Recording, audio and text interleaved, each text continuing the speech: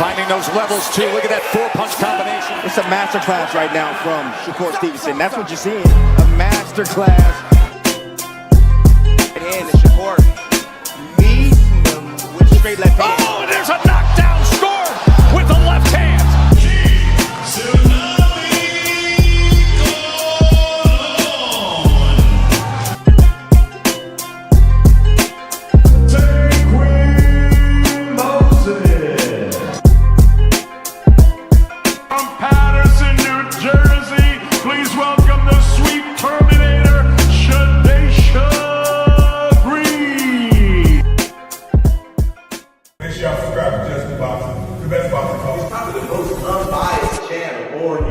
Right now, we're going to give him his just due. Shout out to my brother, Just Due. Do you foresee yourself being in, let's say, more thrilling fights as you get older? Basically, what you're saying is Floyd.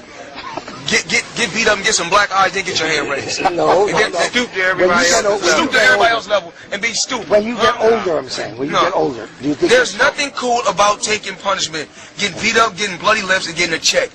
The coolest thing I can do, I can dominate you, shut you out, and make crazy money, and go home and live with my family in a very, very comfortable and happy way. That's how I like to. That's how I like to do it. Lifting weights and being strong doesn't win fights. Having great timing and being a very, very smart and intelligent fighter wins fights. I mean, I've been in there before with guys that was a lot bigger and probably hit a lot harder and a lot stronger. But Floyd Mayweather always has the remedy. Okay. Well, 37 opponents had a heart, and all of them came up short. Speed kills, I guess, right? Watching you in person is a lot faster than on TV, man. How important is speed? Well, it's not about speed. It's about smarts. It's about smarts, and it's about not getting hit that much. Baldamir's a big guy. What are you going to do to offset the size difference? It's not by size. Skills pays the bills at the end of the day. It's about being smart, and the smarter fighter is going to win. Most guys I don't beat them with speed and power. I beat them with smarts. I think about it. It's more up here than here. Bring the truth or tell on your ass what you're doing or what you're not doing every single time. You can lie, you can bullshit and all that, but when that bell rings, if you ain't put that work in, it's gonna show, bro. It's gonna show. Not to mention y'all in a sport that can cost you your life. Literally, you can die in this shit. So if that's the case, man, if you're gonna do this, don't bullshit with it. If you don't really want it, say to yourself, keep it real with yourself. I really don't want this shit. I can't put the work in that it requires. Walk away. Ain't nobody mad at you. Go out there, you're young enough, you go get educated, get a skill, do something, man. But don't play with this, man. You can get killed in this shit, man. You want honesty? His channel. It throws real punches. Just Do Boxing gives you skills, heart, and culture. Straight up. I catch every drop on my lunch break. Can't miss it. What's good? What's good? What's going on with the family, man? We back after a little hiatus, man. We back to build on this box. What they crying about today, what they lying about today, y'all. We about to find out.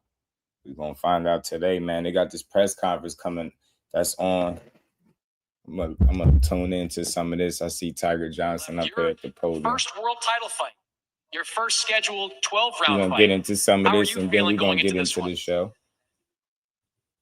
Primero que nada, muchas gracias a todos aquí, el público, a la prensa por estar presentes. Just our luck. God, don't speak English. Damn it, man. Por darme la oportunidad de estar aquí cumpliendo el título del mundo y principalmente a Dios por darme la oportunidad de estar aquí. Estoy muy contento, estoy muy feliz, me siento demasiado entusiasmado porque si llega el día, así que nos vemos el día 4 de julio. First of all, thanks to all the people here. Thanks to all the media. Thank you to Top Rank, to Mauricio Suleiman, and of course to Shushu for giving me the opportunity at this world title. And of course, above all, I want to thank God because I'm here today. Because I'm here today. I feel happy. I feel enthused because the day is coming where I will fight for a world title. You were a big underdog in your last fight, and you came away with the win. You're a big underdog going into this fight. Do you think you're being underestimated again? Sí, sí pasa. Yo creo que así pasó mi pelea pasada, pero vengo listo. Just gonna listen to some of this. Is they at the main event portion or the main card part of it. Gonna just hear what these guys got to say. Can't wait to see these fights this weekend. Pero esa noche se va a escuchar el grito mexicano. Yes. For everything. I come mentally strong, had an impressive camp, spectacular camp. And I know that the 4th of July is the Independence Day here in the United States, and I respect that, but Mexico will win on Saturday. Shushu's coming off that world title win over Carlos Castro back in January. Did you see things in that fight that you think you can take advantage of? Claro, como todos, yo creo que hay cosas que mejorar, hay cosas que ver del rival. Siempre hay algo que hemos visto sus errores. Hay que seguir el plan de trabajo. I don't know, the zone having some technical difficulties, ain't they? Seguir el plan de trabajo como lo hicimos en el campamento, porque estamos listos. Yes, of course, like all fighters, there are things that you can improve on, things that you can see in your opponent. There's some things that you can correct. We've seen those errors, and so we're going to stick to that game plan and work on that on fight night. All right. Well, good luck to you, Renee, on Saturday. Shushu, we'll turn to you. Got that green belt. Yeah. Everywhere I see you, proud champion right now. Deservedly so. When you look back at that win you had against Castro back in January, how do you feel about it now? How do you think that performance went for you? The performance went exactly how it was supposed to. We had a great training camp throughout that fight. And, we executed, everything that we wanted to do in that fight. We were able to do, break them down and get the victory the way we got it. But as of right now, and I'm just looking forward to this Saturday. I got my mind focused on this opponent that I have coming up with me right now. With him, Rene Palacios, he's a good fighter. I like to challenge myself. There's actually there was a lot of guys that Carl will tell you that didn't accept this fight. You know what I'm saying? And Rene Palacios, he took it quickly, and I respect him for that. You know what I'm saying? I see that he fights with his heart on his sleeve. His style is something that's challenging. And I'm looking forward to it. Carl, you want to go down the list? We don't have enough time, but as I mentioned in the initial press conference, I believe this Shushu's the best story of the year, and will, I think, continue to be that. Looking back at that night in January at Madison Square Garden, he lives 11 miles from Madison Square Garden in Brownsville, and a lot of people don't get out of Brownsville. But to get out of Brownsville and do what he did and win the title that night is just the best story in boxing that keeps going. And to reward him, we put him in with a 19-0 southpaw puncher from Mexico to celebrate that. Let's go. Let's go, He'll fight anybody in the division. Renee stepped up and took the challenge, and here we are. Shushu, to me, what was most impressive about that win was you had to go through adversity to get it. You had to walk through fire a little bit to get that win. You closed the show spectacularly. What did you learn from that experience last January? I mean, well, to be honest, it wasn't too much that I learned because it was something that I've already seen in myself that others just haven't seen. I have that championship mentality. I've been through adversity all of my life. Just coming up in Brownsville, losing my brother, plenty of other things that I've gone through in life. All the losses that I put on myself, self-sabotaging and then praying to God and getting over those things. That's the real journey and fights in life. You know what I'm saying? So me going through all of that, I knew I was going to be able to go through something small like that inside the ring, conquer that, and then become victorious. So it was nothing to me. You've got one belt now. Talk, young man. You've made it clear to everyone that you want all four. You want to be undisputed at 126. What kind of message do you want to send to the rest of this division on Saturday? Man, to be honest, I'm not really focused on the future right now. I'm focused on this Saturday. I'm focused on getting through Rene Palacios. And then once that day comes, that day is going to come. Oh, I also wanted to kind of touch base on a little something. Big shout out to Bob Arum, Brooklyn in the house. Hey, man, I was a little disappointed last time press conference, man, when I mentioned the Bone Thugs and Harmony in New York with Biggie, the collab we've been doing. This how you ain't know that? How you ain't know that collaboration, man? I'm a white guy from Boston. Nah, man, you gotta know Biggie and Bone Thugs, bro. This is all been Brooklyn. It's always been New York. He said, nah, man. Listen, I'm a white guy from Boston. Back to the city. Good save, Chris. Good save. We're gonna have a great time, and I can't wait to see y'all. Good luck to save, Shushu. man. Always entertaining in the ring. Looking forward to seeing you back in action on Saturday night.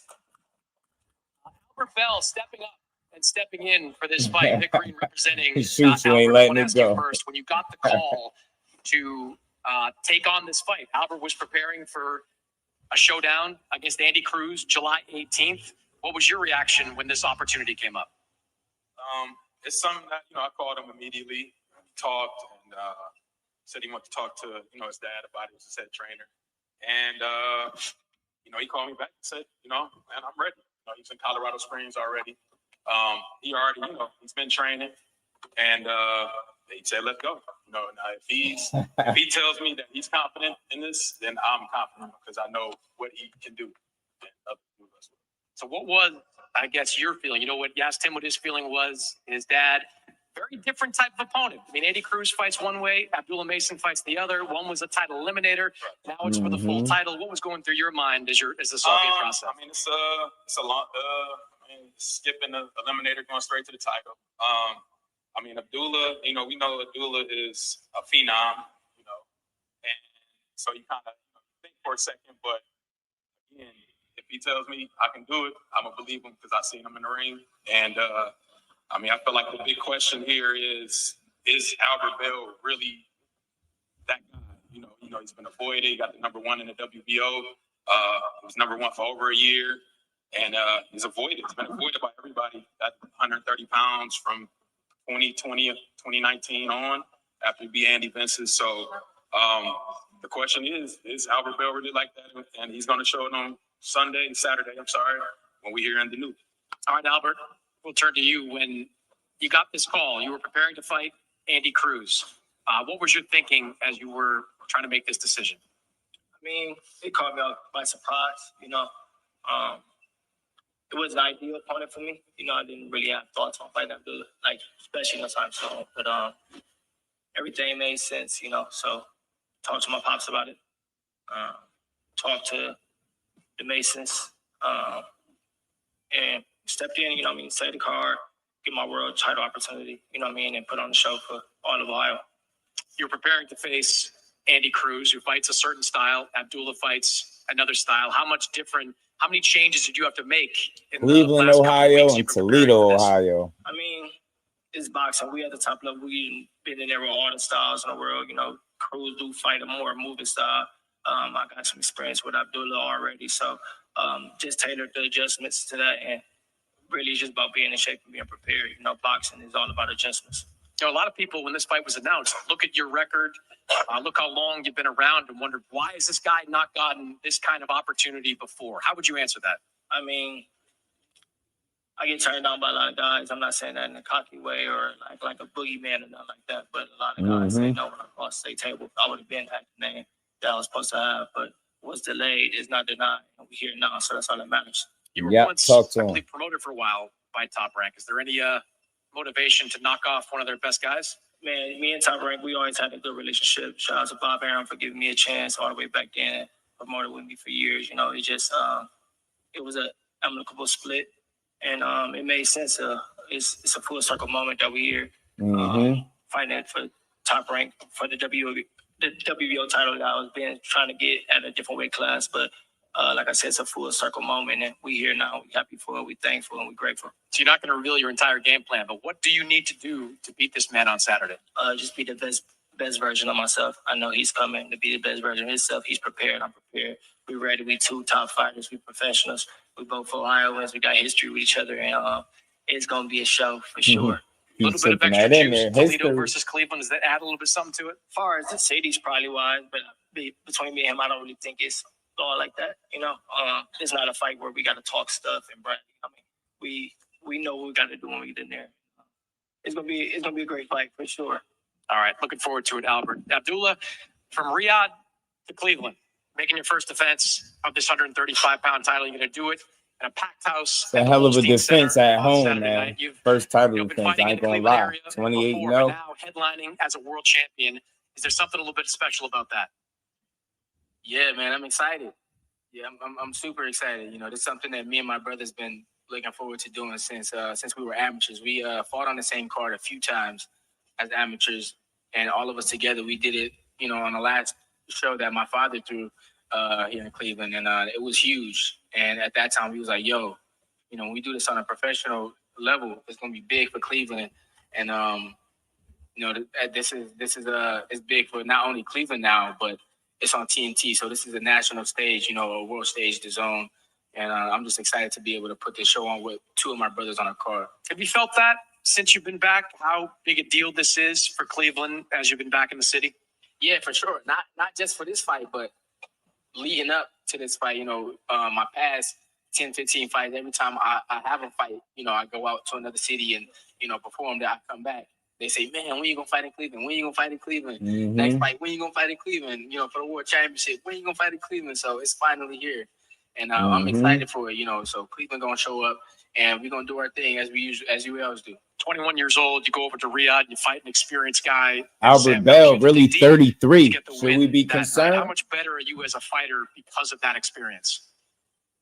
I feel like it was definitely a much needed experience, and that's not a type of fight that you fight all the time in your career. You know, that's something I felt like I had to do that night.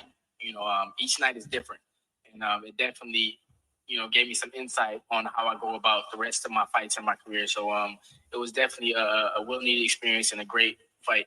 So you were, for a couple of months preparing for Joe Cordina, who fights a certain style. And you get a phone call saying Joe Cordina can't fight, can't get into the U.S. But we got Albert Bell here. What was your response to that? It was definitely unexpected. You know, Albert Bell, that's our guy, you know, from Toledo. But, you know, it's boxing. You got to be prepared for anything. And I'm prepared to come out on top. Everything happens for a reason. And one thing I do want to say is I'm the youngest world champion in boxing for a reason. And I'm prepared to, you know, show that when I step in the ring. When you're younger, I like Abdullah Abdullah you fight energy, all different man. types of guys, all different types of styles. But how much change do you have to make to prepare for Albert Bell after preparing for Joe Cordina? I mean, boxing is you know, it's offense, it's defense, it's IQ, and you got to put it together, tailor it to the person you step in the ring with. So I know Perfect that when answer. opponents switch, I just got to tailor it to the person who's across the ring from me. You know, and Perfect answer. That's Albert Bell. It sounds weird when I say it now, but it's Albert Bell. So fight night, I'm prepared to do what I got to do to come out on top. So how do you expect this fight to play out? We're going to see Saturday. Make sure y'all tune in. It's going to be definitely an exciting fight show. The first time boxing has been on TNT. And me and my brothers, you know, everybody, Tiger, we ready to get it on. You're going to be ringside watching your brothers? You're going to be able to, how do you handle that? How do you handle that dynamic? This is the first time it's happened in the pro, so I don't know exactly how it's going to go, but we ready to all step in there and come out with a dub. All right. Well, good luck to you, Abdullah. Albert, everybody here on stage on Saturday. Carl, would you like to have a final word? Sure. Just shout out to Albert Bell and his team for accepting this late challenge. We're not going to ask him to trim that beard. We tried that last week. That didn't turn out so good. So you're good with that. I was You wondering. mentioned His beard big Abdullah's as the hell. youngest world champion in boxing, and he is. But at the end of the day, he's a fighter, and this is what fighters do. If there's a change, he fights. We would have gotten a welterweight. He wouldn't have cared. But that's what Abdullah is. He's a fighter, and we're all going to see a lot of this on Saturday night. All right. Excited to see everybody here on stage on Saturday. We're going to face these guys off, take some pictures. Back here. And that's pretty much that. Shout out to them boys, man, for both accepting a late replacement challenge on both ends. Abdullah being the champion, you get what I'm saying? That's a hell of a switcheroo for the youngest world champion. You get me? And Albert Bell, for him to go from Andy Cruz to damn Abdullah Mason. That's crazy. I ain't gonna lie. Look, I've always heard a whole lot about Albert Bell. Always good things, always positive. You know, unfortunately for me, you know, as much boxing as I watch, I've only been able to see like 2 of his fights out of the 28 that I believe he got. This dude is 33 years old, yeah. So he been around, man. And I ain't gonna lie, what he said is something that I've always heard as far as him being avoided. I've always heard that. I've always heard he's one of the more avoided guys. You know, I've heard Shakur avoided him, right? Of course, he ducked everybody before at least once, right? But I've heard the stories for years, and hopefully he is prepared enough on short notice to really go out here and deal with Abdullah Mason.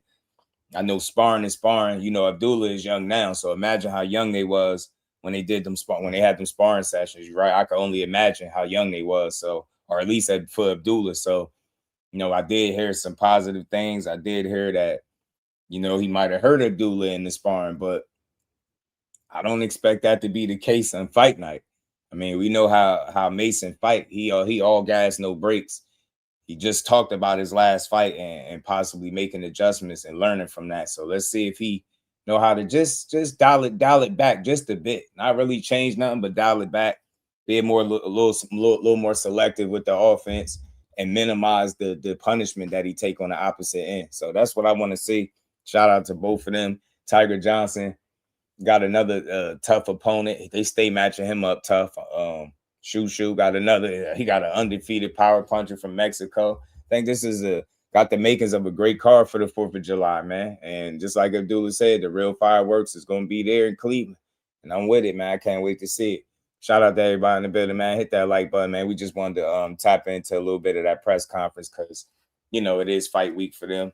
We're going to more than likely be here to call the fights. So we're going to have some fun with it. But let's get to it, man. Let's talk. We got a lot to talk about. Big Dog Willie. Shout out to my guy always supporting the grind, man. He said Haney hoes now making excuses for the Tank fight not happening, taking maniacs, taking a moral victory lap because Bill talked his son into a duck move. I'm telling you, bro, it's so much to unpack with that, bro. It's so much to unpack with that situation and why it was never gonna happen. So it's so much.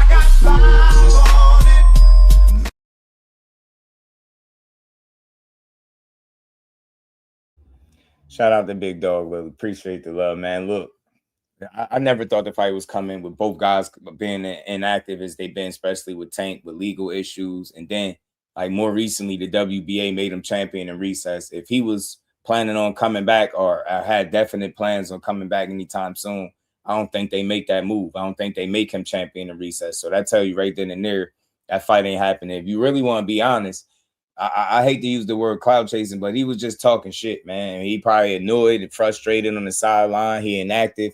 People talking about all these other guys. He don't feel like these dudes could do nothing with him. And maybe that's motivation for him enough when he finally do come back to fight these guys. But we'll see. Shout out to Jordan Forever G's. What it do? Yeah, I love the way Shoo speak.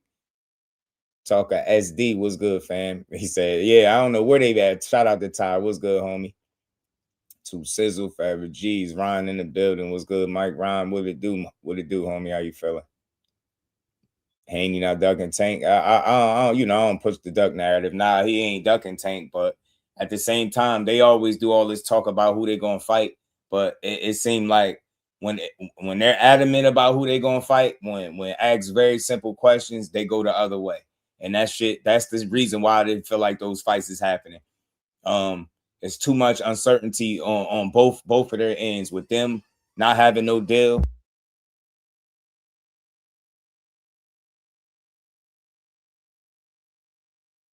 Without them getting no deal announcement, it's gonna be tough. Even with the Keyshawn fight, I can't wait to see how this plan out.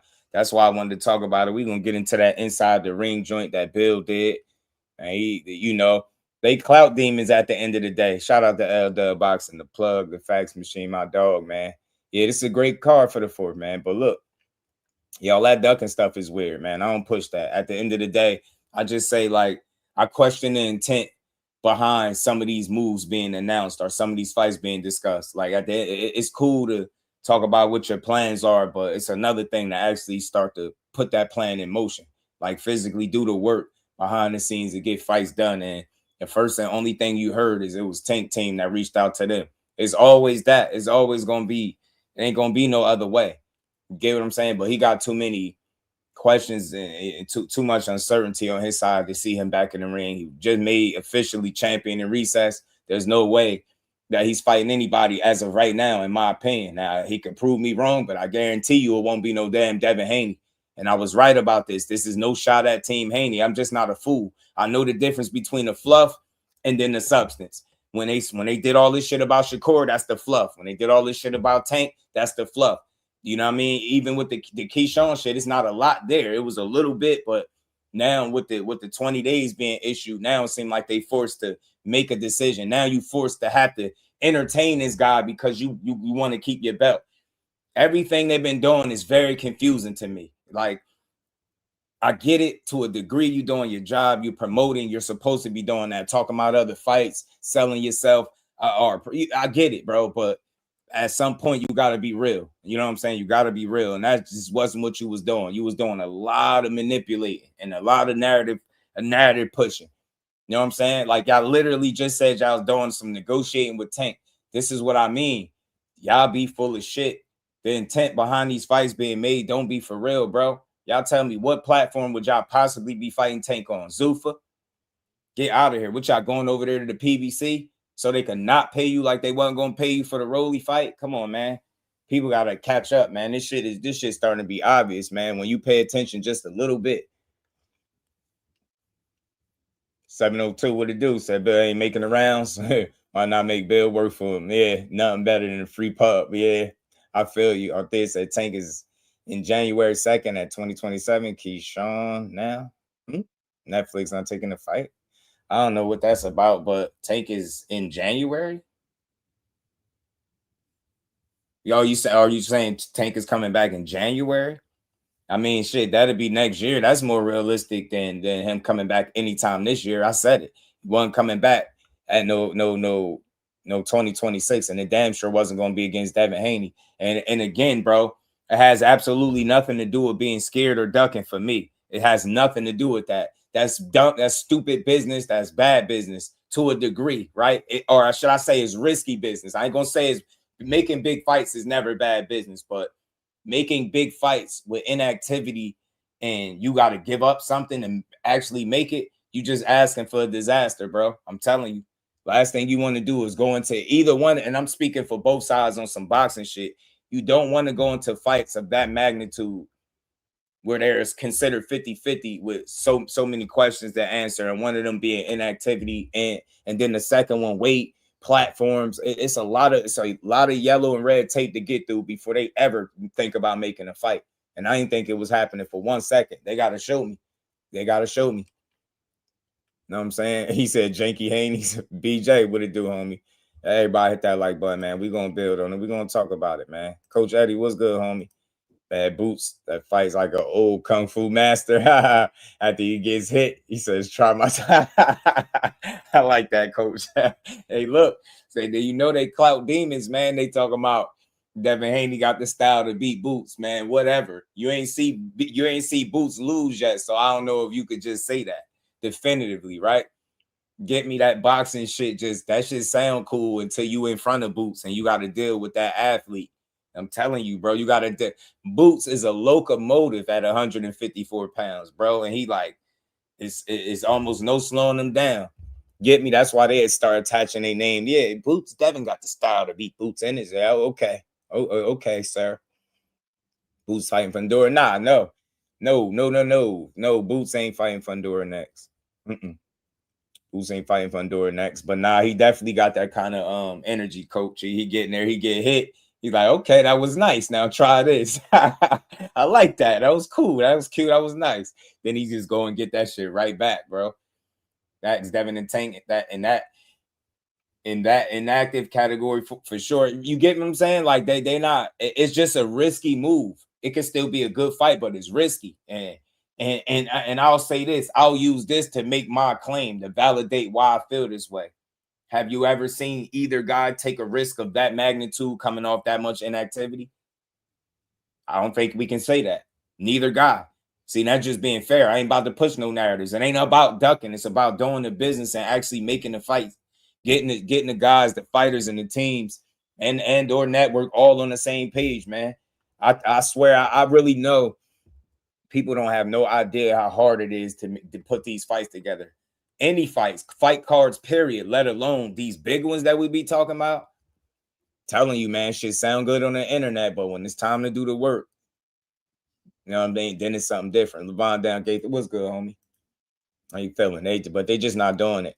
Nah, he ain't fighting no Fundora next, and Fundora about to fulfill his mandatory obligation. And from what I understood, you know what I mean? He already was going to do that. People got to think Boots just got out the ring. You get what I'm saying? Boots just got out the ring. He going to have to take some time off. It don't make sense for him to, you know what I mean, Fundora to hold up anything that he doing for Boots. They could still line up, right? He could fight his mandatory.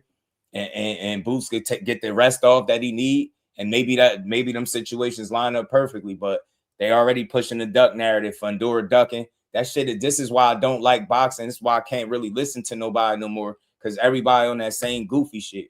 These dudes are not ducking. They're prize fighters. If you tell Fundora they got the money on the table to fight Boots, I guarantee you he get in there with him. We just seen Keith Thurman that probably had one fight in the last how many years? 2 fights in the last how many years? You get what I'm saying? He just went in there where people probably thought he had no shot in hell. You get what I'm saying? But he went in there. These guys ain't scared. Boots damn sure ain't scared, right? But Fundora ain't ducking nobody, man. That dude is a damn cheat code. He gonna be a tough fight for anybody. That's Boots included. Even though I lean towards Boots because I really think he a freak of an athlete. I think Fundora is a cheat code, but I think he is not near the athlete that Boots is. Now, I mean, maybe that'll work in Boots' favor, maybe it won't, but hopefully we get to see it. But nah, you good, Ryan. But most people didn't know, but they already like, he's ducking. He got to fight Fundora. Shut up, man. He just got out the ring. Fundora, what was his last fight? He beat Keith Thurman up a little while back. It's about time for him to get back in there. Like, people, that's the thing. Boxing don't work like that necessarily. Like, one person don't just wait for the next guy to, recover from his fight. It don't work like that all the time. So you just keep on. You got to keep the show going. So if Fundora going to go fight his mandatory, or, satisfy his mandatory obligation, let him do it. You know what I'm saying? I'm cool. You know what I'm saying? I'm cool with it. Rich, what's good, homie? The Tank fans, yeah, they hungry, bro. Pugilism was good, said Devo Devs. And the Kell Brooks situation stuck between fighting Boots, the GGG at 54 or fight Key, the Spencer 47. We know what order Kell Brook chose. What's Haney going to do? I like that pugilism. That's interesting, man. Say he still would have stopped Dev on the layoff. Tank skill set is proved. Yeah, but it ain't proven against guys like Devin, though. If we being fair. Blue Hustle, man, what it do, homie? Shout out to Blue. You get me? Tiger Style versus Praying Mantis. I'm with you, coach. I'm with you. I'm picking up what you putting down. Boo. Somebody, you know what? You're the second person I heard say that. And the first time I heard it today, somebody else compared Boots to like the Drunken Master, the Emmanuel Augustus shit. And they say him and mixed with Sugar Ray Leonard, something like that. I like these little, you know what I mean? I like some of these talking points or calls that these callers be having on some of these shows. It'd be good to listen to, man. But Boots a different breed, man. I'm trying to tell you. But we don't know what they're gonna do. I don't know, but Tank ain't proven. Teach, what's good with it? I see Teach. Yeah, shout out to my homie Teach, man. Yeah, Tank ain't proven against talent like Devin, right? And Devin ain't proven against talent like Tank. I try to be as fair as I can. So that's why I said it would be risky for both.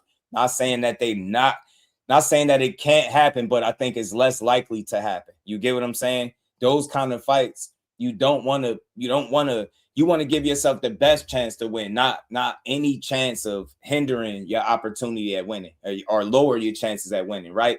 And I think, given the draw where people felt like he might not have been focused, you've seen the outside the ring stuff. You want to get him back in the ring against somebody to get him back in the swing of things to see where he operating at. And then you go, from there, you go try to make a big fight. That's more ideal. But if you telling me that one of the biggest fights that people talked about for years in boxing is going to simply be made because one guy is agitated on Twitter going at the other guy, like, you got me effed up, bro. I ain't foolish like that. You get me? I ain't silly like that. Shadow Band, what's good with it? Norman Jr.'s in the Tank ballpark. I don't know what you mean by that. That's the biggest fight of their careers to so far, right? It would be the biggest fight of their careers, bro. You're not taking no fight like that with that much inactivity, having to y'all gonna have to compromise with the weight, what network you fighting on, are you gonna get paid? Like, it's just so much there, man. And I ain't about to do all the work for them, but I'm just saying, I know it's a lot of shit they gotta get right and get on the same page about before a fight like that ever happened. I'm not foolish, man. They had times where you got guys being the same weight class or in or around the same weight class. Now you telling me that from 2 weight classes away is when the fight gonna be made? Think about that. Use your head, people. Use your head. Telling you, man, that'll be some shit very uncharacteristic of both guys to do what they suggesting they was gonna do. It just wouldn't. It wouldn't be that way. I mean, Damaris was good, homie. So Shakur Wilder, Devin went in the same weight class. Respectfully, I'm telling you, they know what's up. Saying Devin fight will be January 2nd, 2027. Keyshawn and Devin in September. Hopefully. Who said that? Who the hell? Ain't no way. Ain't no way, bro. Ain't no way. Shout out to all there, man. That's wishful thinking, but I ain't mad at it. Look, I hope it do happen, but ain't no way that shit happening like that. Like, yo, I'm telling you now, if Devin Haney fight Keyshawn Davis and Tank Davis back to back, like they saying the Davis and David, bro, I gotta double salute you, bro. I gotta bow. I gotta bow one time to Dev Haney and Bill Haney if they pull that shit off. I'm telling you right now, if y'all pull that off, respect. It's good boxing. I just want to see good fights, but I don't want to be manipulated into thinking that a fight is coming or being negotiated, and we know that's not the case. Like and my problem with all of these announcements is they've been moving too fast for me. It was all systems go once Keyshawn, before Keyshawn was mandatory, is Keyshawn is clout chasing. You get the mandatory, then it's like, oh shit, all systems go on Shakur. We negotiating with Shakur for the last couple months. Then Tank Davis tweet and allegedly his team contact you behind the scenes, and you go from all that negotiating to now you negotiating with him. Then you go from negotiating with him, then right now you negotiating. You go on the Boxing Voice to say you negotiating with Tank. This the farthest it's ever gotten, right? You're getting all happy. You're getting people excited about this, right? And then the WBO come out and make their statement about the 20 days that y'all got to figure it out pretty much, right? What y'all gonna do? And now, we fighting Davis first, and then we're fighting, you know what I'm saying? Then we're fighting, you know what I mean? Well, first is Keyshawn, and then, man, last week it was Tank. You know what I'm saying? This week is Keyshawn. 2 weeks ago it was Shakur. Do you understand what my issue is? They got to stop. They playing with the people, man. Y'all fight one person at a time, and I'm completely cool with that. I'm completely cool with you fighting one person at a time, but y'all move fast as hell.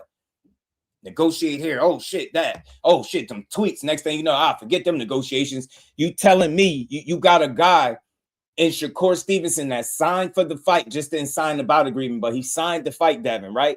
But then you're going to scrap all of that because of some tweets online with Tank being inactive, and we ain't seen him since March 1st.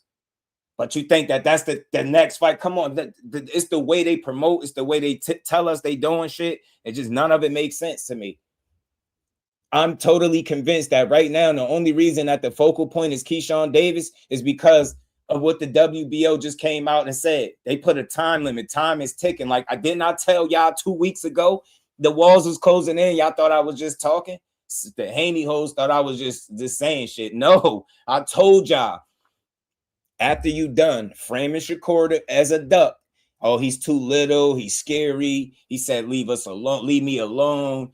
After y'all done pushing that narrative, after y'all done lying to the people about negotiating with Tank, like that's the next fight, you gonna have to face Keyshawn Davis. Did y'all not hear me say that? All that other shit was fluff. That shit is to keep them in the media, keep people talking about them. And I'm not totally mad at it because I think that comes with the job. But what I get annoyed with is how duped and how easily manipulated fans are when being told something, right? They ate this stuff up too fast, man. And I'm like, bro, I don't know nobody in boxing that would negotiate so many fights that fucking fast, fam.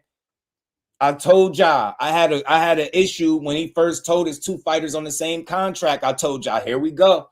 Here's the fluff, because that's not possible. And then some of the biggest Haney channels, they pushed that bullshit and then try to clean it up after that. Told y'all was gonna have to deal with that throwed off, unpredictable, confident 15-0 guy from Norfolk, Virginia. After you're done playing the Shakur games and the fake negotiating fantasy fights between you and Tank, you're gonna have to deal with the guy from Norfolk. Now, what do we got today? Now it's Davis first, Keyshawn Davis first, and then it's Tank Davis. Get the hell out of here, man. I'll believe it when I see it. And if I'm wrong, y'all know I'll be here to say I'm wrong. This is something that I hope I'm wrong about. I hope the next fight is Keyshawn Davis and then Tank Davis for him. I truly hope that. I hope it. I would love to be wrong about it, but we gonna see. It's a lot of BS going on, and I'm not buying it. I'm just not buying it. So now, like I said, let's get on with the real conversation. He was never fighting Shakur in 2026. I said this, never. Definitely wasn't fighting Tank Davis. They got about the same chance of fighting either one of them in 2026, and their situations are totally different. And with the way that they've ignored Keyshawn as a mandatory obligation makes me feel like they're going to find a way out of that. Now, I could be wrong, and I hope I'm wrong, and you go fight Keyshawn Davis. Y'all going to all get what y'all looking for. I'm telling you. Shout out to my homie Marcus. Appreciate the 10-piece in the super chat. Now, these boxing fans are becoming more gullible by the day, believing these fights are going to happen without any contracts being signed, sealed, and delivered. Bro, hey, Marcus, I was told a couple weeks ago that Brian Norman and Devin Haney got made on Twitter. They telling me they making fights on Twitter, Marcus. That's what they saying, fam. This is what they telling your boy Just. Yo, yeah, that fight got made on social media. Dumbasses. What contract you saying gets signed on social media? You get what I'm saying? Like, get out of here, man. Fights get made behind the scenes, and they get announced on social media. They get discussed and talked about and debated about on social media, but they get done behind the scenes, fam. And that's simple. Anybody should know that. You don't your fights don't get made on social media. Get the hell out of here. I'm not buying that shit. Shout out to my dog, man. And we ain't never got a box again. Well, right. well. I already been getting these bets, but now it's time for you to get your just due.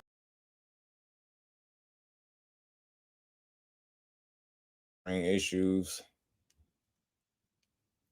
On the layoff. Oh, that's something else. I've seen that already. Y'all hit that like button. Let's keep rolling, man. Omar said Boots already dug Devin.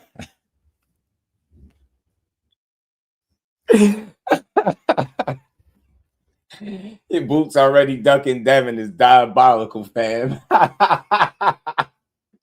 And it's sad because you probably really not joking, fam. You probably dead serious. Like, you mean that too, don't you? With your heart and soul. We got to do better, Omar. We got to do better, fam. Like, listen, it's this simple, Omar. Devin's side is saying that they got asked about the fight at 47. They said yes. Boots said they got asked about the fight at 52. They said yes. You see the issue, right? And realistically, like, who expected Boots to fight again at 47 after we already knowing he's going up? It was no sticking around for Devin Haney. Think about it. Why fight Devin Haney for no title? If that's the case, then why not just try to make the Brian Norman fight again? He was not going to stay at 147 just to fight somebody to defend his titles against. And we all knew that. We all knew in advance. And Bill Haney and everybody, he be on the internet enough, and he know. He said it. Undisputed, or he's moving up. That's exactly what he did. He was trying to fight with Brian Norman. That fight didn't come to fruition. He moved on to Stanionis. He unified, moved up. He wasn't never going to fight at 47. And like Devin Haney said, he never even fought at 47. Why would he fight at 52? Makes sense to me. Nobody ducked nobody, fam. The business just didn't line up. Just didn't line up. The opportunity ain't make sense on both sides. It's that simple. Because nobody expected Boots to stay there. Boots didn't have to stay there to fight Devin, right? And Dev, just like Devin, ain't have to move up. That's like, I could say the same argument because Devin wasn't willing to go to 52 and his dad is claiming they could fight at 54 right now. I could say he ducked Boots, right? That's stupid. It's not about ducking. It's just business, fam. And it's clear. Devin Haney was planning on being at 147 and Boots was planning on being at 54. That's all. No harm, no foul, fam. Nobody see how easy and just straightforward it is with no narrative and no wild ass drawn up conspiracy and talking point. See, when you talk real boxing, see how you can make it make sense. Real simple, fam. Devin Haney ain't a guy that's running around ducking, man. But it's the way Bill promotes online that puts his business in any type of question whatsoever. His heart is proven. His caliber, the caliber of fighter he is proven. He's not a duck. And Boots, back to back, being unified in back-to-back divisions. You get what I'm saying? It only took him 2 fights to do it at 54. Come on, man. The caliber of fighter that he is being proven. Him being willing to fight a Fundora or whoever next up, Virgil. You get what I'm saying? The Josh Kellys. This man ain't ducking nobody, bro. You get what I'm saying? It's just not about ducking. It's all about business, bro, especially at the top level. Never mind it being a sport. It's business first. If that shit makes sense, then it's going to go. Telling you, Dante was good, Brody. You gonna fight Keyshawn and Tank 4 months apart? Yeah, okay. When the last time y'all seen Denny's and Jermaine Ortiz? I'm telling you. 2 fight contracts. You know what I mean? 2 fight contracts with 2 different fighters is the goofiest story. I'm telling you, fam. I'm telling you, OT, what it do? What it do, man? He said, leave me alone, man. Devin put the new hit list out, taking Shakur and Keyshawn. Did he? When he do that? You know what I'm saying? When he do that? You know what I'm saying? Hold on. GG Chant, man. I need to know who you are. You talking to me? I need to know. That's all I need to know, because that'll let me know if you need an Uber or a Lyft. Shout out to the Queen Shower. How you feeling? I'm still not thrilled with Tank at this point. Nah, me neither. I'm ready to see him in the ring, because the inactive Tank is he on something different. He need to get his ass back in the ring. Haney always believe anything. You know it. Plat Boy, my dog, was good with it, Brody. How you feel? That shit unbelievably. I'm telling you, it's comical. Hey, Marcus is wild. Shout out to the Queen, my baby girl. These just doers in the building. How you feeling? That's everybody. Let's get the likes up, man. Let's get 100 likes. Let the Haney fans tell everybody in the sport of boxing is ducking Devin. I'm telling you, that's what they be saying, bro. They pushing all types of weird ass narratives. It's like, bro, y'all got to shut the hell up, man. Ain't nobody scared to fight him. Like, he the only guy in boxing that's a welterweight that's expecting all the little guys to come play ball with him. And if they don't fight him, then yeah, y'all scary. If you don't come to 47 when I'm ready to be at 47, then you scary. Y'all ruining the way, like, his image to me. Y'all, like, the way people view him is being ruined because of too many narratives being pushed by his propaganda machine that he got. His internet slut cycle. You know what I'm saying? He got a slut cycle on the internet of Haney hoes going wild at every corner. I mean, these dudes is like, they like ants and roaches, bro. Like, you just can't get rid of them. Every time you turn around, it's a new narrative they pushing. 2 weeks ago, y'all, or so, it was this. Remember this? Wait, talking to who, Bill? Gervonta, Yank, G-Money, Davis? Hey, man, listen. G-Money it is, man. It's G-Money, man. I mean, he didn't broke it down to whereas he didn't went on another account and told you guys the truth. Listen, nobody go follow G-Money, because G-Money might be telling you really how he feels, because we couldn't get it out the other page. But I'm going to here tell you it's happening and it's real. And guess what? That other guy, we're talking, and this has got the furthest it than ever got, Ness, is us talking. Wait, so what about rock star Shakur Stevenson? He had an interview where he wanted y'all to leave him alone. What's going to go with that? Well, I don't know. I mean, I heard that he said that he didn't want to step on Keyshawn Davis's toes, and now Tank Davis done stepped all over his feet, hands, shoulder, and arms. He done walked all over him as if he doesn't even exist.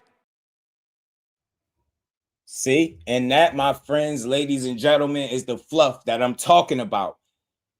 You would think the guy that you've been in heavy negotiations with for the last couple of months or so, right? The guy that you claim signed for the fight but didn't sign the bout agreement, you would give a more serious answer. Why would what any other fighter is planning to do stop you from doing what you want to do? What the hell? So you being courteous to Keyshawn by electing not to fight Shakur, right, and focusing on Tank? It's always smoke and mirrors. That's what I tell y'all. That's the fluff. That's the fluff. But you know what the substance is? The substance is it came from the WBO. And now they forced to acknowledge Keyshawn or drop your belt. I'm telling you. Pretty soon it's going to be a Zuffa excuse story. Yeah, man, Zuffa said, Zuffa wasn't interested in the fight. Watch, it's going to be something else. I'm telling you, that was a couple weeks ago they just was saying that. And he goes on inside the ring now with some boot stuff. We about to get to that too. We about to pull that up. Let's get to it. Everybody at the like button, man. It's happening. Same as Rolly fight. I'm telling you. You just did business with the PBC or attempted to, and that shit did not work out. Now all of a sudden he about to turn around and make a fight with one of their biggest fighters. Get the hell out of here, man. Shit sound good. I don't live in fairy tale land, bro. That shit sound good, and I ain't no fool. I'm not buying that shit. So let's get this. Let's pull this up. Dan didn't get that license, and Zuffa isn't interested. Hey, Shower is more shit. So again, Shower, how are they going to fight? Where are they going to fight at? What platform him and Keyshawn about to fight on? This shit about to get crazy, fam. This shit about to get interesting. It's going to get funny and interesting, fam. I'm telling you, this shit going to get fun. This shit about to get fun. About to get fun. You know what I mean? They ain't even interested in making it. That's what I'm saying. That remember the talk was all about how bad Zuffa wanted the Shakur and Devin fight, and that's why they was putting all the pressure on Shakur. They had to abandon shit. And now you telling me Zuffa going from that to Keyshawn Davis? Yo, I swear y'all better fight him next, because I know it ain't Shakur. I swear y'all better fight him next. Turkey quiet as shit. Ain't nobody saying nothing, bro. This shit looking bad, man. I'm trying to tell you. I'm only being honest with y'all. It looked like they did a lot of playing and a lot of promoting without their business being fully solidified to go ahead and pursue these fights. That's what I'm calling it. It better be Keyshawn Davis next, because if it's not, bro. Shit. Yo, I'm trying to tell you, this is crazy, bro. You played yourself. You played yourself. They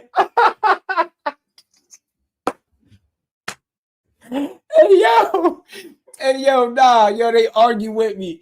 They said, nah, it's Shakur. Nah, Bill been negotiating. I said, without Jay Prince, I was saying this shit for 2 months, right?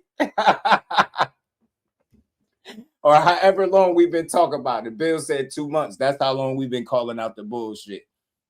I told y'all, without that $100 million deal being solidified, it's more fluff, bro. You can't get to these fights without that money being on the table, fam. And you telling me you negotiating the fights without the money being discussed? I'm using all of Bill's information. And y'all tell me it makes sense now. What you're seeing, the way shit playing out, tell me it makes sense. Tell me it makes sense what he been telling y'all. Hey, Shaba, that narrative came out. They boxing him out. They trying to lock him out. Next, they're going to be talking about blackball from the game. Watch. I'm telling you, every time, bro, because of how y'all chose to promote and move about, I guess, in the public, bro. Shit ain't a good look, man. Y'all been doing too much playing, bro. All that playing. Now y'all got to fight somebody. This shit is diabolical, fam. Man, this shit is funny. Done negotiated yourself into a corner. Y'all been... And I'm just laughing at the boxing. It's mostly the fans, bro. I'm in support of Devin. Y'all really negotiated yourself into fighting the kid from Norfolk, Virginia with 15 fights that got way more confidence than anybody that you've been in the ring with lately. He like, man, damn, y'all looking at Keyshawn. Why he so confident with only 15 fights? He about to show y'all get in the ring. Talking about Keyshawn about to get his ass whooped. You got to get in there first. I had no doubt in my mind that Devin Haney couldn't win a fight. I think it's a 50-50 fight. I think saying anything else would be crazy. I think that's the fairest way to approach that. I think this is the 50-50 style type matchups. But this is going to prove a lot of people right or wrong. You know, I don't care about being right or wrong, right? I just want to see the fights. But I think with this one, it's going to be fun seeing this fight play out if it happens. Because it's still a if, man. It's still a if. This shit is crazy, fam. They done negotiated themselves into a Keyshawn Davis fight. While trying to tell everybody that, yeah, this dude only got 15 fights, man. He a clout chaser. He really not that good, man. You know, y'all don't really believe that he could beat Devin Haney. Why he in position to fight him right now? 15 fights in. Do y'all know? Y'all ever ask yourself, out of all the people that he could be fighting, all of the people, you ever ask yourself why Keyshawn Davis is in the driver's seat to be able to fight Devin Haney without no narrative, like no narrative shit? Because he nice, bro. He nice. He could go out there and lose it. Career wouldn't be over, but I wouldn't bet on it. I'm telling you, my confidence is in the youngin, bro. I see something in him, bro. I think he'll pull it off. I do. I think it's enough talent there. I think it's enough pedigree, skill confidence, punching power, speed. Like, you get me? Physically, mental. And I think, I think a lot is being said about his mental. But I think with him, you got to be honest. The things that happen outside the ring is one thing, but when he make it to the fight, bro, he's locked in and focused. You haven't seen an unfocused Keyshawn Davis in those 15 fights. You've seen some hiccups along the way, but inside the ring, dude handle business. Get what I'm saying? Got to pull up this inside the ring, y'all. Got to get to the inside the ring joint. Man. Y'all done negotiated yourselves into a Keyshawn Davis fight. It's the funniest shit in the world, fam. That shit is wild. That shit is diabolical. Mind George, what's good, homie? No one's career is over. Rap. Facts, Shawa. And I think we got to start pushing that. You get what I'm saying? Keyshawn pedigree is to get you out of there. Keyshawn pedigree is an Olympic silver medalist that could get you out of there. But also, if he don't get you out of there, he can still box you and dominate you. But I get you. I'm with you. Shout out to Sammy. Everybody hit that like button. Yeah, it's definitely a good laugh. But yeah, nobody's career is over. You know what I'm saying? Take what Bob give you. I'm telling you, this shit about to get interesting, bro. Are you gonna be able to get the money? Watch. I'm telling you. Y'all it's a dangerous spot to be in, bro. You think it's a game if you want.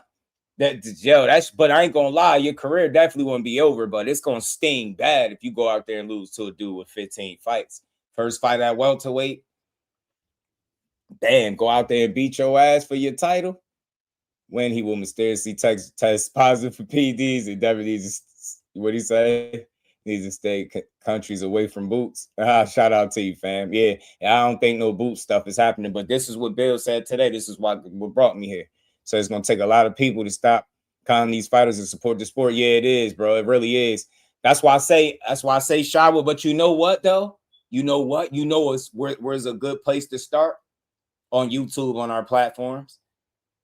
You get me? Like, think about how influential certain people are with their voice and platforms, right? If they speaking positive, you could kind of, you know what I mean, push the energy in a certain direction. And people love pushing narratives more than they love pushing the sport forward. So you get what I'm saying? It's a perfect place to start, right on YouTube. What else? Where we got these people, hundreds to thousands of people coming through these live streams, and we speaking responsibly, man. We can make that a regular thing, right? Stop getting into these senseless arguments about ducking when it ain't about none of that. You know what I'm saying? It's more so about business.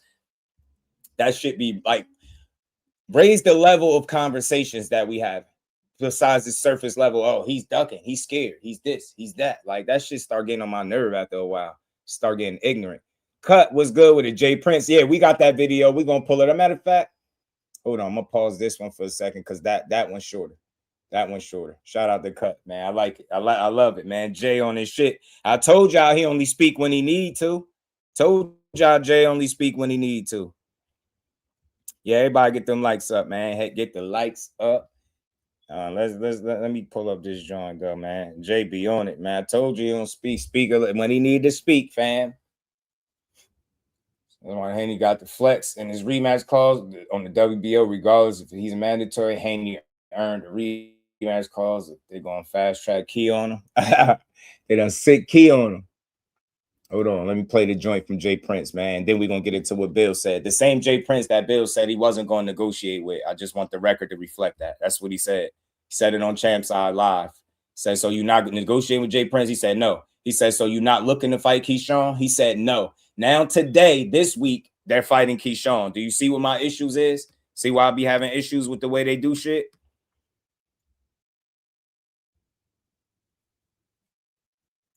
Let's get to it, man. I'm telling you, he's super confident. I think that makes people uncomfortable. In Cleveland, man. It is. I love this place. You know, I gotta ask, as a hardcore boxing fan, most people, when their opponent has visa issues and certain things happen, they don't really slide in an undefeated guy getting ready for an eliminator against a silver medalist. Like, what in that mindset gives you the confidence that Abdullah is able to just fight anybody at any time? Well, I'm not in the mindset that he can fight anybody at any time. Bold claim, yo. You won't never see a Gervonta Ennis and Devin Haney fight in your lifetime. You won't never see that. I just don't think so. And if I'm wrong, y'all can all tell me how wrong I was when I said it. What's today's date?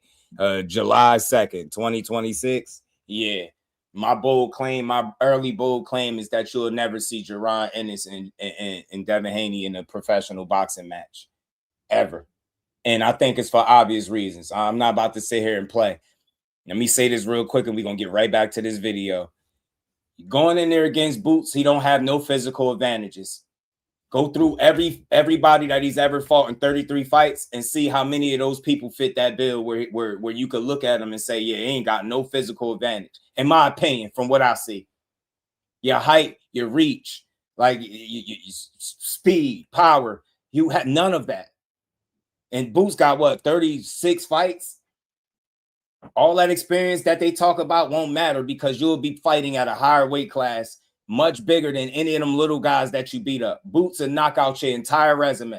No disrespect to nobody you fought. To me, I think everybody, he's sweet. Your biggest wins, he knocking them dudes out cold. So I just don't think you'll ever see it. It's not enough advantages there. And I mean that with all due respect. He ain't the only fighter that try to get advantages, and he ain't doing it illegally, right? But like you see it right now. You get to 47 and then you focus on Tank, Keyshawn, Shakur, more so Shakur and Keyshawn Shakur and Tank that could easily be fighting at 35, right? That's what he did. The proof is in the pudding. How many people that he fought and he walked up to him saying, you too little, you too little. So it's going to be tough to convince me that that wasn't intentional. They look to have certain advantages over fighters that makes them comfortable. They go out there and they perform. They do them. He's a phenomenal boxer, but when it comes to Boots, his experience, you could toss that out the window. Them little ass guys that he fought at lightweight, and you get that shit. None of that shit matters. The win that you talk about the most, people feel like the dude got robbed. Loma, imagine Boots and Loma in the ring. You get what I'm saying? So again, when you look at that, his experience ain't gonna matter. He don't have no physical advantages over him. Like, yeah, you got a style that can give anybody trouble, right? Because you can box and you know what you're doing. You're a smart guy. You disciplined. You know how to box, but you're gonna have to do more than that to beat a damn Boots Ennis, bro. Straight like that. It's not enough advantages there for them to feel comfortable enough to jump in the ring with that man. That's my honest opinion. It don't have nothing to do with them being scared. I think Devin got the heart of a lion. We seen it with Ryan, right? He could have quit, but getting in there with Boots, I don't even think that's a smart fight. They even try to chase that. You at 47. Why don't you sit right there and do what you need to do there instead of putting more on yourself than what you need to? Because then people going to start asking you to fight Boots. And when you don't do it, you know how these fans are. Shout out to my dog, Mark. He said, you seen Tim and Bill? He said, when are they going to fight? He says, seen Tim ask Bill, when are they going to fight? Nah, send it to me. I'll put it in the chat, Marcus. I'll play it. You know, we'll get to it. Let's get back to what Jay's saying, man. So thanks.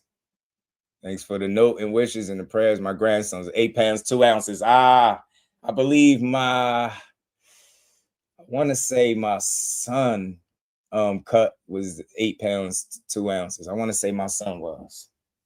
8 pounds, 2 ounces. Opulent, what's good with it, OP? Salute, Brody.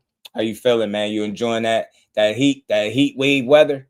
Because we got the heat. The heat been so hot out here. It been cutting off our Wi-Fi. Our power been popping out. The heat is disrespectful today, y'all. But let's get back to this. Everybody hit that like button. WTF, what's good, homie? We fight all night. What's good? Yeah. He struggled. Exactly. Little ass Loma had him struggling. And congrats to you, Cut. Congrats to you and your grandson, too, man. Kavon was good, fam. Little ass Loma had you talking about you figured out. Boots gonna have you feeling like, yo, why did we take this fight? That's my honest opinion. But let's get back to this. It's gonna be more Boots talk because I'm gonna play that inside the ring in a second. But, you know, the time is right for whoever is in front of him right now.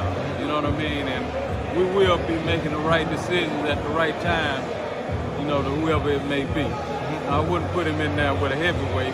Of course, so anybody don't go, but we're ready for this guy. You know, it's me selling a little bit, but a lot of people say, you know, this is not just a guy that you just slide in. You got to have a full camp, train, strategy. So what about Albert Bell? That is risky, but that you guys are saying, you know what, this is good and it's worthy enough, and also will help elevate Abdullah's career. Yeah, I mean, no risk, no reward. We know that, and so I give give a lot of credit to Abdullah. You know, he's a good fighter. You know, we just feel Abdullah is great. Yeah. And we know great, you know, dominates good. So okay, that's what bet, Marcus, we got to be on the same page then. You know, moving forward, you know, I think this is it's hot as shit out here. Okay, it's about 100. It's 100 degrees out here. Be the person to give them their first. It's 101 degrees out here. 101, and the heat wave's supposed to be over Saturday, just in time for the fights. I hope it cool off real good, man. I wouldn't even mind some rain, man. But back to this Cook, man. My bad, because it ain't been this hot in some time, man. Like it's dangerous heat outside right now. It's best not even to go out. I'm telling you. Take their zero from them. So we're looking forward to it, man. You know, the ceiling's so high for this kid. I mean, he's the youngest world champion, you know, especially the fact that he can't go backwards now. He's a champion and everybody wants to fight him. So after this fight, I know we got to focus on Albert Bell, but is it going to be the youngest unified champion? Is it like what is the next steps to help make Abdullah the next big boxing star? Well, you know, we are the type of people that we don't tell people our next steps, but what I will say is we're going to embrace opportunity when it presents itself. You know what I mean? The right opportunity. See that? Do you see the difference? Real quick, teachable moment coming up. Do you see the difference? He asks, like, what's the next plan? What's the next plan? Now, I'm just this, in my opinion, from my observation. What's the next plan? Is it to make him the youngest unified champion or what? He could easily jump all over that. Yeah, man, we're gonna chase all the titles and be undisputed and blah, blah, blah, blah. He could easily put on a dog and pony show right now because he got the freedom to be able to do. He got the platform to be able to just take it and give you a bunch of fluff. What did he say? Like a real one. You know what? Not gonna really say what our next move is, but what we gonna do is we're gonna embrace the next opportunity that come to us. That's a real one. That's not trying to oversell and then underdeliver, fam. Bill Haney, are you listening? Take some notes, bro. I don't give a damn what you say. You know your job better than I know it, but I don't think you do a better job than him. And he do it with way less words. Way less words. I know they don't like to hear that because y'all in love with the gift of gab of Bill Haney, but teachable moment. Now he asked Bill that same question. What you gonna do? Is Devin Haney gonna be undisputed at welterweight? Oh yeah, man. You know that's the plan. You know we're gonna chase down all other champions because you know it's Debo. Blah blah blah blah blah blah blah. And then proceed to call out lightweights and guys smaller than them. While the propaganda machine, the slut cycle on YouTube make excuses as if we don't know boxing, like we don't see him calling out guys that are definitely smaller than him. Tank Davis, Shakur Stevenson, definitely smaller than him. That's exactly what he's doing. But y'all making it seem like the smaller guys are scary for not coming up with the bigger guy is. Y'all can't make this shit up. Y'all is the most delusional fan base. Y'all got the Tank and Maniac knee pad boys. Y'all running laps around them all by yourself because y'all single-handedly pushed so many narratives and they all died. You ask Bill Haney the same question you asked Jay, he gonna sell you a fucking dream. Damn, I'm trying not to curse. He gonna sell you a dream. Shout out to Cal Cooler. Blessings, family. What's good with it? You remember all the cats. Shout out to Cal. What's good, homie? How you feeling, bro? Hit that like button. I'm going rogue. What's good? Objective fan, everything boxing. Shout out to my dogs, man. What's good with it? Yo, StreamYard be acting crazy, don't they? I actually did a film study of Devin Haney and Boots. Now I have to do Devin beating Boots and fight night. Oh man, damn, that's crazy. That's the video game. It's the only way he beating Boots in the ring. I'm telling you. But I just wanted to use this as a teachable moment. Boxing Dad, what it do? He would have completely, you get what I'm saying? He would have completely just took it and ran with it. Blah, blah, blah, blah, blah. Yeah, we said we doing this, we doing that. He would have told you all the shit that he's not about to do. He would have told you everything you wanted to hear while doing none of it. Shout out to Jay Prince for not being an over talker, man. You know what I'm saying? Just straight to the point. Look forward to Abdullah, man. He's special. You know what I mean? He's champion at the age he is because of a reason. Yeah. And with that being said, come Saturday night, once again, he's going to prove himself, and the list go on. Does it kind of remind you a little bit like Floyd Mayweather, back in the day, young champion, and then the trajectory with, like, obviously best, so, is that a fair comparison? Yeah, definitely, I would say a combination of Floyd and a few others. You know what I mean? He got a perfect blend to him. I was watching Boots the other night, and I could see a lot of Abdullah, in Boots as well. Yeah. He different. Yeah. There is some news that came out about a mandatory where Keyshawn Davis, next in line WBO, Devin saying Davis, emphasizing Key as in assuming Keyshawn Davis. So how close are we in that? Is it safe to kind of get some money set aside, look for some hotel monies, get ready to go for that big fight? I feel like we're in a great position. You know what I mean? That question might have to be asked to the Haneys. You know what I mean? I got two double-barrel shotguns. You know what I mean? On both ends, and I got them blocked in, so they got to see me one way or the other. Is it a little? Hey, yo, that's the classic lie. Yeah, you got two double-barrel shotguns loaded on both sides. I've been said that he trapped and boxed in, but I only said that because they did the trapping and boxing in all themselves. They did it themselves. But did you hear what he said? Should we start getting the hotel money and stuff ready for this fight, for this big fight? He said that's a question you're going to have to ask to the Haneys. The same ones that told y'all they're not negotiating with him. So again, when I question if fights are happening, it has nothing, no malice to it. I'm not, just hating on them dudes. I just know the fluff. They've been giving us a lot of fluff while ignoring the elephant in the room that's from Norfolk. They've been ignoring the hell out of them. And only when the WBO issued the statement, or put out what they put out as far as the 20 days, then they started focusing back on Keyshawn. He was the mandatory, mind y'all. He was the mandatory, right? The WBO president did the Cigar Talk interview. They talked about how he was put there, right?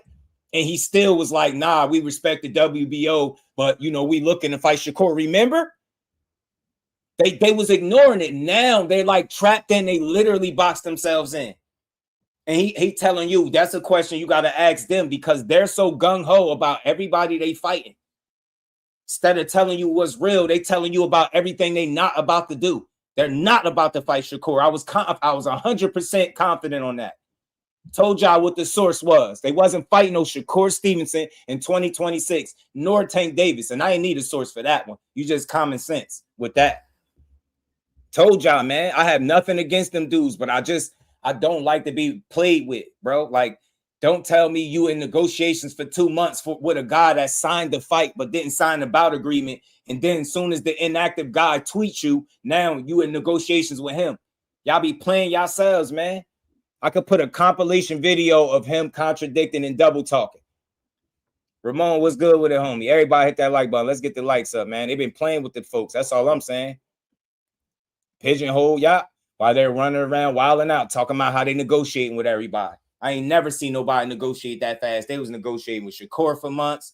Then they was negotiating with Tank. And it's the farthest they got. Now you fast forward to this week on today's episode of Bill Shit. Who they fighting today? Now they fighting Keyshawn. Let's go, Key. Yeah, whatever, man. I believe that shit when I see it, bro.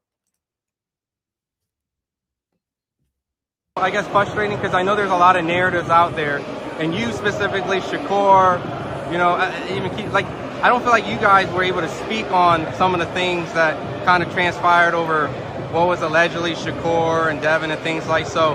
Is there anything that you can help clarify, I guess, that? I mean, it ain't really much to clarify, you know what I mean? This is a game where, a lot of shit is talked. Yeah. So, we can expect, a lot of that to be thrown and said, and, it don't really affect us because we understand what we're dealing with, Do you hear what he's saying, fam?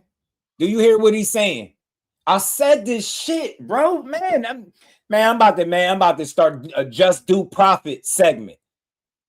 I never met this man or talked to him a day in my life. Y'all heard me say this. I said it. They like, man, well, you know, why Jay ain't coming out and why he ain't responding? I'm like, yo, when do we ever really do the Twitter back and forth like that? Every now and then he might make a statement or something, say something, but it's very few in between. Like he don't do a lot of that back and forth. Did you hear what he just said? It's that simple. You don't got to over talk it.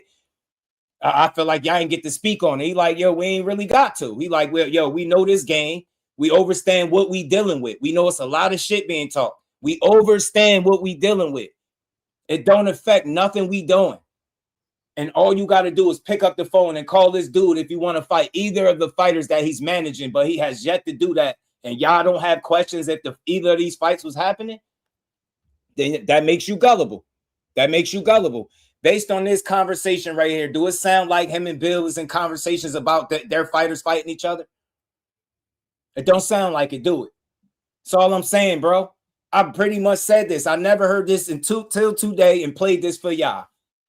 I didn't even realize he said this. I said it, bro. I'm like, bro, he know what he dealing with Bill. He know Bill do a lot of promoting and talking. And he said it before, man. You bring us up, it's good. Ain't no bad press. You keep talking about us, that's good for us. I ain't got to go back and forth and try to shoot down everything you saying. He going to let the time clear all of that up.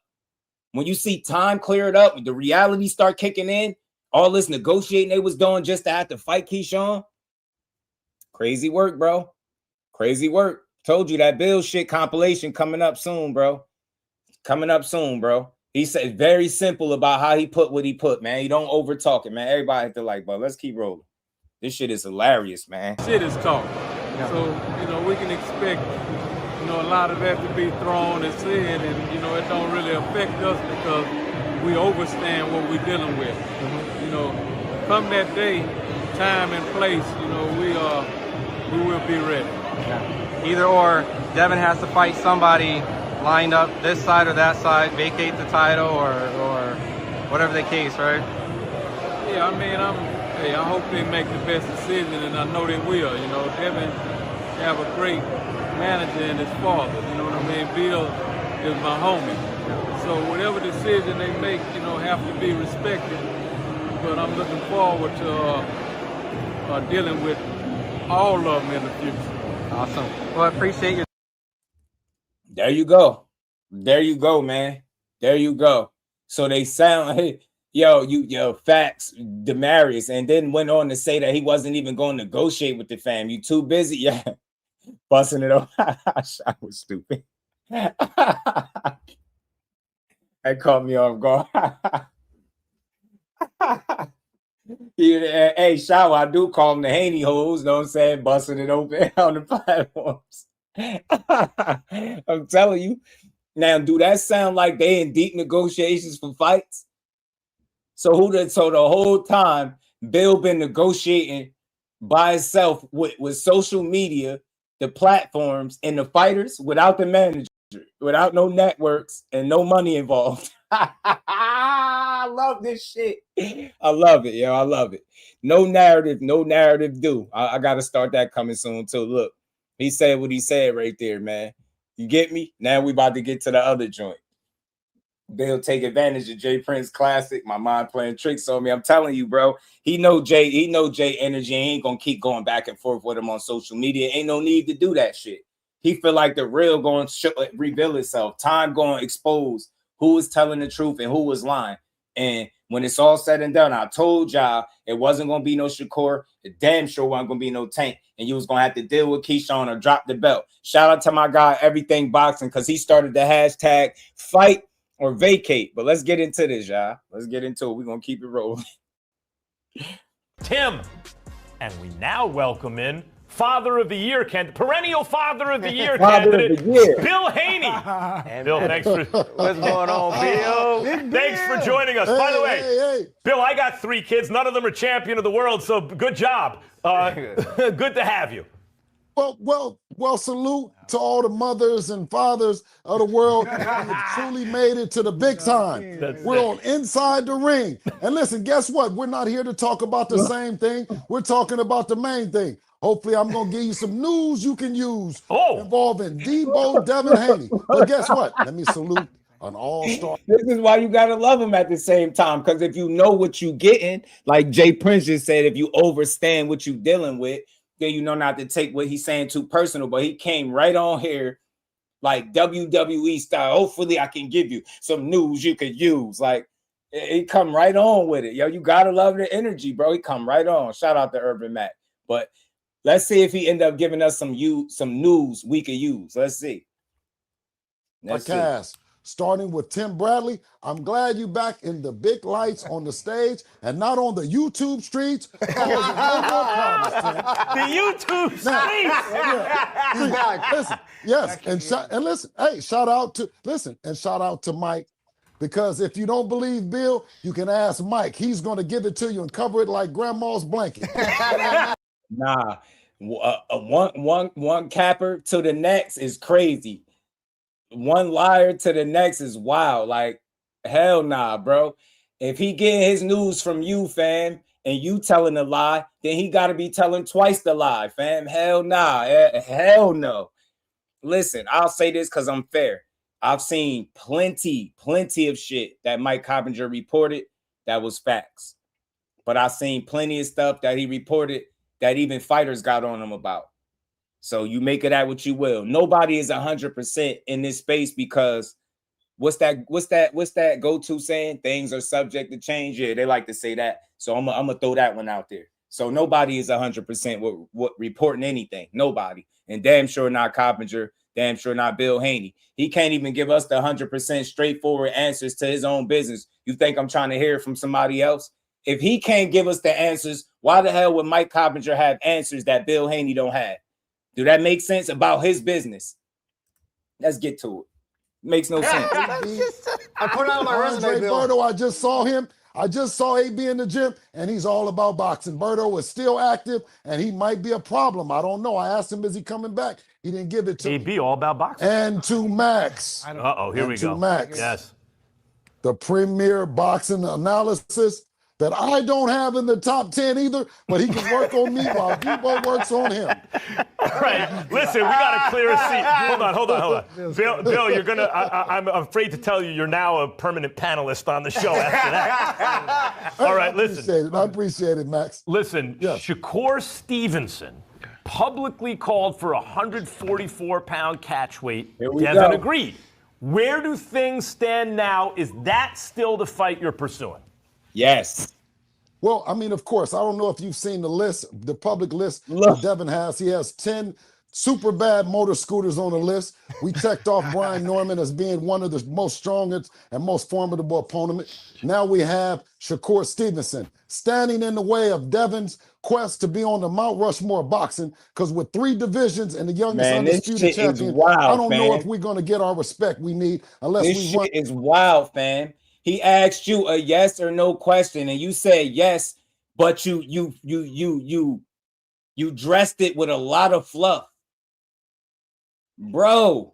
Y'all fighting Keyshawn. That's what this shit is. This just the other day. This is literally just the other day. You cannot make this shit up. Just be honest. Y'all said he ducked y'all and he was scared and he signed for the fight, but not the bout agreement. Just move on. This shit is wild, fam. Shit is diabolical, bro. They really be playing in people's face. This is just all of them. Shakur hasn't responded to the 144-pound agreement that Devin Haney said that he will have with him. Max, you got to tell me more that I need to know. Mike, I mean, let us know what's going on. Hey, Bill, you're right. You said it right. He has the contract. Sign it, right? What? Absolutely, Mike, and they didn't believe you when you covered it. He gonna lie and say this man got a contract? So if he didn't accept the 44, what contract would you so before offer sent? You sent the contract. So let me get this straight. He signed for the fight, didn't sign the bout agreement. He didn't respond to 144. He didn't accept it. But then you sent him he has an actual contract, and he asked you that. He said, so you got a contract with my name on it?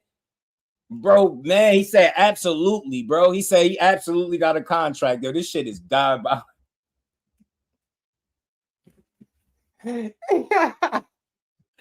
Since y'all like pointing out double talking every time somebody lie, listen to this shit, man. This shit don't even make sense, fam. It don't even make no sense. And I mean, I felt so heartbroken that, I mean, Mike, you're on top of it, baby. That's right. They called me a liar. They said I made it up.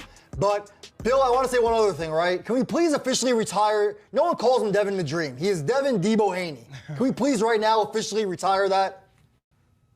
Absolutely. It started out as a dream. I mean, and then Devin has deboed the industry. Listen, he's even made me a believer, and sometimes you have to go unconventional and listen to him and listen to what the people say in terms of the fights that I he's going to swear to make. good God, man, not one answer is just a regular answer. Everything is like super fluff.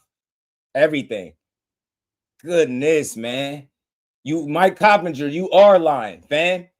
You mean sign a contract? So you mean to tell me they never agreed to no offer or nothing, but you sent it's a contract with Shakur and Devin Haney to fight that Shakur has in his possession. Yo, y'all the saddest. Y'all sad, bro. It's crazy how y'all attack fighters that y'all don't fight. It's crazy, yo. This shit is wild. Man, this shit is crazy. Nasty work, Bill. Me as the manager and being a competent manager, no way I would have advised him to go down to 144 and appease Shakur Stevenson. But Debo did the unthinkable, Max. I mean, and he did it. He put it on there for the people, and we haven't got an answer or respond. I mean, I think G Money came out of nowhere. You know who G Money is? That's Gervonta Davis, I think. He lying. According to this new Twitter thing. I'm not sure. Ray, go ahead. Yo, Bill. What's going on, baby? I heard you, Tim. I heard you call, Cap. Listen, and Tim, listen, we want to make you a believer, and we want to do all that we can do to. Real quick, I be trying not to stop it for dumbass comments, y'all, so pardon me, but every now and then I use people comments as a teachable moment, and that's coming up. Omar, Shakur coward for sending his little bros to fight for him. The fact that you willing to call, guys that really risk their life for a living cowards, it says more about your boxing knowledge and your lack of respect for the sport than anything else. If Shakur's a coward for sending his bros to fight for him, then you're a casual for believing that Shakur can make anybody fight for him. So let me shoot down the narratives that I know you about to try to push in your mind. You talking about Ray Ford and O'Shaquie Foster? Well, my dog, my bro, Behind the Hands TV knows O'Shaquie Foster personally. And he told him 2 years in advance he was going to fight Raymond Ford. That had nothing to do with Shakur. Shakur doesn't control Raymond Ford's career or Keyshawn's career. Keyshawn's name was on the list. Did Shakur make Devin Haney put Keyshawn on the list? No, right? Did Shakur make Devin Haney or Keyshawn Davis move up to 47 and be the mandatory? Nah, that's just how the cookie crumbled, right? So right now you think he about to send Keyshawn to fight a whole nother man. You think Shakur is that powerful where he can control not only his career. Oh, hold on. That pause. I heard yesterday that he's not in control of his career at all. He has no say in his career, but he has say in other people's career. Make it make sense. And that also came from some Haney hoes. So if he's a coward, you a casual. You get what I'm saying? For believing such ignorance like that. And I can tell by what you saying, how you type that, who you listen to, because I know the people that be pushing that weird ass shit. You can't send another grown man to fight for you, fam. You get what I'm saying? They had a whole situation back and forth, Ray Ford and O'Shaquie Foster did that had nothing to do with Shakur. You get what I'm saying? That's when you follow boxing, you know that. You know they was talking about fighting years ago, way before Shakur and any of that shit came about. And now Keyshawn Davis, after being put on the hit list and beating ass at 35, then moving up to 40, and moving up from there, planning on being at 47.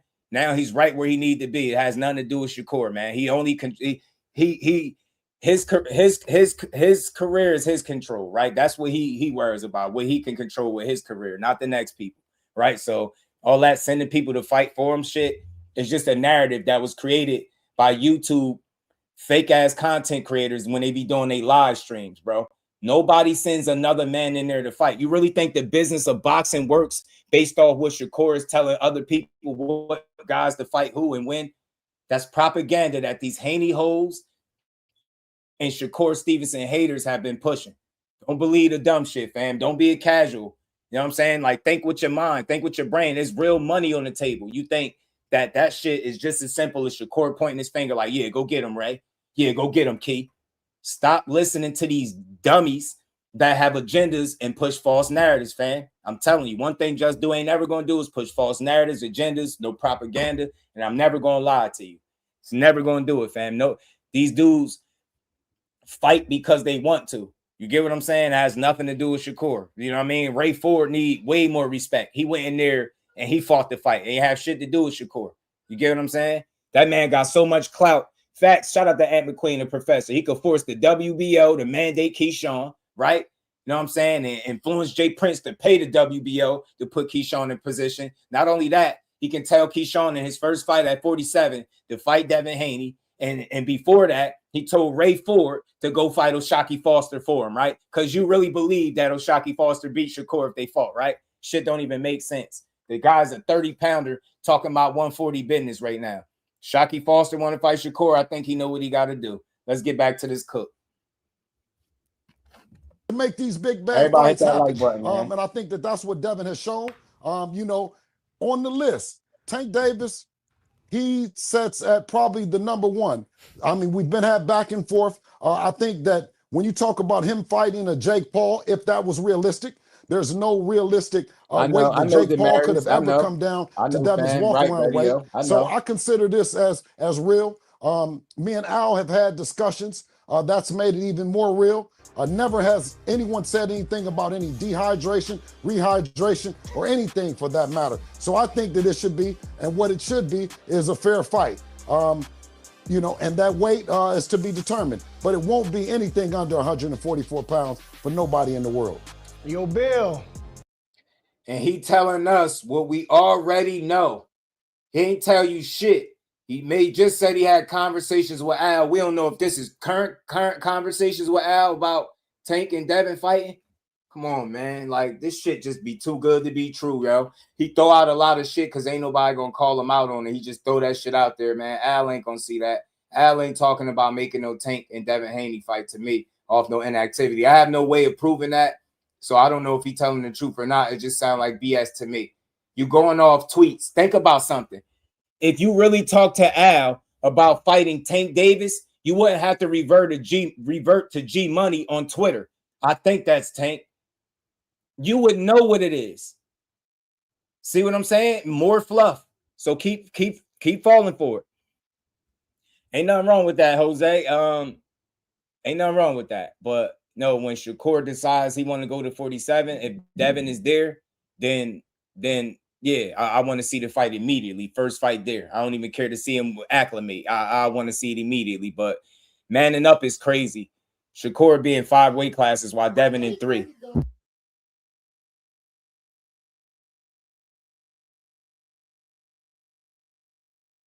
Man, so let's keep going. This shit is bullshit, man. Shit is bullshit, fam. You talk to Al about making a fight with Tank Davis. The weight is still to be determined. But today is Keyshawn Davis. This was just yesterday. So it was just yesterday. It was Shakur and Tank. And then today is Keyshawn. He's fighting all 3 of them at the same time.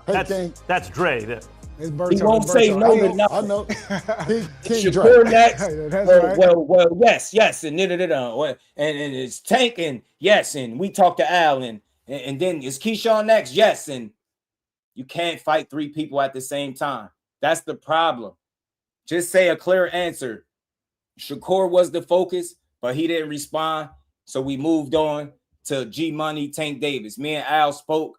We still got, waiting to wait to be determined, right? It's very simple, but it's just so much fluff that it's hard to believe any of this shit is being factual. And then today, you go from now, you and Al did all this talking, right? And having the conversations to now it's Keyshawn again. Can't make this shit up. Can't make this shit up. Hey, so recently you said something. You said that Shakur would be easy work for Devin. That sounded crazy to a lot of us. Is that you just speaking that way? Well, it's harder. Listen, it's harder to get him in. It's harder to get him in the ring. It's been a fight to get him in the ring. I think that's going to be the hardest part for Debo to get him in the ring than to actually be in the ring. And I think more people are starting to understand that maybe Bill Haney might have a little bit of truth to it by the confidence that we've shown about it. But ultimately, you know, I have a lot of respect for him and that team, Dre, and a lot of respect for fighters in general. But that garage that his dad, his grandfather taught him how to do it at, was a small stage in comparison to the big stage and the big professors that I didn't learn this game from. Starting with Floyd Mayweather Sr., Roger, Eddie Mustafa, you know, he's just that talking team, bullshit. Dre, and a lot of respect for fighters in general.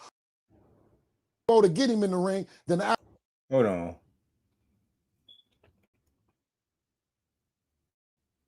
Yes, sir. What's going on, my man? Hey, that's Dre. It's Berto. It's Berto. I know. King Dre. Yeah, that's right.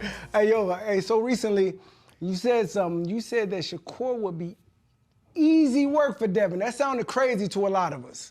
Is that you just speaking that way? Well, it's harder. Listen, it's harder to get him in. It's harder to get him in the ring. It's been a fight to get him in the ring. I think that's going to be the hardest part for Debo to get him in the ring than to actually be in the ring. And I think more people are starting to understand that maybe Bill Haney might have a little bit of truth to it by the confidence that we've shown about it. But ultimately, you know, I have a lot of respect for him and that team, Dre, and a lot of respect for fighters in general. But that garage that his dad, his grandfather taught him how to do it at, was a small stage in comparison to the big stage and the big professors that I didn't learn this game from. Starting with Floyd Mayweather Sr.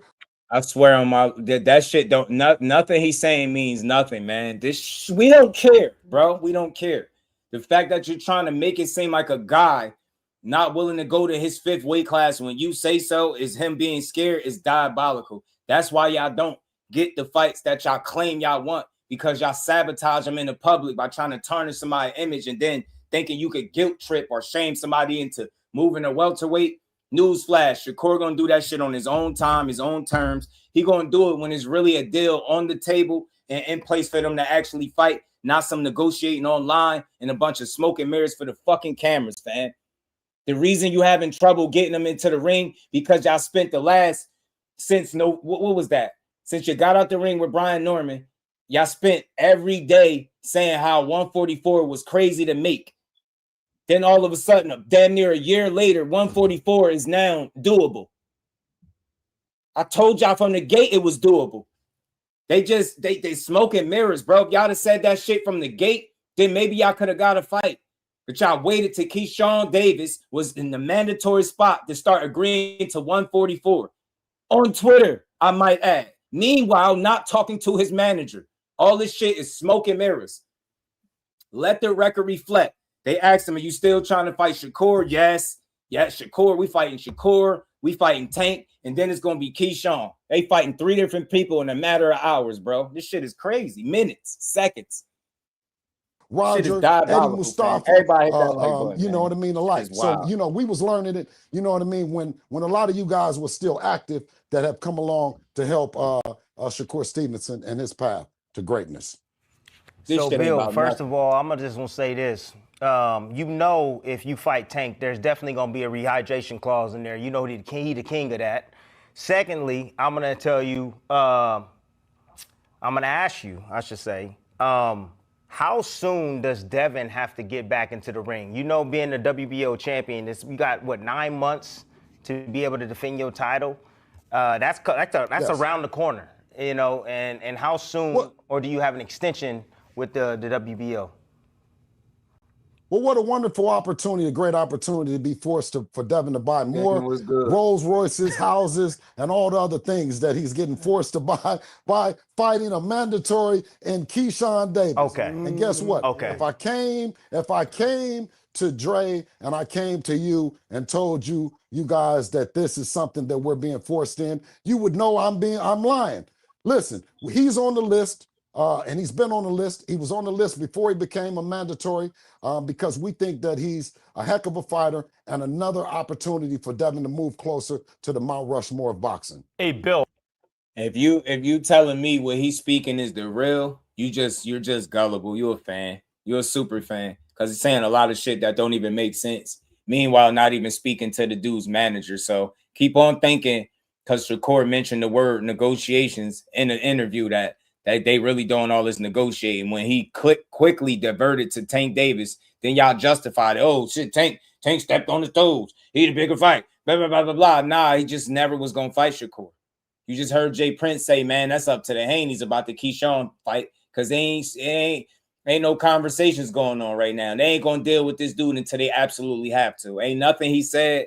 The truest thing he said, in my opinion, since he opened his mouth, is that these dudes are on the list and that the reason they on the list is because they some bad dudes. That's the most truthful statement he made. Everything else is fluff for his Haney hole. So when he talking, he got y'all on the stroll. Like he pimping y'all the hell out. Seriously, he like the puppet master.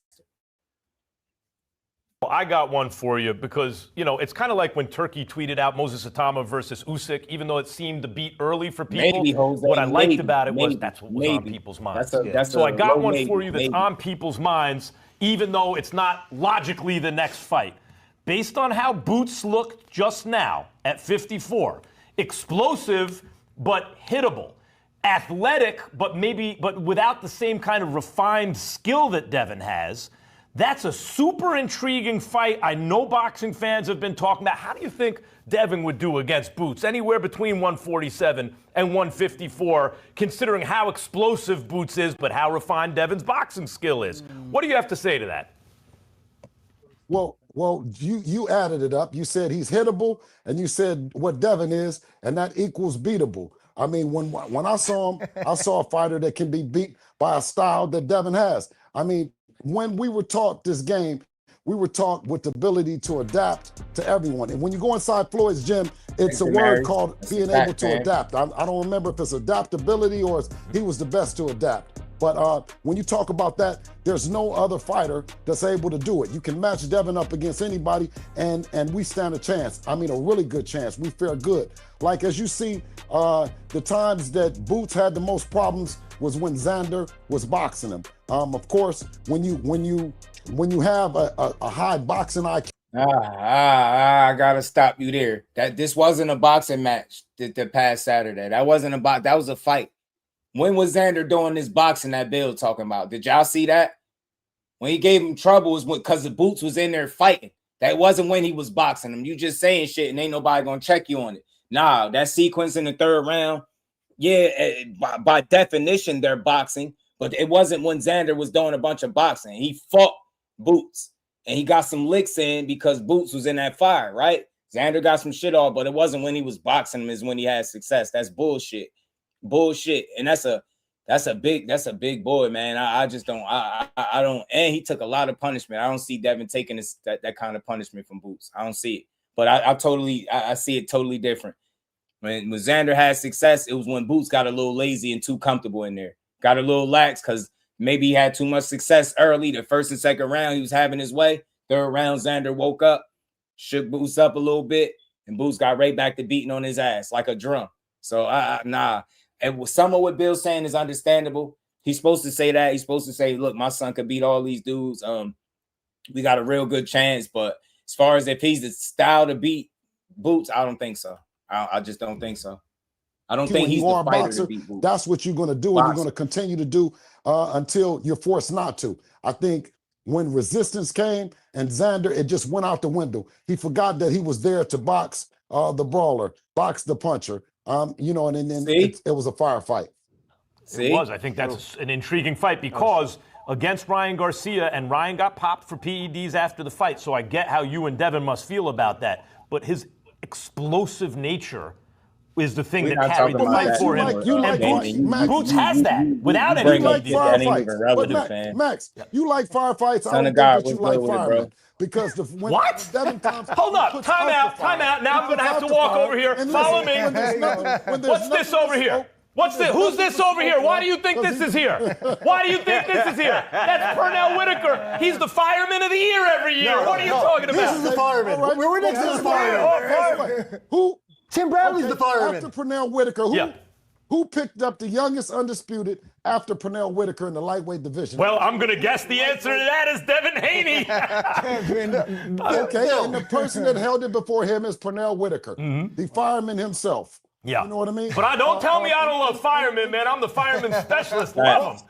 Listen, well, exactly, and that's what I'm saying. When you have the sweet science, you have a fireman, just like Tim had to go through the fire, and you got to put out the fire. You know what I mean? And that's what we go to. We run to the smoke. We believe that Boots is who he is, but would be one of the most difficult puzzles that we've, as a team, as Devin, as a fighter, to figure out. And I think that you have to have a ring IQ. You have to have great feet. You know what I mean? And you have to have some experience. Why I brought it up. It's a really intriguing matchup. Being the one. Yep. Yes. Yo, Bill. It's an intriguing matchup, but I think it's a lot of people that feel the same way for obvious reasons, right? I just don't know where his advantages lie. I don't. You're gonna say feet, but is that gonna be, is it gonna help him win a fight against Boots? I just don't see it. I don't see it. Maybe I'm naive, maybe I'm blind, maybe I just don't see it, but I don't see no scenario where he beat Boots in an actual boxing ring, in a professional boxing ring.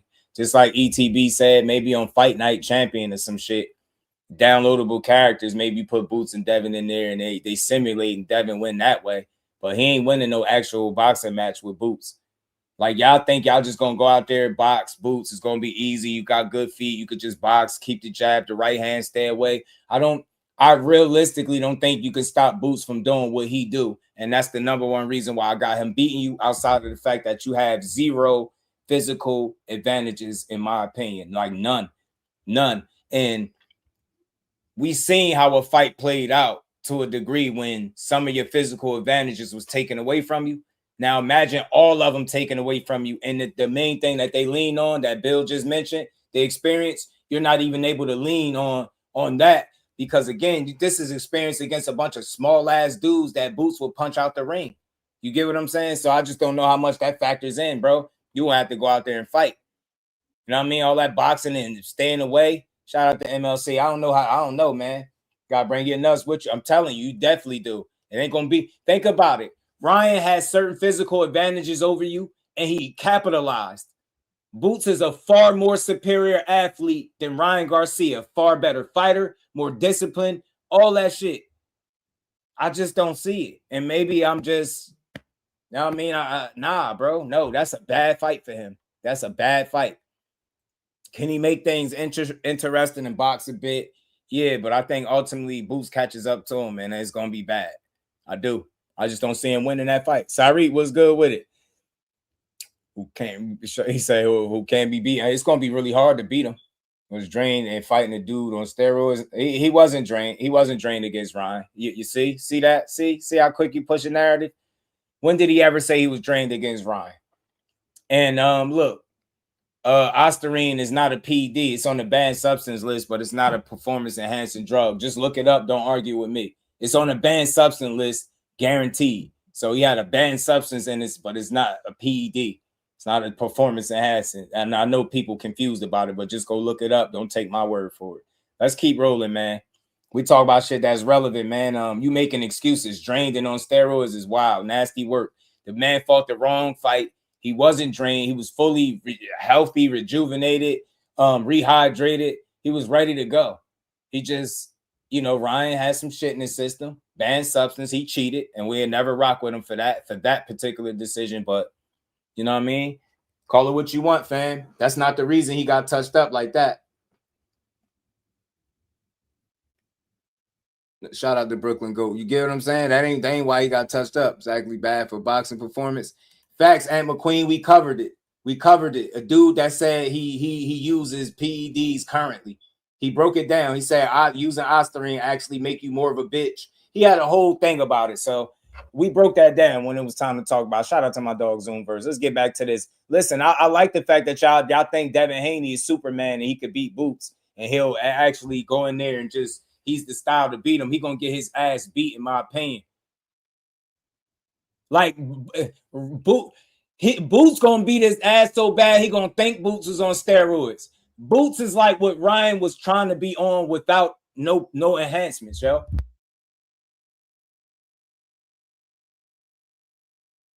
I'm telling you, yo. Boots is what Ryan was trying to be without the enhancements, bro. I'm telling you, he don't need the enhancements. It's going to be like he was on steroids. I'm telling you. You're going to think he was on steroids the way you're going to beat his ass. Ryan was out of shape bad, bro. Boots be in some of the best shape you've ever seen in your life. I'm telling you, bro. Now he was drained and fought somebody on steroids. I'm telling you, nasty work, ETB. Horrible condition, fam. He didn't want to fight Boots at 54, so he's saying he pursuing Xander at 154 is lies because he didn't even want to agree to 52. He ain't go. As long as Boots is at 54, he won't be there. As long as Gervonta Ennis is at 54, Devin Haney will not be there. I don't think we ever see that fight because I think that's a fight where they don't see the advantages for him, and that's my opinion. Not saying it's facts, but I think when it's all said and done, it's going to be a fact that you would never see Devin Haney and Boots Ennis in a professional boxing ring, not because of Boots, but because of them. Straight like that.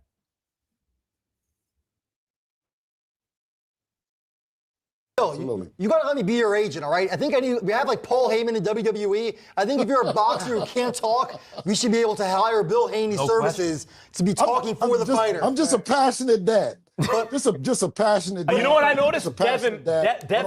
Devin is not that yet, but he's slowly coming out. He's kind of in a shell early. He's slowly turning into Bill. When Devin gets Bill's like mic game, right? Yeah. When he gets the oh my God, he'll be the biggest star in boxing. But Bill, help me out here, all right? I love the talk. Watch how he does. Watch how he does with his daughter. His daughter is Chrome. His style, he gonna always, I think, as long as he's winning and successful, he gonna always be one of the more talked about names in boxing. But I think because of his style will stop him from being the biggest star in boxing. And that's my honest opinion, because we live in a casual society where all they want to see is knockouts, blood, and guts. And unfortunately for him, guys like pure boxers like him, the Shakur Stevensons, the Richardson Hitchens of the world, them guys already got a knock against them for being great at what they do. Think about it. Devin a pure boxer, Shakur a pure boxer, but you got people that demand that they should get knockouts. They need to be more excited. So with that being a strike against them, I just think that disqualifies them from being the biggest star in boxing. But I think Shakur got some room to be one of the biggest, but it's going to be hard to be the biggest in this casual space.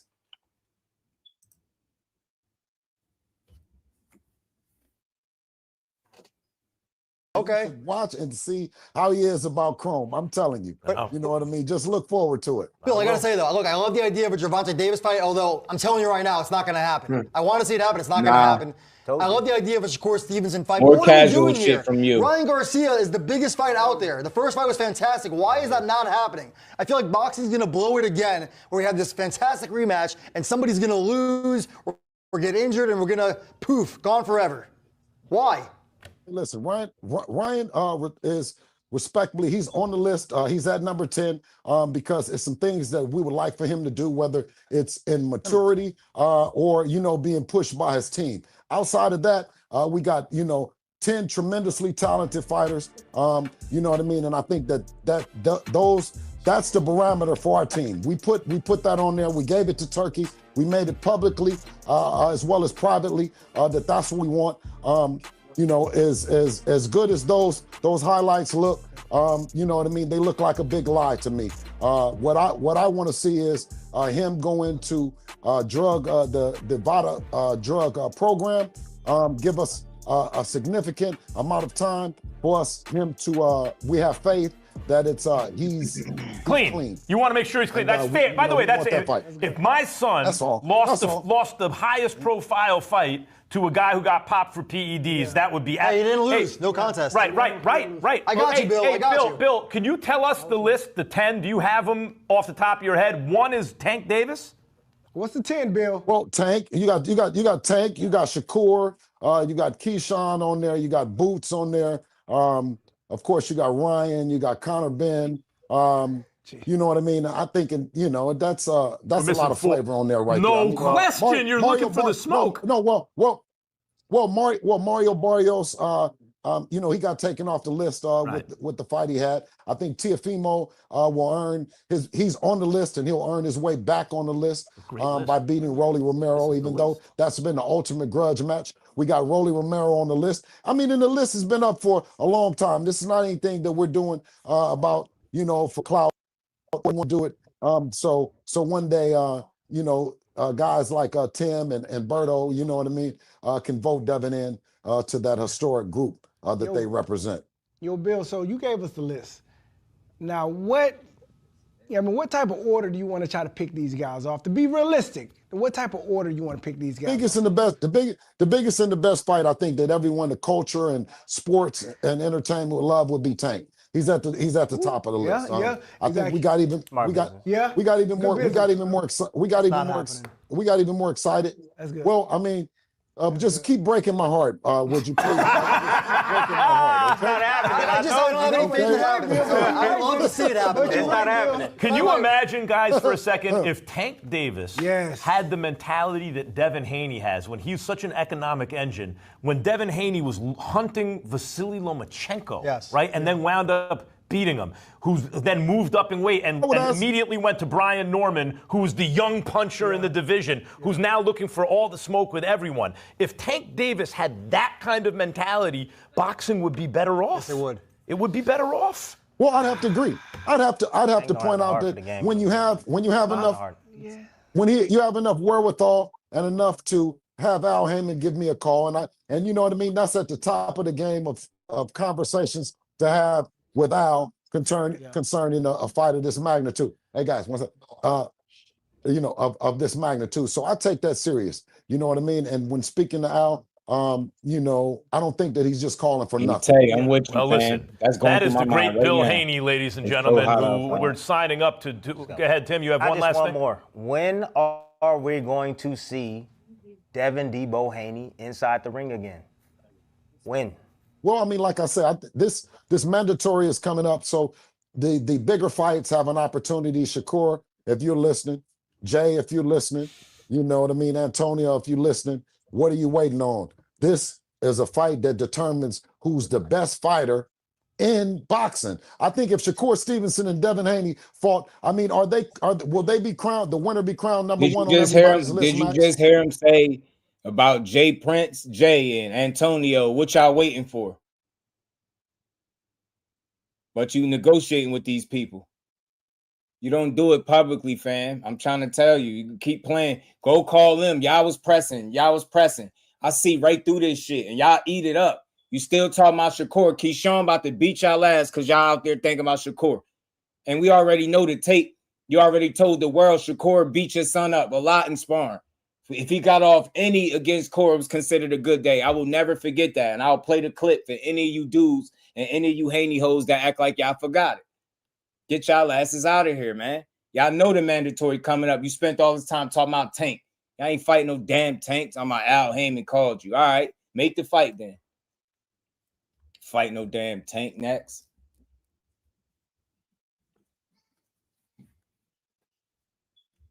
Yep, I agree. Listen, and here's the other thing. If Devin just fights and beats Keyshawn and then could make a boots fight, Devin will have made the case because those are the two dangerous, explosive, athletic fighters at 47 and 54. And all of a sudden, he would turn the tables on Shakur, and people would be looking at Devin and not Shakur, I think, if he could win both those fights. Yeah, Max, you said that's right, Max. Give your favorite fighter the toughest assignments. I love you, baby.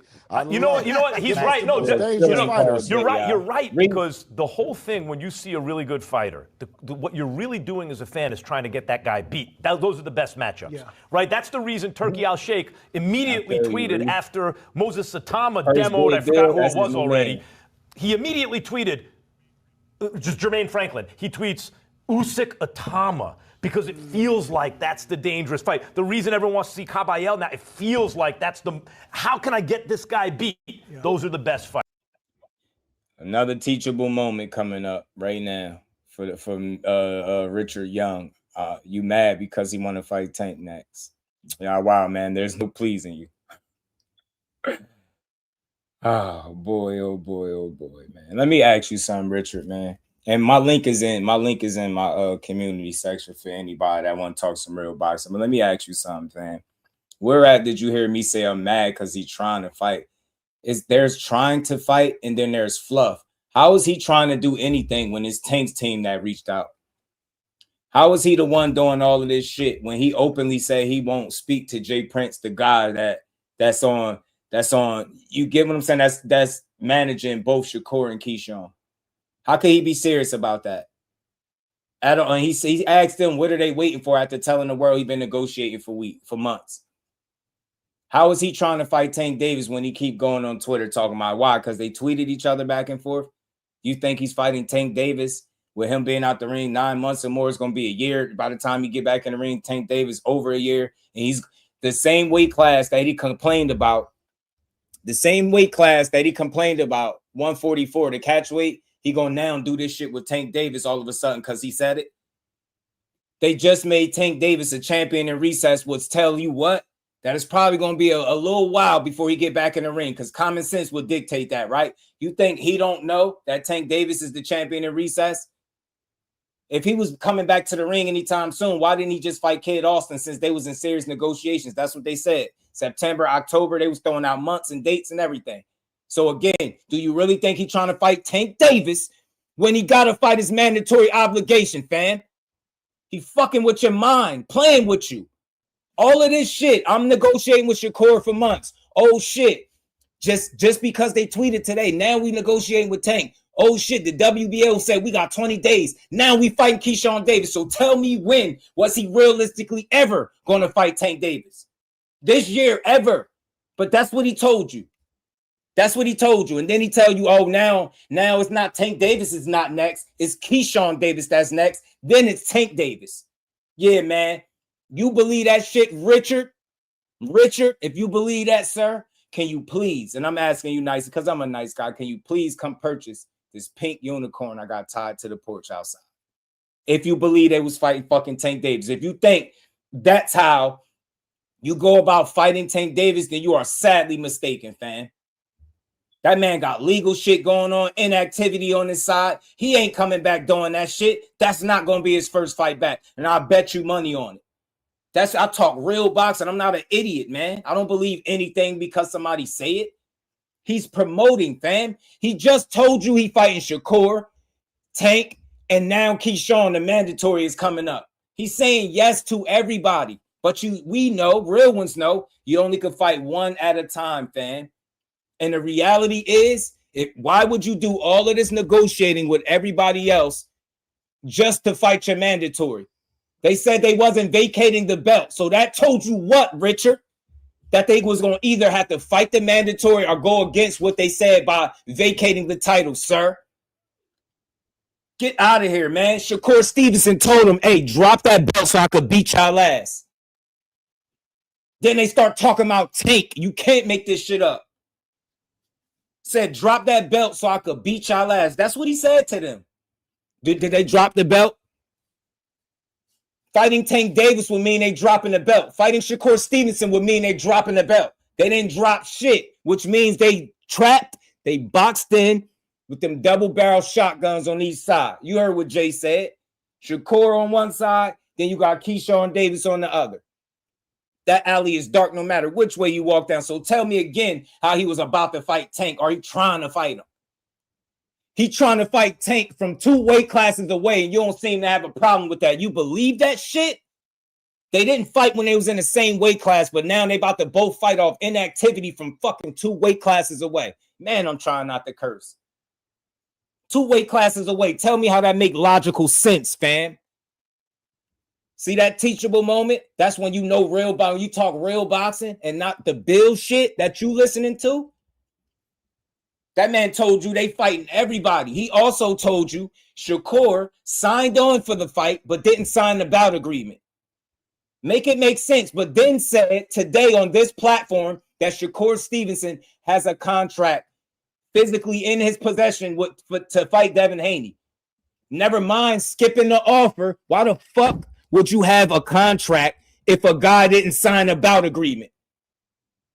Y'all skipping steps. All they do is play in y'all face and y'all eat it up. And at this point, I got to give Bill more credit because he know his audience. He know what y'all want to hear and he feed y'all. The Haney hoes, he know what y'all want to hear. This is like a little hoe. You tell them something, make them feel good. They go believe it. Oh, and go tell everybody, tell all their friends. Y'all really move like little hoes. Go on the internet. Oh my God, did you hear what Bill Haney said? He said he fighting Tank next. He said he's talking to Al Heyman. Y'all like hoes. Believe anything this man tell you.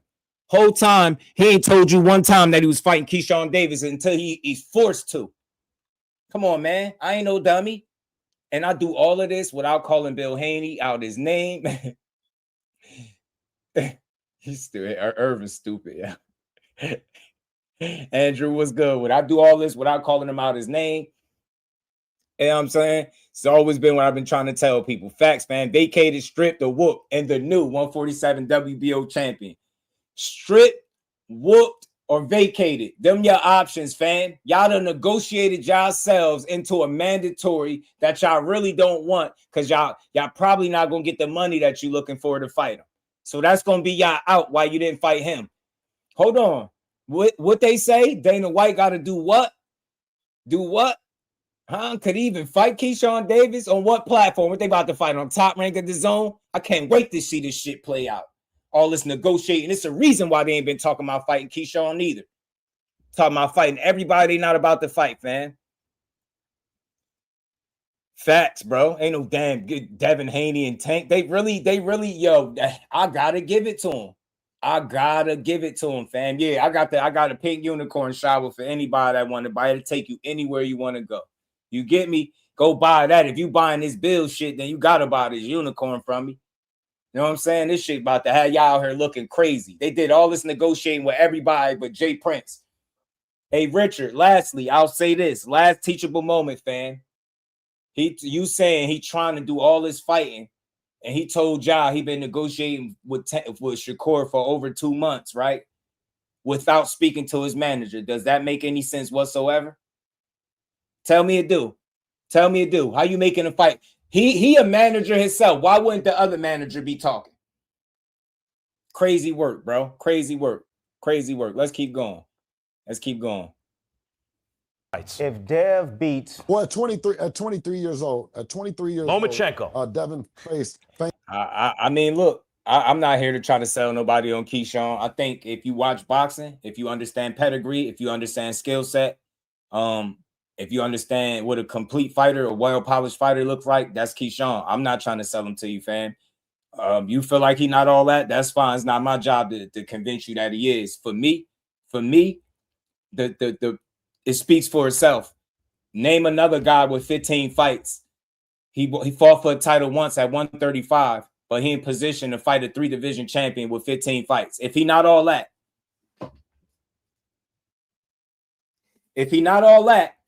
now level with me. Now I speak the real. If he's not all that, Devin Haney got 33 fights. Out of those 33 opponents, how many of them do you got beating Keyshawn Davis? Think about that. If he fought Keyshawn in his very next fight and beat him, that goes to his top 2, top 3 best wins immediately. Think about that. So what does that say about Devin Haney if Keyshawn not all that? He chasing fighters that's not all that. Even if you got Norman beating him, that's cool.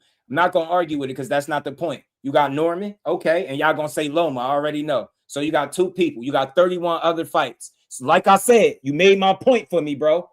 If he fought Keyshawn Davis is the top 2, top 3 opponent on his entire resume. The only reason Loma would be over is because Loma is far more accomplished. How many silver medalists Devin Haney beat up in his career? That's how you rate Keyshawn. You look at the resume and you pair him up with everybody that he fought, and you tell me you got any of those guys. The Norman shit, I'm not arguing that. I get it. Norman and Loma, that's 2 people. Got 31 fights. Name another one realistically. You can't. You just made my point. I'm not trying to oversell nobody on Keyshawn. I'm telling people with the guy we talking about, Devin Haney, his first 15 fights, you didn't see not one of them, and you ain't know who he was fighting. You get what I'm saying? You ain't know who he was fighting. With that kind of pedigree, let me be clear, Dev, because you with a name like Dev, you would be going to bat for him. I stand corrected. Yes, he did beat a gold medalist. I think Gamboa was a gold medalist. He beat him. That wasn't my point I was making. So let me be more clear. Somebody with the pedigree of Keyshawn Davis that's actually panning out, looking like they one of them ones. How many of them guys he beat? He said Keyshawn is another Norman. Yeah, that's tough, son of God. That's tough, fam. I don't even know. Keyshawn don't fight nothing. Bro, that's tough, fam. Damn, man, that's tough, bro. You said Keyshawn is another Norman Jr. in Regis. Wow, fam. That's tough. That's tough. Regis picked up boxing at like 17. Keyshawn Davis was an Olympic silver medalist. You know, that Brian Norman ain't go to the Olympics. He got his out the mud, and I respect his run too. But we talking about a silver medalist. You just compared the silver medalist to, you know what I'm saying? That's not the same pedigree, respectfully. Yeah, listen, I love Brian Norman. So if somebody tell me he better than Keyshawn, I love it. I love to hear him get his credit. So I ain't about to argue that. You know what I'm saying? But for me, comparing Keyshawn to Norman Jr. and Regis Prograis is like that's like trying to fit a circle into a square hole. Like, it just don't fit. There's no way you could compare those dudes remotely. Like, they don't even fight the same, none of that. But listen, the less you think of Keyshawn, the less you're saying about Devin Haney. I just want you to know that when you say you're not high on him, he ain't all that. It's cool. I don't care. I'm not here to try to change your mind, but I'm here to give you something else to consider. Putting him in the same category as Regis is diabolical. Like, I don't think nobody in boxing would ever say that what you just said. You know what I mean? Them two dudes is totally, none of them three fight nothing alike. And this this experience that y'all talk about, Keyshawn got a lot of that experience on the world stage as an Olympian, and people don't really understand that. They go around the world fighting the best of the best. So when you a guy traveling to Mexico, you can't name none of those dudes he fought. You can name Keyshawn opponents. You've seen Keyshawn's first professional fight was televised. All 15 of his fights been televised. Can you say that about Norman? Can you say that about Regis? Can you say that about anybody else on Devin Haney's resume outside of maybe Lomachenko? The only person that fought on that is Loma, bro. Maybe you could throw Gamboa in there, but we already knew what he was when he fought him, and Keyshawn stopped Gamboa bad too. It beat his ass, beat the hell out of him. So that's just me. But shout out to my dog, because a difference of opinion don't change shit. Yeah, it's all good. You know, I just wanted to give you something to consider and think about. Here, this guy, we ain't talking about Shakur, but he is. Shakur wanted to be a champ. All he had to do was say, I accept the fight. Dev automatically gets stripped. Instead, he said, leave me alone like a battered wife, just in denial. Man, bro. Sometimes, yo, your level of stupidity bothers me. Your level of stupidity bothers me. Your level of stupidity bothers me. That's why I coined the nickname y'all the Haney hoes. And nobody else better not try to take credit for it. Y'all really the real life Haney hoes, fam. You right, really a real life Haney hoe. I'm not in denial about anything. Y'all just weird. He's doing all this negotiating, and he got y'all back in his play while telling y'all he's not speaking to the one guy that he can make the fights with. That's some stupid shit, fam.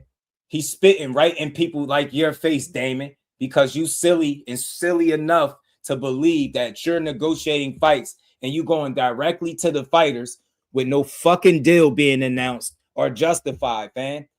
He's not. He said there's no money on the table. He said in one interview, the money's on the table and everything is right. Then in the next interview, he said no money has been discussed. So, Damon, can you please tell me how the fuck he is negotiating? You got me cursing. See, you pissing me off. How in the hell is he negotiating fights with no money on the table? Can you please tell me? Can you please tell me? What network is he fighting on, Damon? Next. Who is he fighting next, Damon? Because you told me it was Shakur. Then you said it was Keyshawn. Then you went to Tank. Now you back at Keyshawn.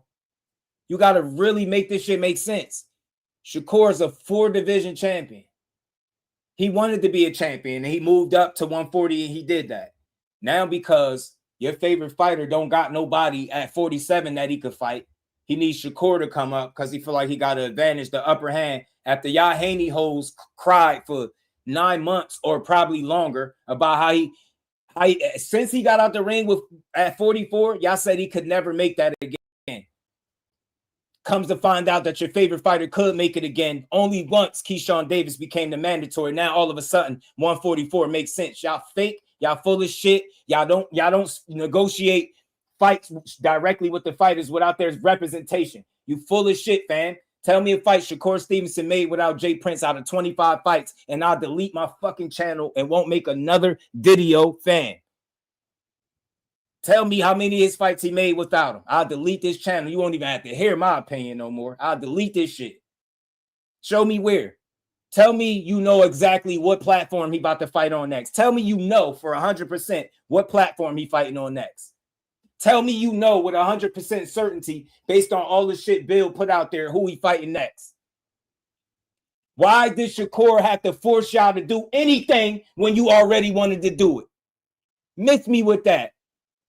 Miss me with that. Why do we got to force a guy to do what he already said he was going to do? Didn't Shakur tell y'all to vacate that title, drop that belt, and I'll beat y'all ass?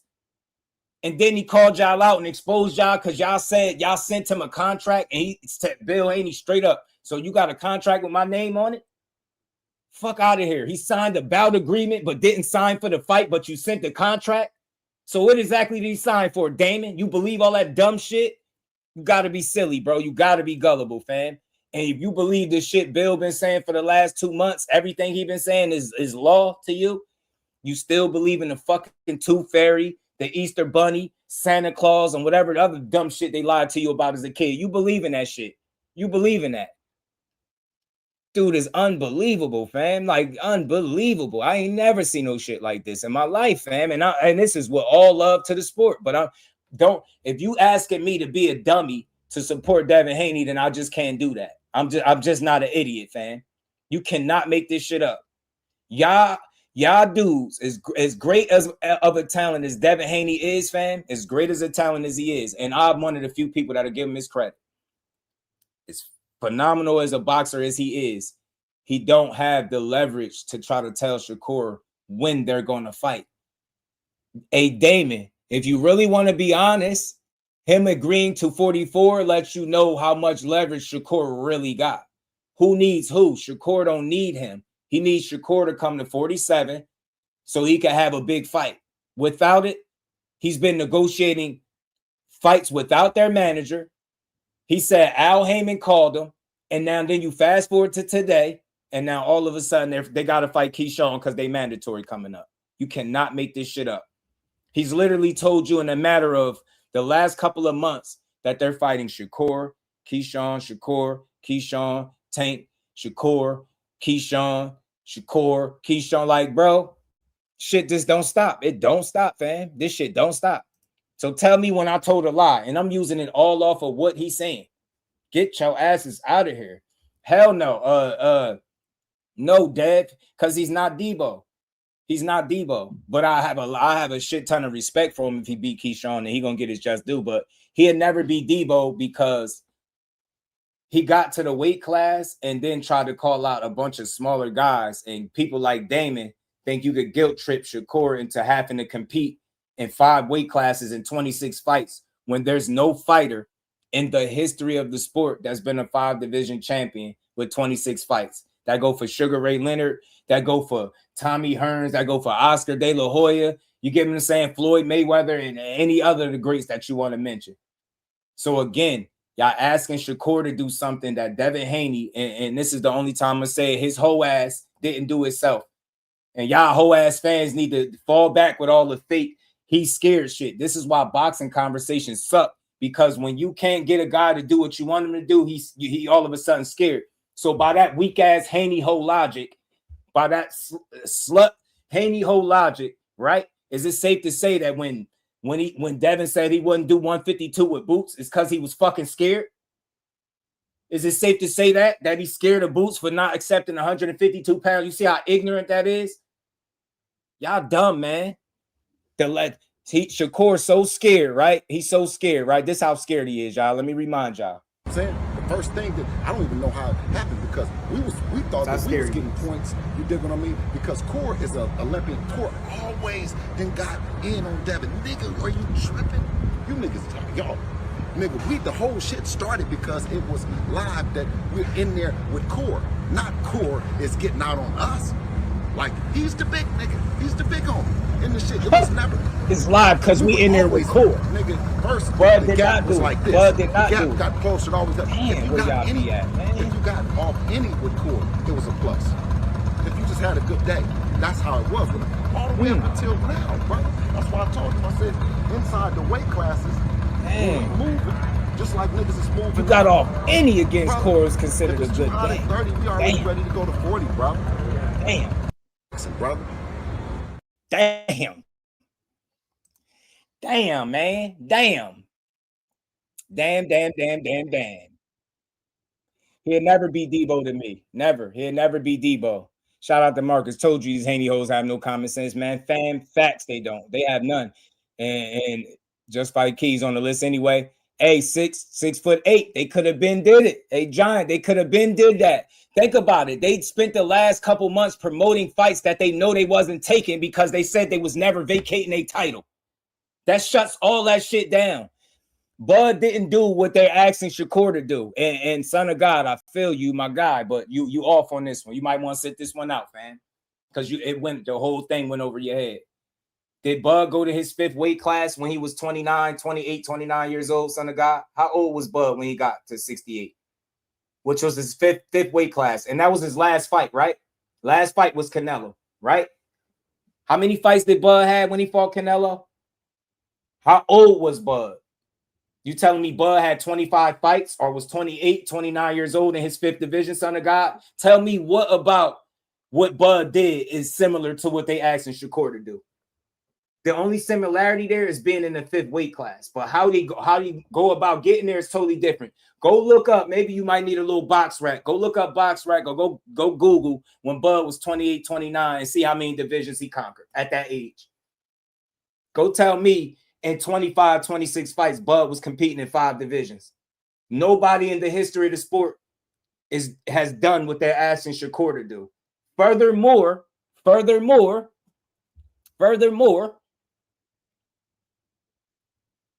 said 39. I think he had a couple more than that. I think what he had. What was Bud's? What was Canelo? Number 42 for Bud or 43? What was it? 42? 42? I think it was 42. So we had 41 fights before that for competing in his 5th weight class. And he did it when? At the end of his career at 38 years old. He was 38. You know what I'm saying? Turning 38, I believe. So again, y'all could chase y'all tails, but y'all can't fuck with me because y'all logic is sucks. Y'all create new ways to make fights. Y'all Haney hoes tell me that you could send offers with no money. How the fuck do you negotiate a fight with no money and without one of the managers present? I don't even want to read no more of your comments because they don't make sense, fam. They don't make no sense. You just talking. Let's keep going, y'all. Let's keep cooking.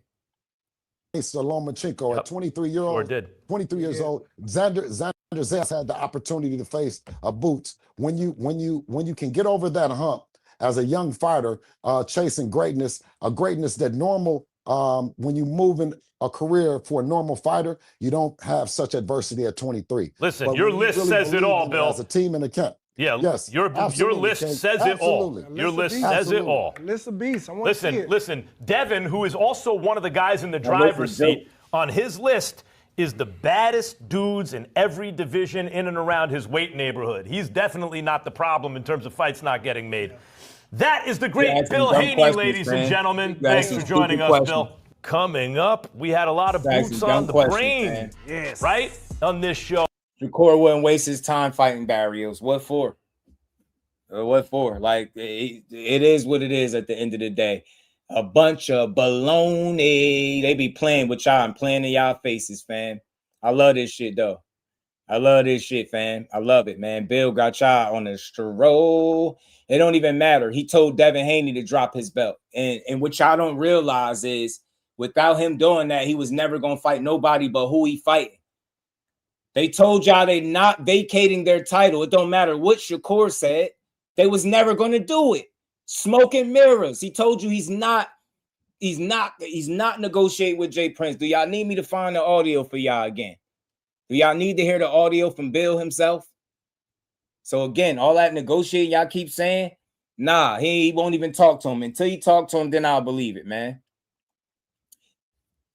Nah, fam. Nah, fam. Nah.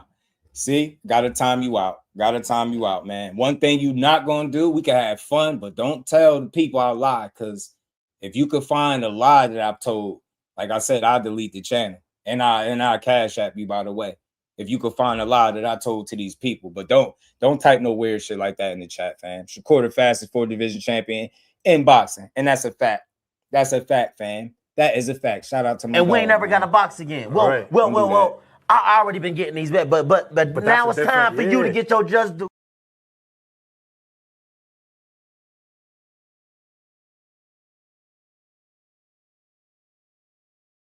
The boxing chessboard is free will, choices, and consequences they willing to make. Facts. He told y'all 144, then all of a sudden y'all agreed to it when Keyshawn made y'all mandatory. But yeah, I take my integrity and my reputation very serious. Don't type I lied just to have fun with a conversation. Nah, I don't tell lies up here. That's what y'all hoe ass Haney fans be doing.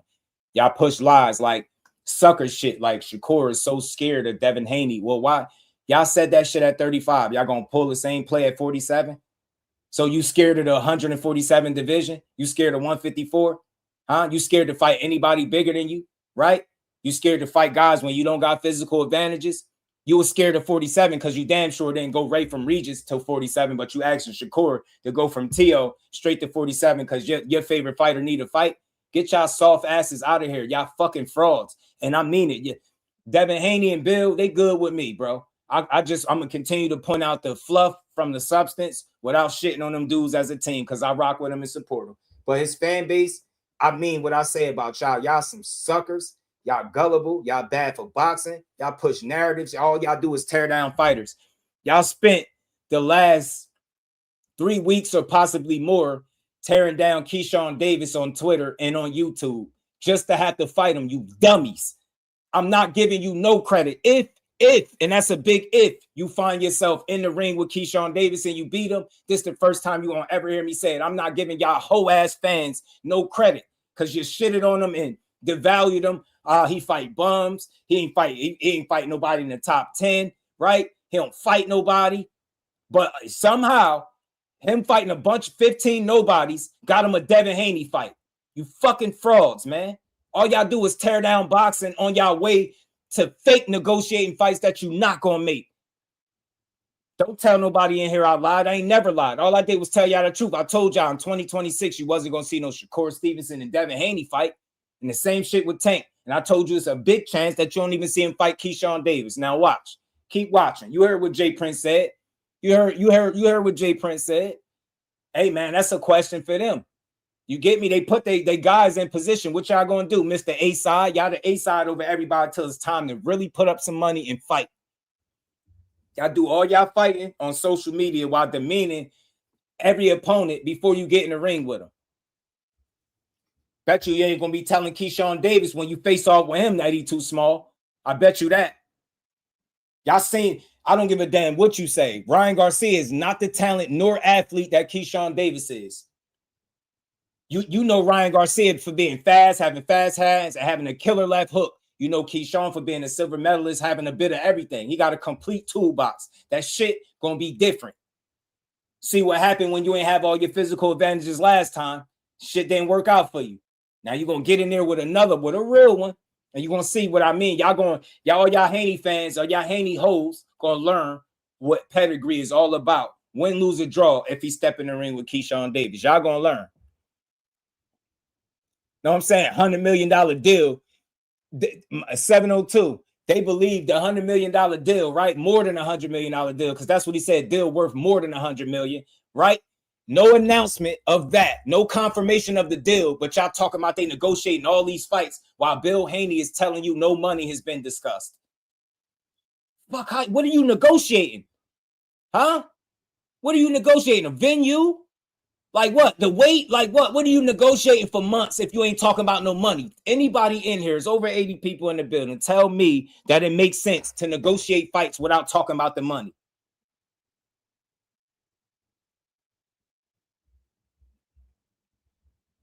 Tell me, y'all. Tell me, y'all. Tell me, y'all.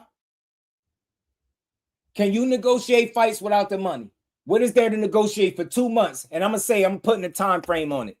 2 months in, and not one time did you bring up money? Do you realistically think a fight is coming? Do you think those negotiations are serious? You get what I'm saying? That they boxed from 7 to 8, yo, the 5 and 6, a couple of these dudes. Now they just scared. Now they running. The fact is, you will never hear me tell you Devin Haney is running from nobody, because I don't believe that. You will never hear me tell you Devin Haney is scared of somebody, because I don't believe that. That's casual talk, fam. It's casual talk. It's casual talk. Oh, man, it's fucking... You know what? I'm going to try to be nice. Hold on, y'all. I'm going to try to be nice. Y'all don't listen. Y'all don't listen. The money was good. The money was good on both ends. Never needed to be discussed. If there's no money that ever be discussed, how do you know what the money is on the table? I don't got to be in a room. I'm telling you what Bill Haney said. Can y'all confidently say that you feel like he's negotiating a fight with either Keyshawn or Shakur Stevenson without him having a deal in place, without no money being discussed? What the fuck are you negotiating, fam? I don't need to be in a room to know that. Common sense told me when they had the phone call with each other that they wasn't negotiating a fight between the two. What are y'all, slow? So y'all telling me first you iron out the first as a free agent, let's call him a free agent. I'm gonna be nice. They free agents, right? You telling me you negotiate fights, right? You negotiate fights first. You iron out the fight and then you announce your deal later. Money is the most important part, Irvin. Money is the most important part, period, fam. And what you speaking is facts. It's facts, fam. You get what I'm saying?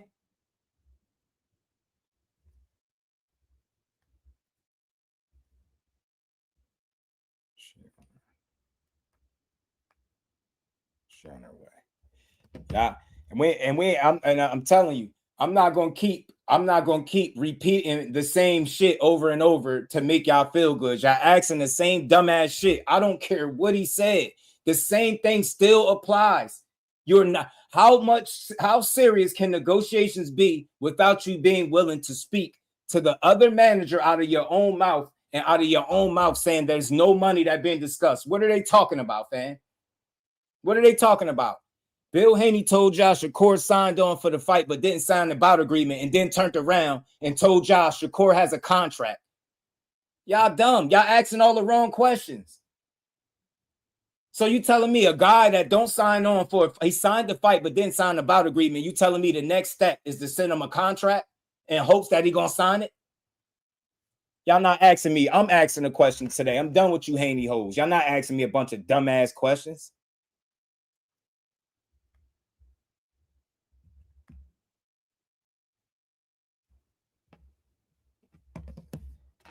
You get what I'm saying? Straight like that. Straight like that. Straight like that. Straight like that. Y'all keep asking the same dumb shit, but when I ask a question, it's y'all don't hear me. Nah, I'm asking a question. I'm not answering no questions. I'm asking the question since y'all know everything. You get what I'm saying? There you go. There you go. Shout out to my dog, man. There you go. What Shakur was asking for versus Haney since they've been negotiating and they ain't talking about the money. There you go. What was he asking for? Huh? Y'all think the only, it's just the weight. That's it. That's it. Yeah, that's one of the aspects. But what about, exactly. Exactly, son of God. That's my point. Bill Haney said out his mouth that the money is on the table and Zuffa wants this fight with Shakur and Devin. That's what he said. That's the fight they want. Then he did a next interview days later and said that no money has been discussed. He did an interview also expressing how he was not going to negotiate with Jay Prince. So he said that out his own mouth. I don't want to keep hearing the same dumb shit that you typing, fam. He said it out his mouth. Don't keep saying we don't know what he discussed in Boxing Edge. I'm talking about what he said, fam. I'm about to start asking y'all weird ass dudes to click the link because y'all seem like y'all slow being in the chat typing the same dumb shit. Dummies, man. He did all this. Shakur was the bait and switch, the banana in the tailpipe, the 52 fake out. He told you dummies he was never going to 47 in 2026. He said he was staying at 35 and 40. What did they do? Continue to fake press the fight. Meanwhile, let me not talk to his manager. We want the fight with Shakur so bad, we not going to talk to Jay Prince to try to get it.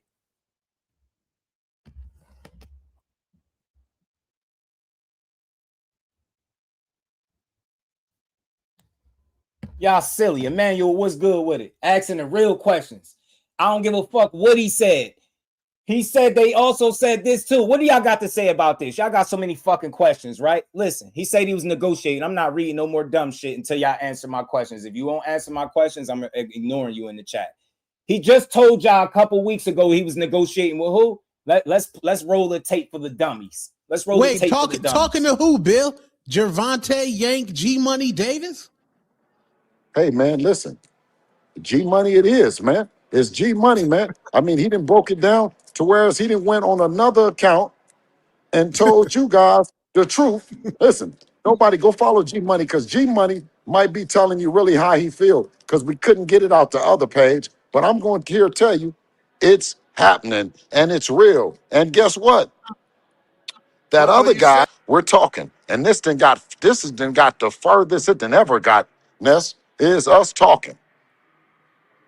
Wait, so what about rock star Shakur Stevenson? He had an interview where he wanted y'all to leave him alone. What's going to go with that? Well, I don't know. I mean, I heard that he said that he didn't want to step on Keyshawn Davis's toes, and now Tank Davis done stepped all.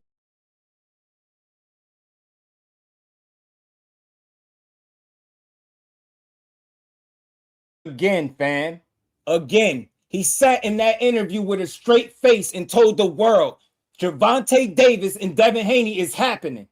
That's the furthest we done negotiated. Shut up, man. I don't give a fuck who said they negotiating, bro. I don't believe it without the managers involved. I don't care if Shakur said it too. Y'all asking the wrong questions. How you negotiate? What are you doing, by yourself? Get out of here. He just told the world the Tank fight happening. Now, what happened to that? Goofy ass dudes, man. Y'all asking all the dumb ass questions. Do y'all ever seen anybody in boxing negotiate with that many fighters, top fighters at that fast? That fast? Bro, man, nah. You acting like you want to Uber, so I'm a cool you off a little bit because you gonna keep ignoring all my questions and keep typing dumb shit. That's troll energy, fam. You can't refute what I'm saying. You having your own conversation. We ain't doing that. Next. He just told y'all Haney hoes that the Gervonta Tank Davis fight is happening next. And now today, or yesterday, that the video I played today, right? He said, yeah, Shakur, yeah, the Tank, and then, but the mandatory is coming up. That's who they fighting. You're not fighting none of them dudes. You're still holding on to the belt, fam. Shut up. Managing what dollar? Boxing Edge? He said no money has been discussed. Are you slow? How you getting the best dollar when you ain't even announced your deal? What dollar? What dollar is he? What network is Devin Haney fighting on next? That's what I want to know. Nah, I'm dropping links. I don't want to talk to y'all in the chat because y'all acting slow in the chat. Y'all acting like y'all hard of hearing or understanding. Maybe if I drop the link and you come up here, maybe we can have a civil conversation. Let me ask y'all some very simple questions. You keep talking about money, and I'm telling you what Bill said. No money has been discussed. What money is he trying to get him? The fuck? What network is he fighting on, fam? Seriously, next. Where are they fighting at next? Because y'all know all of that, right?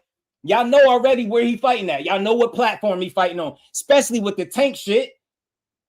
Because you know Tank ain't fighting on no Zuffa. So again, what negotiating are they really doing when we just seen they negotiated with a PBC fighter in Rolly Romero and that shit went nowhere?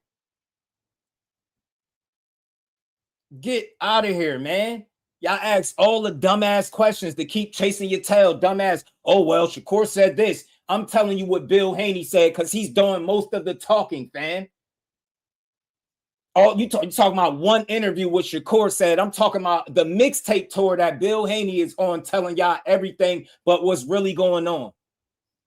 Dummies, man. Dummies. Tell me what network are they fighting on, fam? Seriously, what network is Devin Haney fighting on next? Haney hoes? Y'all know everything, right? What is it, 18 days and ticking now? Y'all about to fight y'all fucking mandatory because y'all not vacating the belt. Shut up, man. Y'all can't fuck with me. Y'all logic is flawed. Y'all sound dumb. Y'all make all the dumbass arguments, bro. Dumbass arguments. Man. Yo, hey, Southpaw, don't block nobody either unless they being disrespectful. I don't care about nobody's opinion. I don't care what they saying. As long as they ain't disrespecting. Southpaw Killer, you could click the link, fam. You could click the link because you making my point. You saying talks take time. It doesn't happen overnight. That's my point. That's my point. I'm gonna try to be respectful because you keeping it respectful. That's my point, fam. You ain't hearing what I'm just saying? In a matter of days, he told you he was negotiating with Shakur for 2 months. Then he was about to fight Keyshawn on $1 million worth of game interview. Then shortly after that, he told you he was in negotiations with Tank. You said talks take time. It doesn't happen overnight. How fast is he working within the last couple of months? He's negotiated with 3 fighters, without 2 of them without their managers present. Tell me what part of that makes sense to you. What part of that makes sense to you? That's what I want to know. Nah, don't type a paragraph, click the link. Let's have a civil conversation. I got questions to ask. To y'all that keep saying all this bill, y'all got speaking for him, but y'all not saying what he said. Crazy work, man. Crazy work. Y'all logic is fucked up. He telling me the talks take time. They don't happen overnight. That's exactly my point. But already they went from negotiating with Tank, and it's the farthest it's ever gone, to now we got to fight Keyshawn Davis. Time is ticking. So again, do you really think they was going to fight a Shakur or a Tank Davis? That will require them to vacate the title. And they said what? They wasn't vacating the title. Am I right? So tell me again how they was planning on fighting 2 guys that's really, truly lightweights, both in which had 1 fight at 140 in Shakur and Tank Davis. But that's the guys they fighting. Get the fuck out of here. Radio was good with it, fam. What's poppin', brother? How you doing, bro? Man, I'm doing all right, man. It's always a good day to shoot down the false narratives, and the Haney whole logic is at an all-time low. Absolutely. Boy, they crazy. Y'all, and notice I do all logic with this. I'm telling y'all what Bill said. Y'all telling me what Shakur said. Y'all don't got shit for what Bill said. He told you he was fighting 3 people in as many months, fam, and y'all believe all of it. Dumbasses. Dudes arguing me down how was Shakur next if he just signed. Then soon as Tank called y'all out and said I'm fighting the big nose kid, oh shit, now we fighting Tank next. Y'all hating. Y'all mad because he stepped on Shakur. He took Shakur fight. Dumbass dudes. Now today is Keyshawn again. Yo, this is the fastest negotiations radio I've ever seen in boxing in my fucking life, man. That dude tells you anything and y'all eat it up. Think Devin fighting David Benavidez next. I heard from a bill that a contract on the table for Benavidez. But sure, man. Y'all hit the like button, man. Let's get the likes up, y'all. Talk to me, radio. Man, nah, you know, it's just crazy because, you know, I'm behind Bill 100% the way that he's pushing his son. Me too. And even the way he's, you know, pushing him up against Jerron Ennis. I like how he's doing it. That's what you're supposed to do. Facts. But I think the fans feed too much into the entertainment aspect of it. I don't want to put too much of the blame on Bill as much as I put the blame on the fans not knowing the way the sport works. I'm with you. I'm with you. You know what I'm saying? Like, we can have an entertainment aspect, and that's what makes it fun. Like, Bill is needed for the sport. I think you said it plenty of times on your platform that Bill is great and he's great for the sport. You said that all the time. But I think when the fans get in the way of stuff, they muddy the waters. They take a tweet from here and they take a piece of an interview from there, and then you know, we're propping this up as if this is an official statement.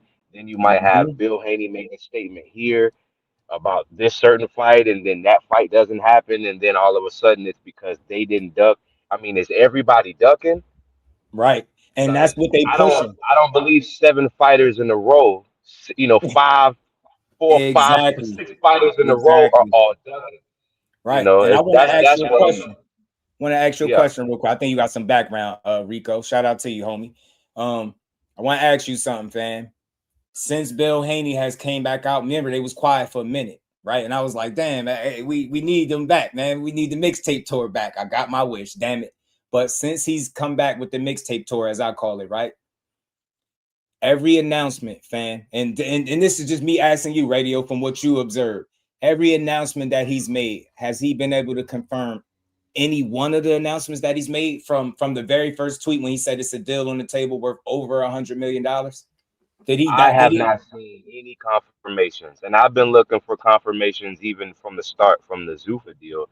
I've been looking for the announcement. You know, you would think something of bigger that magnitude that they would be announcing that. They would be happy and frontlining the fact that we're going to get Devin Haney, one of the best boxers on the planet, over here on our platform. I haven't been seeing anything. I've just been hearing bits and pieces from the YouTube streets. And my bad, y'all. Anybody, I don't want y'all to feel like I'm attacking y'all either. The link is for y'all too as well. Anybody that disagrees, okay to disagree, bro. Y'all feel free to click the link. This is for the truth. This, and if it hurts some of the guys, some of the some of the fans in the comments, it's okay. It's growing pains. We got to get out of this era of fanboyism, and we got to get back to the point of, like, we can have our boxer that's our favorite boxer, but we got to get back to what's good for the sport. Like, I can like Shakur, I can like Jerron Boots Ennis, but I can also admit that Xander caught him in that 3rd round. That doesn't take anything away from quote unquote my guy. Nah, you know, people take this shit too. Yeah, people take this shit too personal. Right. And then when it comes to getting the truth out, they want to attack somebody like you for just speaking on the truth for the sport of the integrity of boxing, not for just one, not to just glaze one person. No, you speaking the real, and I try to display that. I know it's hard for people to see me as doing that, but that's why I ask very specific questions sometimes, because I told people you can have a favorite fighter and have a channel. I'm living proof of it. But my thing is this: I tell people all the time, tell me what false narrative I pushed, tell me the time I came up here and lied to you, and tell me the time I slandered any fighter to make any other fighter look good, especially my favorite guy. Tell me when I've done it. My energy be to, because again, why I hold these certain fans and I call them Haney hoes, that's my name for y'all. Y'all gotta live with it. That's my name for y'all. Y'all so opinionated, and y'all got all this information and all this advice and these talking points. But then when asked very specific questions, y'all can't answer them. That's what the Haneys do. That's what Bill. That's why I know that now I'm starting to make more sense as to why y'all understand him so much, or y'all believe everything he's saying is true because of how y'all think. Y'all logic is thrown off. He hasn't validated one announcement that he's made yet. Radio Raheem and Sean Zeitel respectfully try to get the answers, bro. We just trying to get some confirmation of these announcements. And y'all looking at me like me being skeptical is a bad thing. I ain't out here calling a man all types of names. I'm just saying he full of shit, because he is. Y'all telling me you expect to hear Devin Haney announce his next fight before the actual deal gets confirmed? Tell me that, and then I'll just understand how you think. From there, I can put y'all in a certain category. I'm like, okay, these people, they don't want to do homework. They don't want the right information. They want to believe Bill. That's not what I'm doing. I'm not out to make him be the biggest liar in the world. And I try my best not to even say liar, right? But it's fluff to promote that you're fighting Shakur after this man said 35 and 40. They pressed the issue all the way to the interview come out where he said, yeah, it's some negotiations going on, but he said a lot more than that. Y'all not listening. Like, you can't make a fight without his representation. That's been my whole argument. And why I'm steadfast on him not speaking to that guy, because one, he said it directly out his mouth. And I've heard the interview where they talk to each other. I seen a clip. We reacted to it. And then you heard what Jay said again in this recent interview. They asked him about the fight, like, should we start buying hotels and getting our ready for the fight between him and Keyshawn? He said, that's a question you got to ask the Haneys. Why do you think he's saying that? Because it's going to be up to them. Are y'all going to defend y'all belt against Keyshawn Davis? And instead of just saying that that's what it was, He promoted that he was fighting Shakur and Tank, two of the oldest fucking plays in the book, man. Two of the oldest plays in the book. And again, I told y'all. And lastly, what Bill was trying to do, I told y'all his deal wasn't done. My guy spoke right to them directly. I don't make shit up. I told you it was coming right from the source. It's the reason why Shakur wasn't being overly aggressive about a fight, because he know that's skipping steps. He still got to figure some shit out with his situation before you can go over here and say, yeah, this is the guy I'm fighting next. And that's what I know. He ain't skipping steps. It's the only dude in boxing negotiating all these deals and fights with no platform, with no home. What are you negotiating for months for if no money is being brought up and we don't know what platform you're fighting on next? Because there's been no official announcement from Zuffa, for Shakur or Devin. That's why I've been questioning it, fam. That's all. It's nothing personal. I can ask questions. I ain't being overly negative about it, but it's just when y'all make it seem like I'm being crazy because I got questions, because he's putting out things and you're not seeing it materialize. And then he'll put out something else. It don't materialize. And then it's something else. And it's like, bro, I don't see it. So I ain't no fool, man. Shout out to them, though. They working hard, bro. They working hard. I got to give it to y'all Haney folks. Y'all a resilient bunch, fam. Y'all are a resilient bunch. Y'all don't slow down for nothing. Shout out to Team Haney. Shout out to Bill for understanding his audience, like that follows his son. He really understands, like, and I mean that respectfully, right? This is no trolling. He understands that people just want to be entertained. He gets that. And he makes sure that he feeds you. I mean, look, soon as he came on, well, you know, when he got that WWE, yeah, we're gonna sell this the greatest fighter in the world. He got that kind of vibe, and he getting right into character. And I get it that y'all love Bill Haney, the character. I think he's a funny dude. I think he's good for boxing. I'm gonna always say that. But I think what's bad for boxing is being opinionated without doing no homework and just taking shit that people saying, you know, as the gospel. But then when it don't materialize, you don't point it out. But you'll point out, Shakur said this, so he's lying. Well, Bill said he was fighting Tank in negotiations with Tank. Is he lying? He also told you he's about to fight Shakur and Keyshawn, but he not negotiating with Jay Prince, and then said money was on the table, and then said no money was discussed. Is he lying about any of that? He said a lot of things. Name me something that you could confirm that came out from the Haney camp since he been making this mixtape circuit. Tell me any of the stories, anything he put out come to fruition, anything. Because after beating Brian Norman, I mean, it was all fluff after that, everything. Smoke and mirrors, fam. I love it, though. But shout out to Bill because he understands his audience. I think what Bill was trying to do, and again, credit to Bill, but this is just speculation. I think what Bill was trying to do, and you got to excuse the background noise. I'm on the road right now. I'm just taking a little break. I don't really hear nothing. I can hear you. You straight? Okay, yeah, I'm like right up under the highway. You straight though. I don't hear nothing. So that you good. You all good. All right. But yeah, so I think what Bill was trying to do, and again, credit to him, but I think with calling for Shakur, calling for these bigger fights, I think he was hoping that these bigger fights would trump the mandatory. I think he was hoping that making this big noise, allowing, making his rounds on the YouTube streets and stuff like that, getting the people riled up for it. I think he was hoping that, because initially the WBO president said it wasn't any exemptions. But I think if the fight, like, let's say the Shakur fight had got so big, like it was like how the Ryan fight was. Like if the build-up for the Shakur fight and Devin fight was so electric, like how the Ryan fight was, I believe maybe they would allowed an exemption because that fight was like that fight got all parties involved paid. And so I think Bill was maybe hoping that he could hype the fight up and make a big fight to where the president might reconsider the exemption or the extension, for the mandatory. You know what I mean? I think what you're saying make a lot of sense, man. That's why I like these conversations. So my bad for that, y'all. Just know over here, it's not about just agreeing and disagreeing, just having a conversation. And my logic over everything else.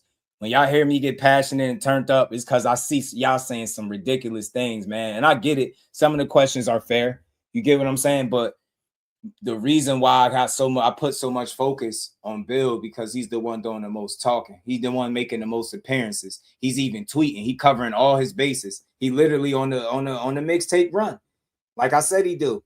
And I know from watching him for years, like how he does certain things to a degree. Like in my opinion, like you can tell he's good at entertaining the crowd.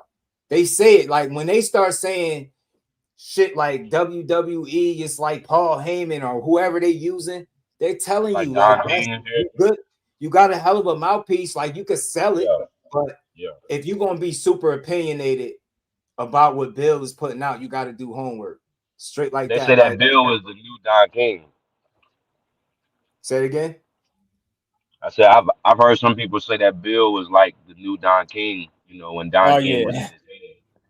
Yeah, but without the money stuff though, Bill ain't getting over on you with no money. I think he making sure you get your bag. I get what you're saying, like with the promoting. Let me put this out there for all the. Let me clarify this right real quick for any Clippers, any Haney, Hanos, Thanos clan channels. I'm not saying Bill is stealing money when I made that comparison. I'm speaking to the greatness. I'm speaking to the greatness behind the one greatness side that I'm speaking to with Don King with our culture, how he supported our culture in the time. That's all I'm speaking to. And then his mouthpiece and how good of a salesman. I get it. You mean I just want to clarify that for other people. Yeah, I mean, I got you. I got you the good parts. He is good for boxing. Like I say, he really understands his audience. He understands his audience the way a artist understands their audience, right? And what they want. And I think he's done a hell of a job overall with getting Devin Haney, with them working together, getting to the point that they're at together. And the fact that he's been able to like rebrand in a sense, right? A pure boxer that's not a knockout guy or a puncher into Debo is fucking hilarious. And it's like, I don't know if it's genius in a way, it's funny. It's like, he got it. I gotta give it to him. When it come to little antics and shit, that shit was fun. I think that's funny. But when it come down to it, I think it could have looked a lot better if they'd have moved a certain way. Like I really thought, Debo, you say you want all the smoke, and I get it, but most of the smoke is with guys that be smaller than you. And when we call that out, they act like that's not the truth. And it's crazy. Shout out to Son of God. I said, blessings, brother. I respect your opinion. You still the #1 boxing show. Look, Son of God's going to always be loved. No difference of opinion is going to ever make me, it's all good. But and you know what's crazy, Judge? Some of this stuff I be feeling like with Bill. You know what's crazy, Judge? I was thinking about. Oh shit, my bad. Oh yeah, my bad. Yeah, I was thinking about some shit. I was thinking about some shit yesterday. I was looking at some Haney clips. I found this video where they had like 31 best punches, by Devin Haney. And it's just highlighting his whole career. And I've always known this, but I really came away from that video and I said, Devin Haney is a good boxer. I said, there's a pathway. Yeah, I'm like, there's a pathway to success that I can see with Keyshawn. I can see him winning Keyshawn. I don't see him like knocking him out and stopping him, but I can see him, putting on a boxing clinic. But it's about, does he believe in himself? And I'm not, I don't know the next man. I don't know what he's feeling, but it's all about, does Haney believe in himself? But from the outside looking in, like when they say the eye test tells me Keyshawn fights like a hybrid Crawford in a way, with the way that he throws his punches. But Devin Haney has a great jab and footwork, and he can box. He can, like, if you look at the Loma fight, for instance, Devin was moving great. He has viper strikes, like punches, sharp punches. He's sharp with as hell. both hands. Yeah, like Devin is good, and he can hit you when he's moving, when he's backing up, and you think he's just retreating. He can catch you with rights and lefts, and like I've watched it. So there's a pathway for Devin to win. So when I speak about Yeah, like so, like when I speak about, and even when you, because I've heard you echo this shit too, or echo this Mm-hmm. before. So I don't want to curse on your platform. Um, No, you good. there's a way that I can see Devin beating Keyshawn, but again, it's just about how much does he believe in himself. You know, Yeah. like every fight is not gonna be a cakewalk. Every. I mean, we just saw Boots and Xander Zayas, and Right. Boots has had a stellar career where he's been stopping people, knocking people out, and in that third Mm-hmm. round. Boots had to go through an ugly time where where the moves wasn't pretty. Everything he was doing, it wasn't so pretty. He had to get ugly. There's a Right. time in boxing where us fighters, we know when we're training and we doing these 1-2s and we working on pad work and we doing this and that. That's cute. But there's a time in a fight where that shit gets ugly and it breaks out Right. into a fight and it ain't boxing.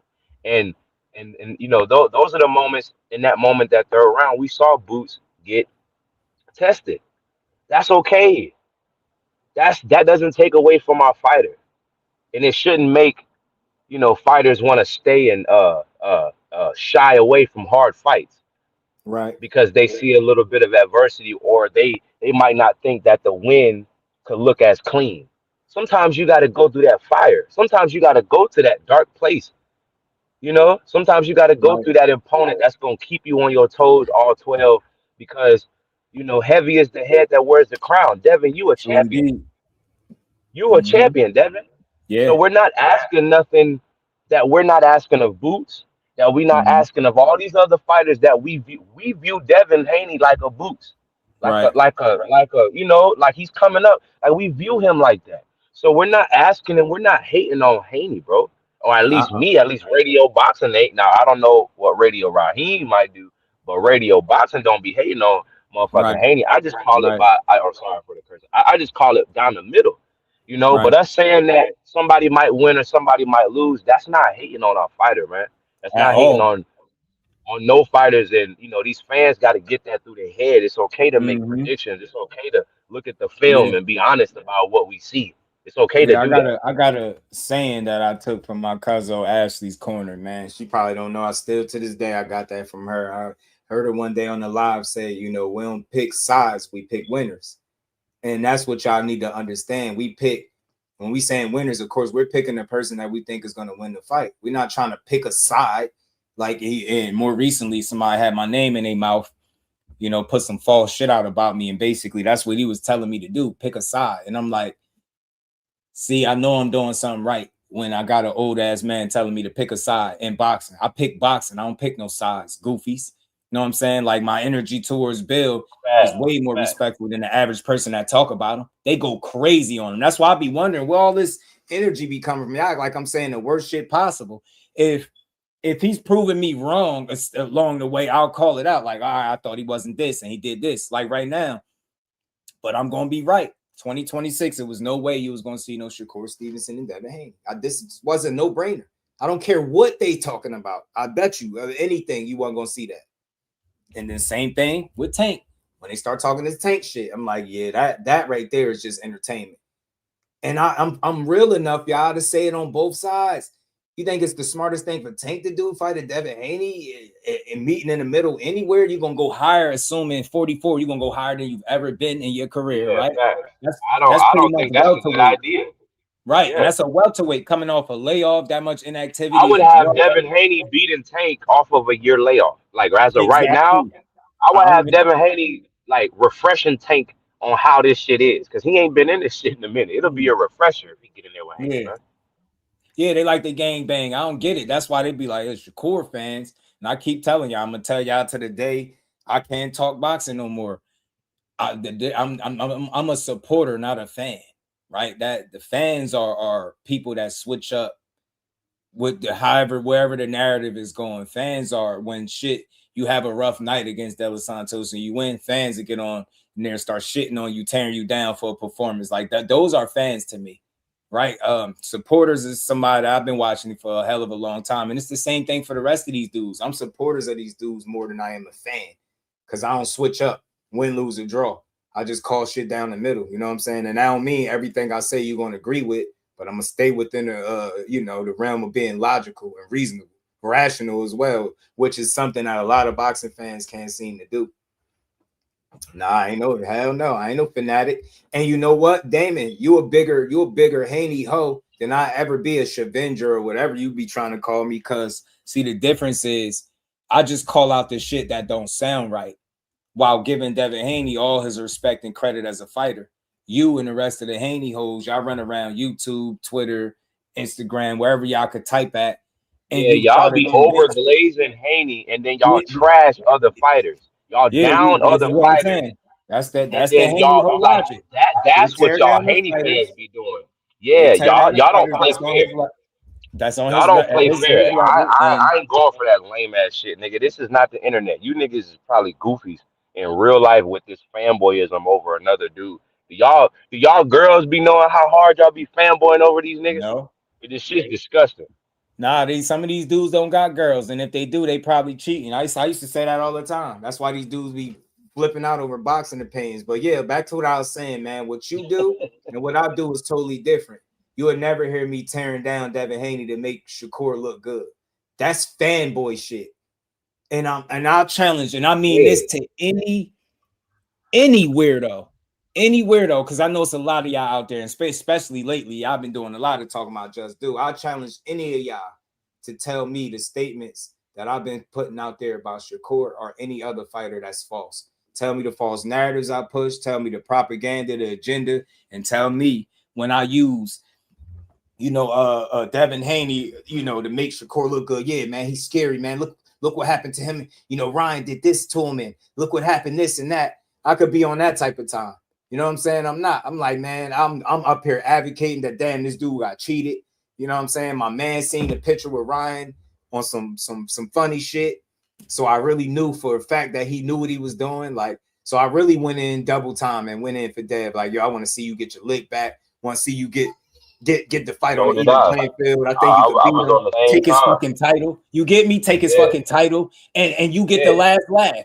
He cheated Facts. you. Yeah. People keep talking about April 20th, but that shit don't Facts. count. It count in their Facts. minds. But I what really still is think seen, if you Haney go out there should and beat Ryan all this and time, take his belt. he waited this long to become a champion. Here come Devin Haney on an even playing field. Go box his ass, take his title, and move on. And take his fucking belt. That's exactly what I've been saying. Listen, A and hater, for the record, Devin Haney wouldn't wish that for him. A hater would yeah, tell you facts. that he's chinny and how he ain't never Yeah. been better. Nah, a hater, that just be being the Nah, truth because nigga. he ain't never been better You than just Corey. heard me sit up here On and no say level. that I think Haney, and see, and that's the thing. Like a motherfucker can try to twist the words, but the recording is there. I just Yeah. gave props to Haney. I never said nothing about this nigga being teeny or anything like that. I Nah. said I think he can outbox Keyshawn for 12. You know what that means, fans? That means that he gonna be taking hits and not going down, and he gonna stick to the game plan. I think that's not being. I think that's the definition of being able to take punches. That So, dude ain't chinny. If he was yeah, chinny, bro. if he was Because he chinny, was he don't fucking keep weight getting drained. up. He don't keep getting up from Ryan touching him. You know what I'm saying? You don't keep Yeah. getting up from that. The You only get what I'm reason saying? why Haney, the only reason why Haney got rocked against Linares, in my opinion, is because that boy was weight drained. Nigga is shrinking down the fight at 135. I mean, The whole fight, he was zipping around Linares. That's one of my favorite Haney fights. The whole fight, he was in that nigga chest, zipping around Linares, and bruh couldn't touch Haney. And then he get yeah, clipped, and then I even think it then, had more so to do with just late in the fight. You kind of fell asleep for a minute, like, and he caught you at the end of a combination. It was just a shot you didn't yeah, see because you've been having success for 9.5, damn near 10 straight rounds when he caught you. he was So smoking them the whole you fight. Yeah, get what I'm saying? You was whooping his yeah, ass. You was boxing his head off, and he land. When fighters like that create those kind of moments, it's similar to what Xander created against Boots. They're just showing you, facts. that they got something in them still too. This is That what they made got them a something in credible them. fighter because Facts, they had the facts, possibility of putting you through these type of moments. Not saying that they're facts. gonna get through it, right? But he always had that possibility, and I was willing to go so far as to say, if you look at it at the time of, I forget how many fights Haney had, but I believe Jorge Linares had more knockouts than Haney had fights. And I'm Yeah, like, bro, you could try to say he ain't a puncher all you want. His resume say something different. Say he could get you. He could knock you out. He had more knockouts than exactly. Haney had fights. I wasn't surprised that a guy, with That that got many knockouts knockouts. above somebody Yeah, with a shot that they don't see. I'm like, y'all be over exaggerating. What's more chink, getting buzzed or getting put flat on your back pockets like Loma did? So I always give that dude credit because I actually like him. I remember him when he was super and that's young. why that fight was one of my favorite fights, just because it was exciting.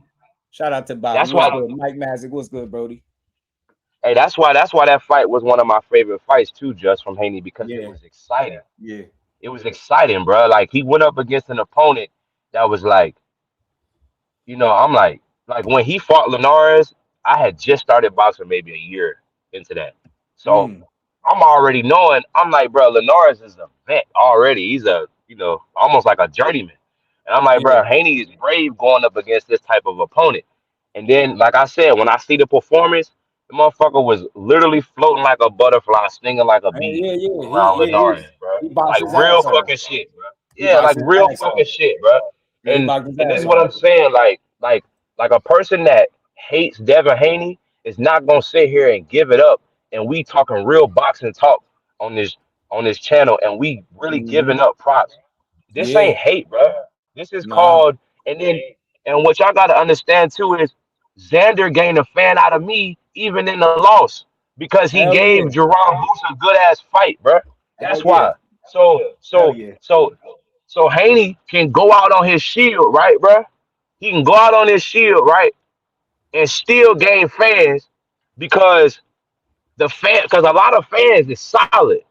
If they see a fighter going out on their shield, they'll rock with that fighter even harder, like versus if they see him trying to whiz out of the fight. Right. The fans fuck with that. Oh, sorry. The fans rock with that, bro. They rock with a boxer showing heart. So yeah, he took more chances before that Ryan fight for sure. Yes, and that's the number one reason why I've been feeling like fights are going to be tougher for him. Not because I don't like him or dissing him. I'm telling y'all from an honest observation. I've seen him go through that cheating shit with Ryan. I seen it. I heard the questions that he had for himself. Y'all seem to forget because it was Austrian involved. He still had a little while to process that before he got that information, and he questioned a lot. Himself, his team. He said he's never been overmatched that way. Yeah. It's a lot. That's a lot more than Osterine talking, fam. When you're saying that, and I'm telling you, I remember y'all saying, he ain't get better since the amateurs, and then y'all downplayed it, and then y'all kind of ran into, some BS. But like I said, I've always rooted for this dude to get it back, man. It's just the way do you know how hard it is to come from that? Like just do you know how hard it is for Haney to come back from some shit like that?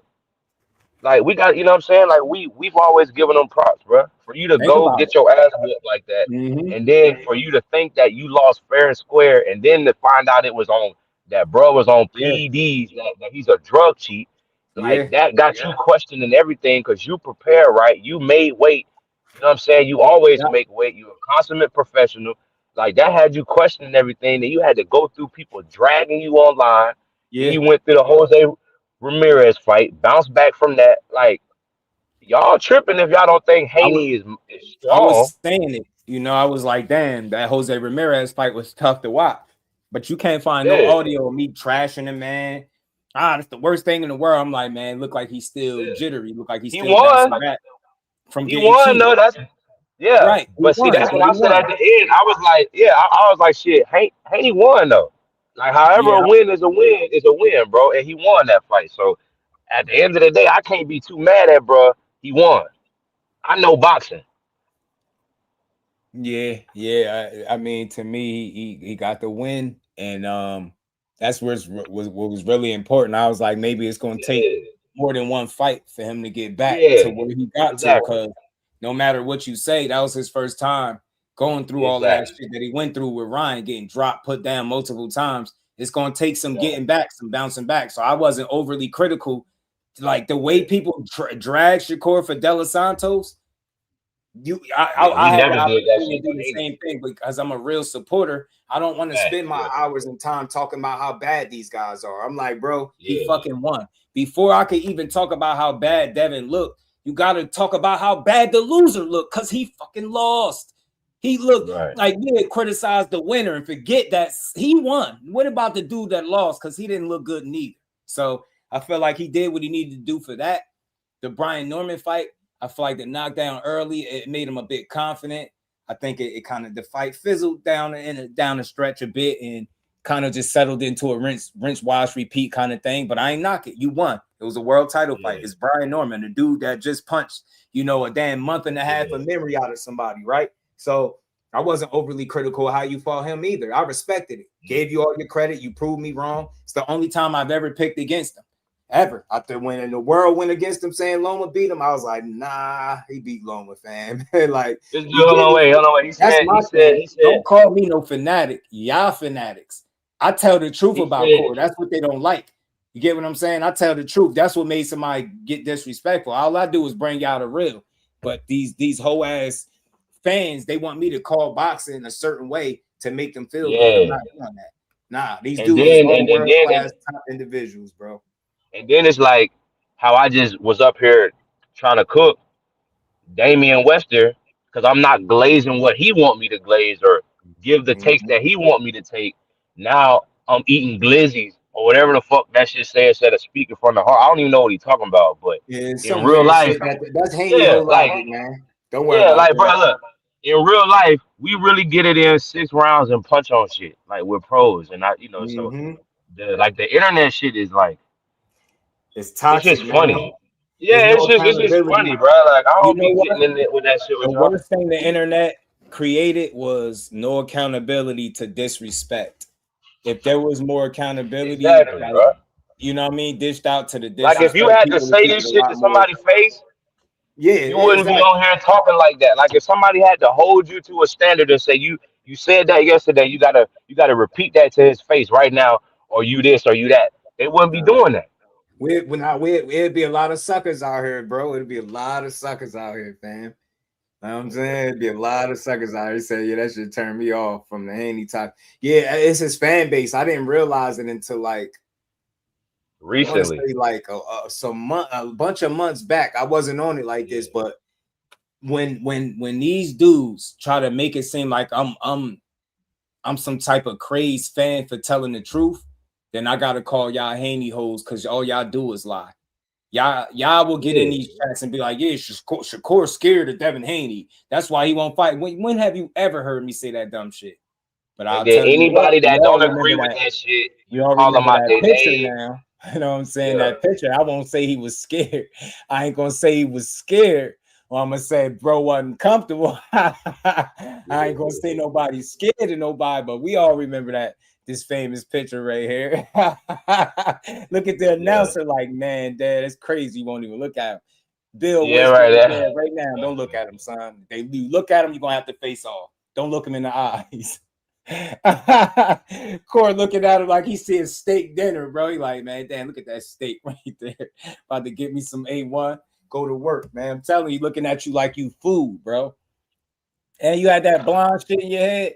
You would have gotten in the ring with Shakur Stevenson, all things real with that blonde shit. Swear to God, he was beating you up. I'm there, everything. I got a hair superstition. You get in the ring with a real one, with that dumbass shit in your head, that fluffy mohawk, loaf of bread head ass dude. He would have beat your ass just for getting in there with that damn peroxide in your head, man.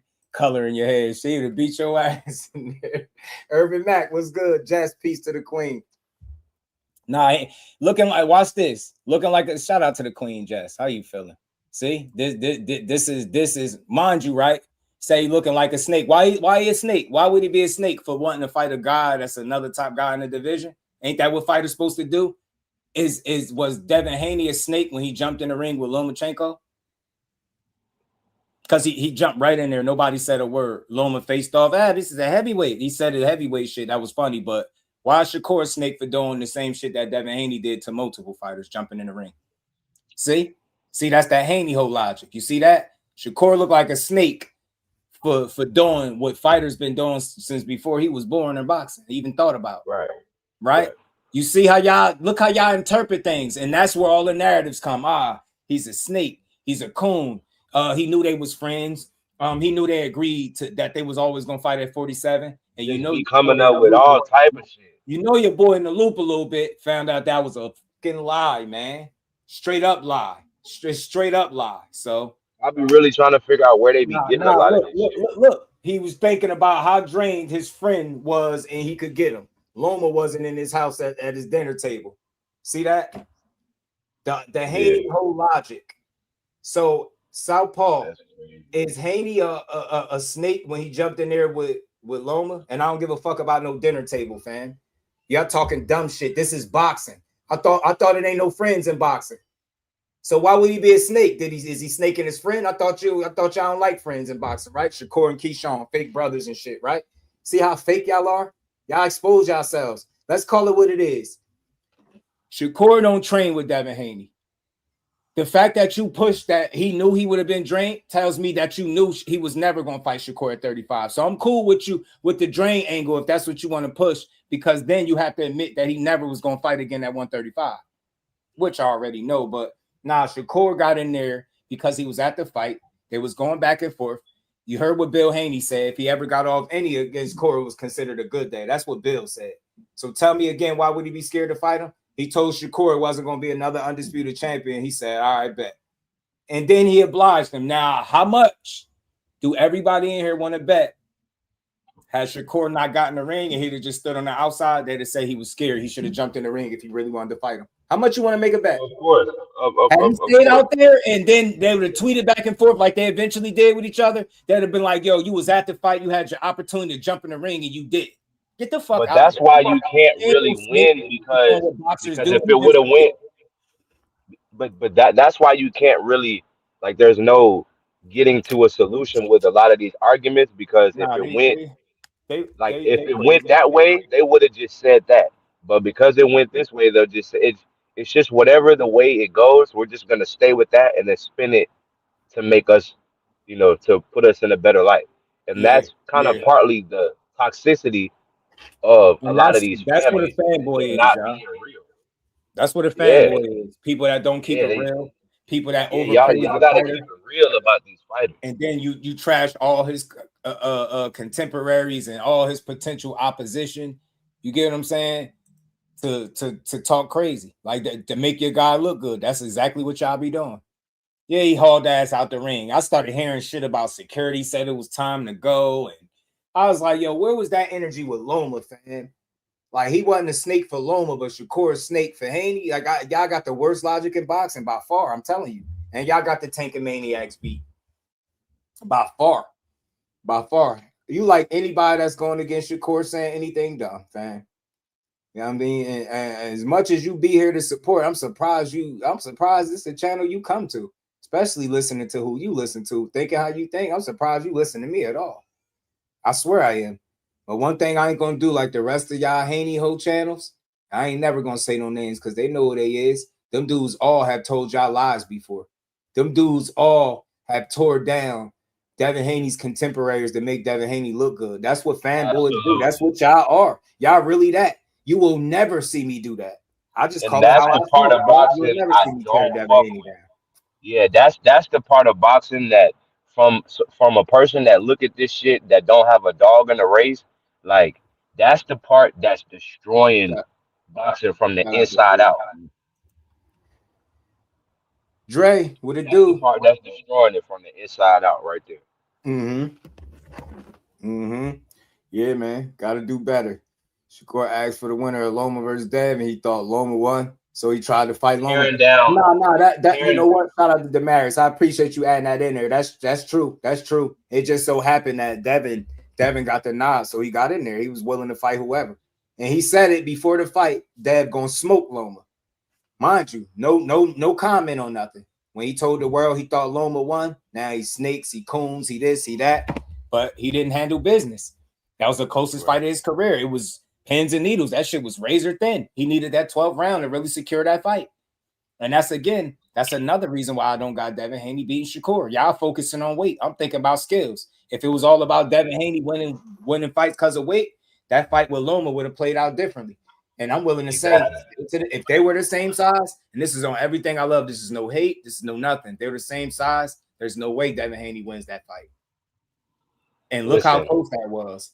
I was gonna say got big. Shakur is not as small as Lomachenko. You won't have the kind of advantages that your fans are wishing, and still, in all, overall, it won't matter because your skill advantages are not, you know, it's not, you're not levels above him, right? For you to be able to just rely on weight and then your skills get you out of it. Nah, y'all still close enough in skill level and talent for that weight to be nullified. That's what I believe. I think it could create moments for yourself, but ultimately, I don't think you're gonna fight the way his fans feel like he's gonna approach a fight with Shakur. Just look at the way they spar. Very respectful. Yeah, you start trying to walk him down, but that shit ain't gonna happen in no fight. I can guarantee you if you do that in a fight, it backfire. I can guarantee you. He's gonna be too smart for that shit. And I know it, man. When your dad is telling the truth on that recording like that, ain't shit a Haney fan could ever say to me, fam. Because the guy that's been training the fighter, raised him up, it says something totally different than what all y'all say. Did you hear anywhere on that tape that Shakur's scared? That's that sucker shit, fam. But y'all been pushing for years that Shakur is scared of y'all. Now he's supposed to want to come to the table and do business. Listen, bro, listen. All y'all do is tarnish people's reputations in order to fight to way different with head. I'm not really trying to make behind the scenes. That shit is nasty Y'all, work, fam. People fight way different with headgear on. That's why when you see these sparring videos and these clips of people walking people down and they're doing these things in sparring, y'all got to understand that the headgear means a lot. No, you a sucker. You a sucker for not acknowledging, fam, that this is boxing. You making it personal. That's not personal shit, fam. It don't matter because he was in his house. So his grandfather trained him early in the game. Yeah, around the time when he was young, when they was talking about the Olympics and he was too young. And also he wasn't good enough to make it to no Olympic team as well. Yeah. Is that sucker shit then? Because before his dad ever trained him for any professional fight, Wally Moses was training him. Yeah, did you know that? Come on, man. Stop making this shit personal. No, that's good competition. That would have been two of the best fighters in the world fighting each other. That's how you should look at it if you're a real fan, not trying to make somebody a snake for wanting to fight. So if Shakur was a snake then what the fuck is Devin Haney and Bill for right now for playing with the man name? Are they snakes for wanting to fight him? Are they snakes for saying he got a contract and lying to the world, saying he signed a fight but didn't sign the bout agreement? Skip past the offer, a term sheet, any of that, and just say, yeah, he got a contract that he won't sign. Are they snakes? It's a two-way street. That's goofy shit, fam. That's Haney logic, Haney whole logic. That's what I call that. Y'all think stupid. This is boxing, fam. They're in the same division. What he was supposed to say, yeah, because I knew you when we was kids. I shouldn't get in the ring with you. We shouldn't fight. And by that logic, more Haney whole logic, Abdullah Mason and Albert Bell shouldn't fight too. They both from Ohio. They definitely shouldn't fight. One's from Toledo, the other one's from Cleveland. Yeah, they shouldn't fight, right? And they spar with each other a lot, much like Shakur and Devin. Do you hear anybody from either camp talking about who's a snake for wanting to fight? No, because that's sucker shit, fam. Because that's fan shit, energy, bro. This is boxing, bro. This ain't personal shit. Devin Haney put out a challenge, said it won't be another undisputed champion. Shakur jumped in the ring like, let's see. And they hightailed it up out of there. And then bluffed the world with 25% of nothing that we found out to this day was 25% of nothing. Fraudulent shit, right? Now you fast forward. Now you need Shakur to make a fight. Now you're not in a position where you can offer nothing stupid. Like I always told y'all, now it's the biggest fight in boxing, man. Y'all frauds, bro. Y'all frauds. The way y'all cover that fight, and when y'all talk about him, makes y'all frauds. It's fake because y'all know that if you beat him, that's going to be the best win on your resume by far. Exactly. That'll be a good win. Too. And Brian Norman, too. Yes, I'm saying it. Just in case y'all don't know. That'd be the best win on his resume. But I'm real enough to say, you know why I build Devin Haney up? Because if they ever fight, I want to give him credit for beating one of the best boxers in the game. I'm totally different from y'all. Me and y'all never be the same. Y'all call people snakes for doing what fighters been doing for years and years. Y'all call people snakes. Then you'll defend the guy that did the same shit against Loma. Sucker shit, Haney whole logic, fam. That's why y'all don't get that's why y'all don't get fights. That's one of the reasons. Y'all dumb asses, man. People be dumb. Bill purse bid Haney. I'm telling you, that's got a ring to it too. That's why they going so hard. I'm telling you, bro. Telling you.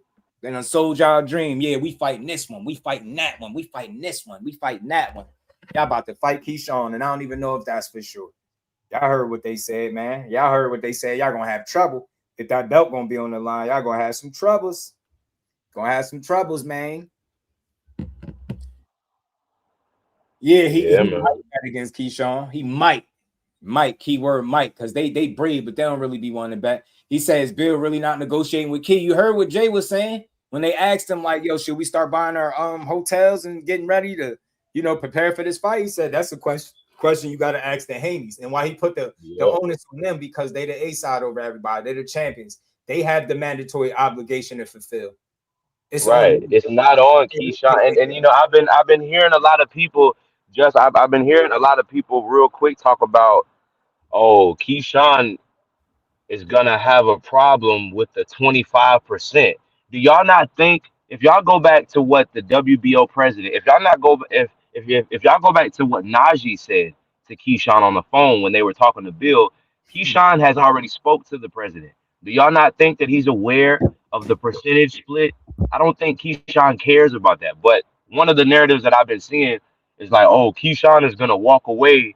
He's gonna duck Devin because he's not doing the 25%. And a lot of Haney channels, we ain't saying on names, a lot of Haney channels today, they're trying to push, like this as of this morning, they're trying to push, oh, Keyshawn isn't going to be happy with the 25%. Y'all don't think he already knew that was going to be his percentage split? He's already talked to the Oliver Olivieri guy before they issued Gustavo, like the notice. Yeah, Gustavo. Yeah. Facts. Y'all, like, you don't think Keyshawn is okay with the percentage, but it's like it's this narrative that they're trying to set up and throw out, and that's what I don't like, because like with every sport, like boxing or like basketball, baseball, like you kind of have this with different teams, but it never really goes this deep. But with boxing, for some reason, it goes so deep with the propaganda and the deception and the back and forth, and it's like, wow, I be tired of that shit. Yeah. He look a more Haney logic. The same 25% he offered before. I swear, yo. Like, there's a difference between being 25% of just being dumb. Right? That's already proven. It was 25% of nothing. Damon, you don't offer percentages and then shop the fight around second. Shakur would be an absolute fool to agree to that, yo. And that's just real shit. It could be any fighter. Any fighter would be a fool to say yeah to that. Bob Arum said it had no substance. And again, why the fuck would you think that's not the same situation? There are two situations the same in boxing. It don't go like that. This is a mandatory situation. He tried to force it to be that way. He tried to lowball Shakur because he didn't want to fight him at 35. That's what I know. Because y'all hoes spent months arguing about how Shakur only wanted to fight him because he knew he was drained, as if they in the gym together. Fuck, they stood next to each other. I remember the video when Devin Haney said he don't get that big. Bullshit. Y'all remember that video with the little kid, with the little boy? Bullshit. Bullshit. Bullshit. I gotta put that clip in here. I gotta go find that. Put that junk back in here. We fight all night. What's good with it, bro? The Haney whole logic is crazy. Tego, my dog. What's good with it, homie? We fight all night. What's popping, bro? Hey, tell you what's popping. Yeah, man. Shout out to the fan, man. Y'all hit that like button. We gonna cook for a few more minutes. We just trying to have a good build to start it off, man. You never gonna agree on that part? No, because you're not being honest, Damon. That's why we're not gonna agree. All right, let me watch this teachable moment on the way. Let's see how real he is. Let's see if he fanboy or if he was popping. Yes, indeed, was popping. Hey, fan, have you ever known Devin Haney? He got 33 fights. That's a lot of fights, yo. Have you ever known for him to offer anybody a percentage, Damon? You don't ask questions. You just think he. So you let me say this. Why the fuck? And I mean this. Why in the fuck is Shakur Stevenson undefeated, only worth 25%? But Lomachenko, with 2 losses, got treated fairly, and he had the same nothing to offer that Shakur had to offer. Make this make sense? Can you please explain this to me?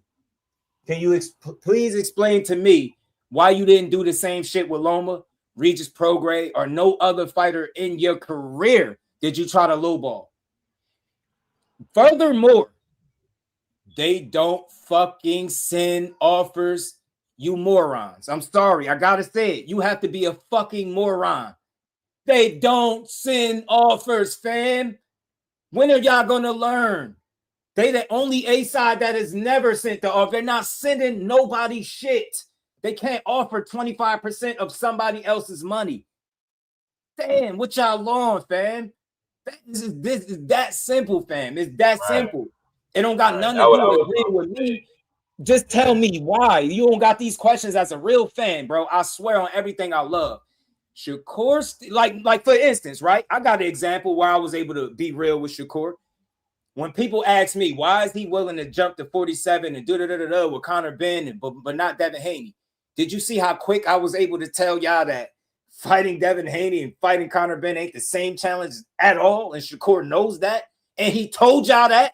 Yo, that's a lick, man. That's a bag, man. And you go fight him in the UK and name in the UK. He had that shit all thought out, right? That's a bag. Of course, you're not going to approach it the same way with Devin Devin Haney. Why? Because that's a totally different fucking challenge, man. And if Devin Haney was not skillful and it was just the weight, Shakur wouldn't. He would approach it the same way he would approach it with Conor Benn, in my opinion. The reason why that approach to making that fight is different because the fucking challenge is different. The competition level is different. The experience. I could even throw pedigree in there when we talking about Conor Benn, right? Leaning on Devin Haney's side, of course. But you get me? I can say that because I'm real. But you, as a fan, you don't ask yourself like, damn, they whole talking point why Shakur deserved 25% is because he had nothing to offer.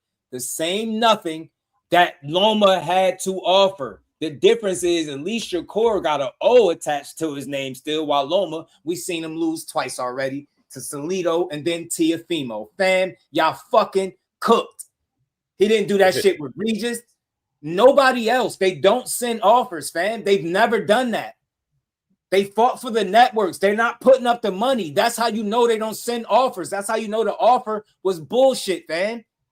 That's real. That's real. That's understanding boxing, bro, and not just being a dummy. Damn, the promoter that the fight would have most likely happened on would have been what? Top Rank. What did Bob say? That shit had no substance to it. That's why, man. Y'all, they don't have the leverage to offer 25% of somebody else's money, fam. They can't even put up their own money. Come on, man. You gotta start using common sense. It's not about agreeing or disagreeing, bro. I promise you. What people are trying to argue, and what people are really trying to argue, bro, is the product. You're basically trying to argue with how Devin Haney fights. Like Devin Haney fights the way that he fights. That's real. Like Devin Haney fights the way that he fights, and that's why he gets the bags that he. If Haney was a knockout artist, I keep saying the same dumb shit, yo. Man, yo. If Haney was a knockout artist, hey Donnell, on one end they saying he was cooked at the weight class. That's why Shakur wanted to fight him. Then on the other end is some money shit. You can't take a fight that was never realistically on the table, fam. Or realistically being negotiated. I ain't even gonna say on the table because I think the opportunity for the fight would have been there if Team Haney was interested in sticking around for another fight at 35. Do I think they were scared of Shakur? Nah, I do think the same way he could offer, the same way you could lowball, right? And not do that to nobody else because you know Shakur more than likely wasn't going to take that. You get what I'm saying? It's the same reason why Shakur would be willing to jump up and do this shit with Conor Benn, but not the same thing with Devin because he realized that two challenges are different. I'm real enough to tell y'all that. I don't give a damn what Core say. I'm being real. Fighting Conor Benn and fighting Devin Haney is much different in my opinion. The two challenges is different and the bag. So it's like, y'all got to stop believing the silliness. And then you ever ask yourself, out of all of these fights, why is the only time you ever seen him move this way was with Shakur? You don't act, them questions don't come to mind just as a fan. Like, damn, he ain't do this shit to Loma. What did Loma have for him? Because Loma literally had nothing. He got treated accordingly, bro. He got treated fair. So remember that shit y'all was just talking about him being a snake and all this shit?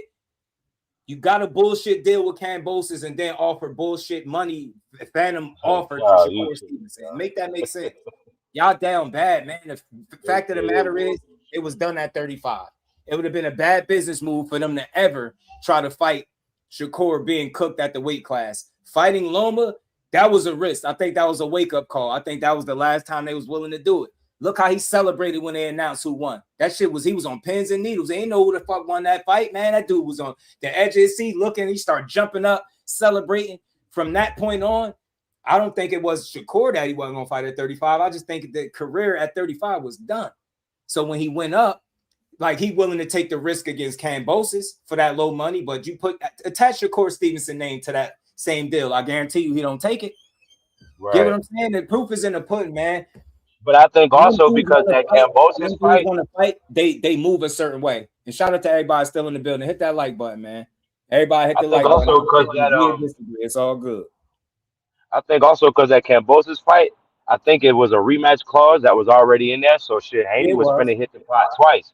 Yeah. So Haney was potentially finna be able to cash out twice. So you can understand what I'm saying. Replace Kambosos in that same deal with that money. Since remember they tried to make it seem like Core should have just took it. If you would have swap Kambosos for Shakur level talent, I'm willing to bet, and this is just my opinion because there's no way to prove it, that he doesn't take that fight. You're not going to take that fight. You will take it for Kambosos because that's a lick. The same shit Shakur was talking about doing with Conor Benn. You did it with Kambosos. Took advantage of an opportunity because Devin Haney and Bill are smart businessmen. That's why after you done cooked yourself twice against Kambosos on the scale, then you was dead on the scale against Loma. Close ass fight. You telling me you're gonna go to the well for a fourth time and it's gonna be Shakur Stevenson, the guy that your dad said if you ever got off any, it was considered a good day? I don't think so, fam. I'm real enough to say that. Devin Haney wasn't scared. He just wasn't stupid. That would have been the dumbest move. That would have been the dumbest move he could have made. And it would have been worse than him choosing to fight Ryan. And why I say that? Because it would have been an even playing field and you would have got your old took and you wouldn't have got it back. That's what I'm telling y'all. Y'all know what that fight would have looked like at that weight class. That's why y'all said it. The only reason y'all puffing y'all chests out right now, because he's sitting, arguably, depending on who you asking, 2 weight classes away, trying to convince the entire world, don't think for a minute. Yes, this little guy is scared of me. We at 47. But the guy that had one fight at 40 and the other fights at 35, he's scared of us. Yeah, we welterweights, but there's lightweight scared of us. And y'all eat it. Y'all take it and run with it. Corny shit. Like, bro, hey, real quick, I'm taking bets. I'm writing names down. We're going to figure this shit out. I'm telling you, that is the day that I really feel like I'm going to either make money or be broke as hell. And I doubt if it's going to be broke. We're going to make some money. I'm telling you, still to this day, fam. I need one of the Haney fan members, Haney hoes, to come up here, click a link, and just break it down to me how he beat Shakur. Fuck all this money and weight talk. I want to hear about these skills that y'all don't talk enough about. I want to hear about this jab that we know ain't more accurate nor better than Shakur. I want to tell, like, when I realize certain shit, I'm like, man, for him to beat him, Shakur got to have an off night. That's my honest opinion. If he goes out there and do what he do in any other fight, perform to his standard, and Devin perform to his standard, it's a competitive fight that Shakur wins. And I think it ain't going to be no question as when the decision is over, because I definitely think it's a decision fight. You know, absolutely. I think they go to this, and I think Shakur get his hand raised. I think he a more efficient, smarter, better boxer. And again, the fact that you're talking about weight and it's not having this punch that separates y'all from each other, I'll bet my money on Shakur. If you're telling me that'll be a good ass fight though. His weight, I think he's gonna beat you. I still think he's gonna beat you. I would love to see that fight though. Like that'll really be some high level shit, because I know that like Devin is gonna get all the way in his bag. You know, for an opponent like that, we probably gonna see some shit that we haven't seen. You know, credit to them in a minute. And I feel like Devin gonna have to make Core get in his bag too. And, like I feel like it's gonna bring the most out or the best out of both of them. So I mean, eventually I feel like we'll get that fight, but as of right now, Devin Haney has obligatory matters as far as with the WBO. That's what, heavy is the head that wears the crown. You have to defend your belt. That's just what the rules are. This ain't nothing picking on nobody. So you know, Haney will have to empty the gas tank to beat Shakur. I'm not saying it'll be one side. It's a great scrap. Yeah, I to me, again, you look, it's gonna be boxer versus boxer. This ain't nothing else to think about. It's boxer versus yeah, boxer. nah, it's gonna be boxer versus boxer. Yeah, hell yeah. Whatever corner Shakur in, that's the better boxer than me. That's what I've seen. I'm not talking about what I like more. I'm talking about what's more efficient. What his fights look. I know Devin Haney could be pretty fucking dominant too. I mean, both of them, when they on their A game, they'll whoop your ass. They'll box your head off. They'll make you look real bad. Yeah. They both have the ability to do that. I just think when it's all said and done, I think Core just better. That's all. And that's just my opinion until they fight. I'm never switching that up. If Devin Haney proved me wrong, the respect I have for him is just going to continue to grow. I already rock with him. He don't even got to beat Keyshawn. He just got to fight him to me. And I'm going to continue to rock with him even more. I'm like, dang, you really went and fought this crazy throwed-off dude from Norfolk. You ain't know what to expect with him, but you went there and got in there with him. Respect. You get what I'm saying? Yeah. You fight Core, respect. You fight Tank Davis, win, lose, and draw. Respect. Absolutely. You fight Boots Ennis, Respect. win, lose, and draw. Respect. Absolutely. You know what I'm saying? Absolutely. That's how I rock. That's what I was saying earlier. You will still gain a fan from somebody even if you don't win.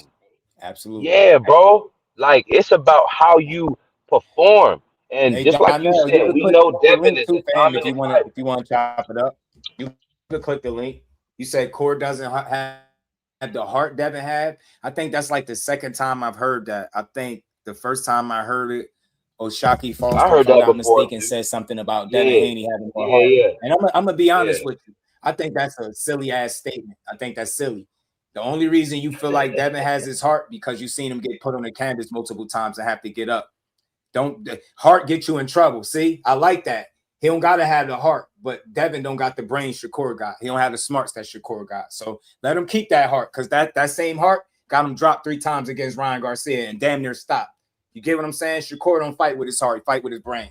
Next, that's why y'all gonna lose to him, because y'all be focusing on shit that really ain't gonna determine a winner or loss for them. Heart ain't gonna matter at all. So let him have more heart. But the only example you got to go off with that is him getting dropped by Ryan and getting up. That's it, multiple times. Yeah, he got a ton of heart, but he wasn't smart with the way he approached that fight. And I'm gonna keep standing on that. I know my brother Ann McQueen, like, man, he fight like that all the time. But I know Trail Bill said that game plan was what the fans wanted. So to me, that was an admission that we didn't do exactly what we should have, even if it was close to what we normally do.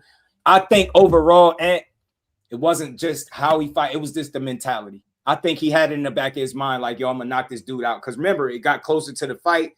They started quoting Ivan Drago. If he dies, he dies. I was like, yeah, they really think they could knock this dude out? Yeah, they was doing a lot. They was doing a lot, bro. And that's why it was hard for them. Here with him, and he had to learn that no, that wasn't a good idea. Yeah, it was, and I think that was the hardest thing. And I wish that the fan base would have learned from that moment, because this is what happens. Like, y'all, they have downed and trashed and stepped on certain fighters with little slick comments. I mean, we can go digging and find these things. This is not a lie, but it's like, besides all that, when you look at everything in totality, it doesn't look good. And then what's up? They talking about that heart shit. That just shit just is funny, right? Because an example of smarts is Devin fought Ryan, Shakur fought Zepeda. The argument for Devin is he fought the wrong fight. That's what the majority of the people feel that way, right? He fought the wrong fight. Yeah. Shakur, he fought Ryan's fight or the wrong fight, whichever one you want to go with. Shakur fought Zepeda fight. Do you see how both fights played out? Yeah. Like he was able to put himself in what would be considered harm's way or fight in a way that wouldn't be in his best interest. But he was able to calculate that and work through it and win despite him not, because I watched all the 24 fights before that. I knew for a fact he was about to get out here and box with this dude. Fighting spots, I thought he would have to mix it up, but I never anticipated him sitting on the ropes or being right in front. I did not think he was going to do that, and he did it. And then you see the difference. At a certain point, you get to probably about round 5, and you already know who won the fight. Unless you lying to yourself. Unless you lying about round 5, fucking cook. No, you already knew what happened. Yeah. Ant McQueen, where you go, my guy? Shout out to the professor, man. Who won't fight the biggest duck? he the biggest duck. Shit, man, it's tough, man. It's tough, man. What I know for a fact, not only based on what I know, like the information I get, behind the scenes, but I've heard people speak out about it publicly, like the guys that promote him, make his fights. One thing they said the same thing about Keyshawn. I heard Brad Goodman saying the same thing about Keyshawn. He don't turn down fights. Hear the same thing about Shakur. You've never heard. I don't think nobody really realistically pushed the duck narrative till he got to 35. I think that's when they ramped it up. 26, they was trying to say he ducked like Josh Warrington or Gary Russell Jr. when we kind of know that's silly. PBC wasn't looking to necessarily line themselves with top rank again. You know what I'm saying? Especially with that particular matchup, I just didn't see it. He ran from Santos. Shit, bro. Yeah, man. Y'all watch boxing. Y'all watch boxing totally different than me, bro. He ran from Santos in a boxing ring, right? So what did De Los Santos do? And you talking about this same De Los Santos that just got knocked out in 3 rounds in a rematch? He beat him, fam. You know he had a hurt hand. Let me tell you some real shit, Donnell. He shouldn't have been in there that night. Like real, I'm talking like some real shit. He shouldn't have been in there, bro. The dude spent the last week of sparring throwing up and fighting through it. He shouldn't have been in there. And then on top of that, he had more than just one injury. He shouldn't have did it. He shouldn't have even been in there. But I didn't even know that. That same I didn't even know that. Talking about didn't do shit but survived Shakur Stevenson. You know what I'm saying? He might have been a track star, but what did De Los Santos do? You know what I'm saying? What did De Los Santos do? What you talking about, Shower? Because I said he got knocked out. Because they be overpraising this guy, man. They be overpraising him, and I'm tired of hearing it. Like, I don't think you had to run from a guy, but I just think he shouldn't have been in there. And he was definitely uncomfortable, and he beat him with one hand. You see how none of that is in your assessment? You'll just say he ran from him. Not that he won, not that De Los Santos lost, not that De Los Santos noticed. With Boots, he don't know how to cut the ring. He got to learn how to cut the ring off. With Shakur, it's not that. It's Shakur ran. What happened to cutting the ring off?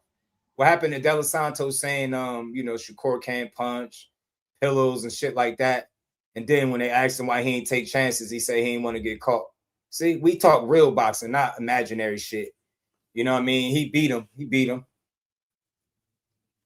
Nah, I'm just being real though. Tell me if I'm being real. This same De Los Santos that he's bragging for is the same guy that just got sparked like in 3 rounds in a rematch. That people said he wasn't gonna lose. That's my point I'm making. Let me be very clear. It's not a slight to De Los Santos, but it's just the truth. You know what I'm saying? I don't think I was being toxic saying that. It's true. Like he got knocked out. That same De Los Santos, that's the guy that you saying Shakur ran from, right? You mean the guy that he only ended up fighting because guys like Frank Martin needed a little more oomph and everybody else was making excuses for not fighting him? That De Los Santos, yeah, he got in there half of what he was and beat him, man. I'm going to always respect that win because I knew he shouldn't have been in there. And credit to De Los Santos for not getting ran out the ring, but I've never seen somebody get praised. I've never seen somebody get praised for losing a fight. Ever. Like I've never, not like that. Not like that. Yeah, Shakur, he ran from him. De Los Santos should have chased him. He got 2 De Los Santos pissed me off, bro. De Los Santos told all that stuff about the power, how Shakur ain't got none. He was about to do whoop-de-whoop-whoop. I'm like, okay, De Los Santos about to show up like he did versus Joseph Adorno. Like, he going to step to him and let him fly. Cherry pick. Hey, sorry, cherry pick, man. Let us know. He fought Tio in his last fight, moving up to 140. He fought the most established champion there. That's considered a top guy. He was unified at the weight class before that. Some guys, they move up and they fight Regis Progress. Shakur moved up and fought Tio. Like, I'm just messing with the Haney fans, man. Just messing with the Haney fans. I always respect that win because that shit was one of the best wins that I seen from Haney. He was just too fucking dominant. He was laser strong. That was one of Haney. That was probably Haney's best was wild. Yeah, that was dialed in. He knew Regis couldn't fuck with him. He knew it. Oh, he beat his ass. he was kicking. Like I think that Devin Haney right there. I think that Devin Haney that fought Regis will give Shakur and Tank problems. Am I wrong on that or no? It's not that you wrong. I just think you got to consider even being that guy.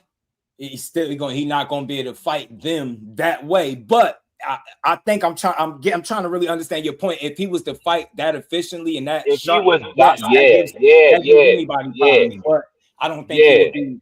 I don't think he would take the same chances he took against Regis with Tank. Shakur, I think after a couple rounds, he'll be forced to take more chances, and I think the fight will get interesting because Devin Haney, I do think he would try to impose his size, or you know what I'm saying? I can see that. I can see, because I think he ain't gonna have no choice. I think if you just sit back and box with Shakur, you have a really, really good chance at losing the fight.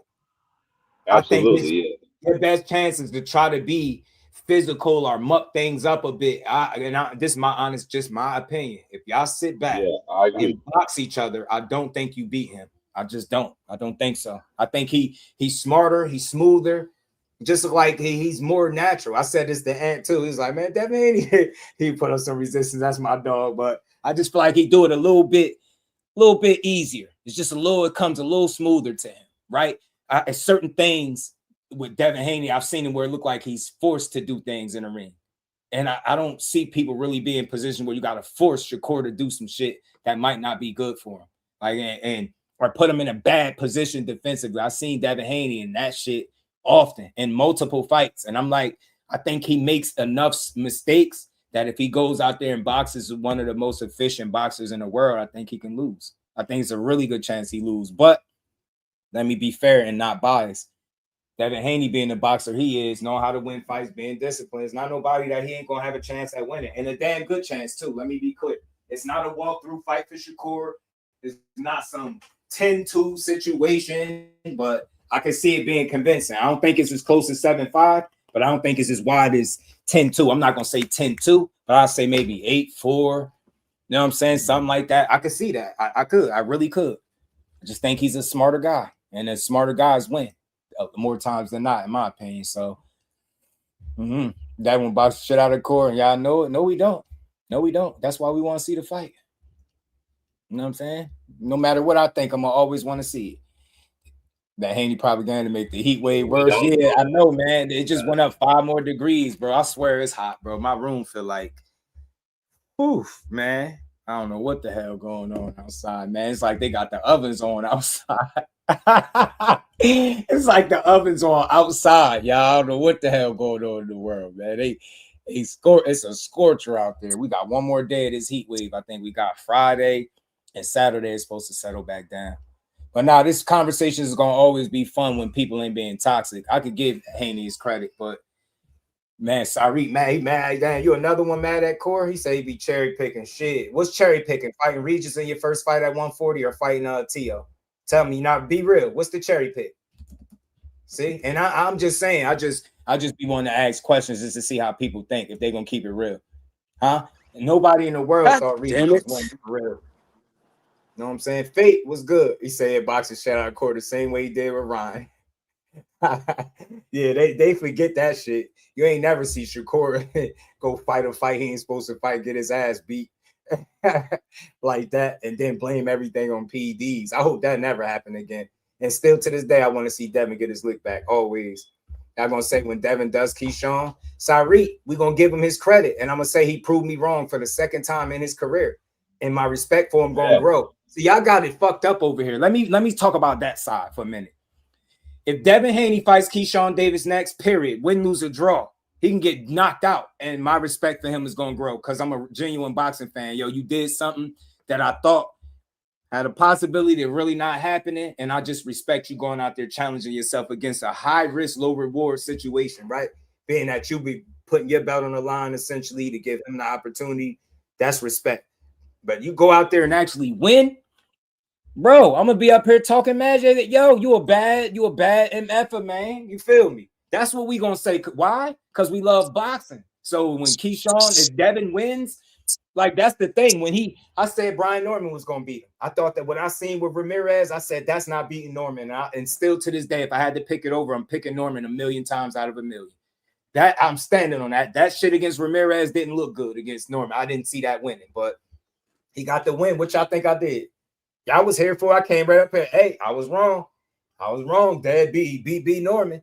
He beat him. I gave him his credit. No slight, no slander to Brian Norman, but I gave Devin all his credit because that's what real boxing fans do. Y'all make this a personal thing. This ain't the streets. This is not gang banging, right? No matter me being from Jersey, bro. When I tell you we're gonna beat somebody, it has nothing to do with like picking sides. He's the better boxer, and I ain't gotta keep saying it. Y'all gonna keep seeing it, right? Y'all gonna keep seeing it. I ain't gotta keep saying it because he's gonna keep showing it. Watch, telling you. They take it too personal. I heard people saying how that fight with him and Teal was gonna be competitive. I heard how people said how Teal was more explosive, more athletic. And then when he beat him, I heard the excuses after that. Where all that athleticism, the explosiveness, and all that shit went down the drain, and y'all moved on to y'all next set of narratives. The fact of the matter is, since I opened my mouth about Shakur Stevenson, I have been right way more times than I've been wrong. It's not even close. It's not even close. So I expect to hear some resistance when I'm up here lying for this dude. But until you hear me do that, I ain't trying to hear it. He been cooking these guys, bro. Dude, a championship level dude landed 15%. 15 fucking percent in a 12-round fight. I don't want to hear that shit. I don't want to hear shit. The dude before that landed 27 and threw almost 1,000 punches. You don't see shit like that, man. That shit's special, bro. That shit is special. It's straight like that. That shit he doing is special. Yes, KB, my resistance in the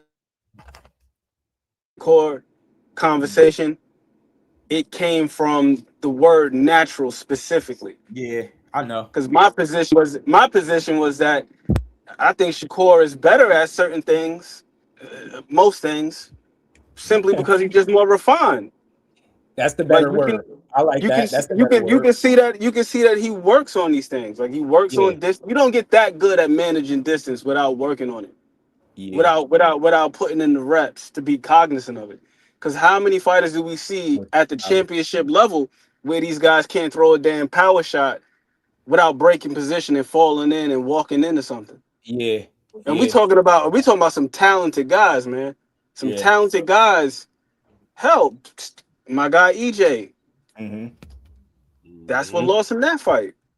Overextending, falling in. It happens. Falling in his shots. Hell yeah. You right. Yeah, but it's Brian Norman Jr. We seen him revert back to what he was doing versus Quentin Randall, smothering his work. Like he beat himself, and I mean this is no disrespect to Devin Haney, but Devin Haney did with what he was supposed to do with what was presented to him that night. I felt like Brian Norman was just a little just too anxious, not putting the right punches together. Like you got a guy slipping damn near exclusively to his right.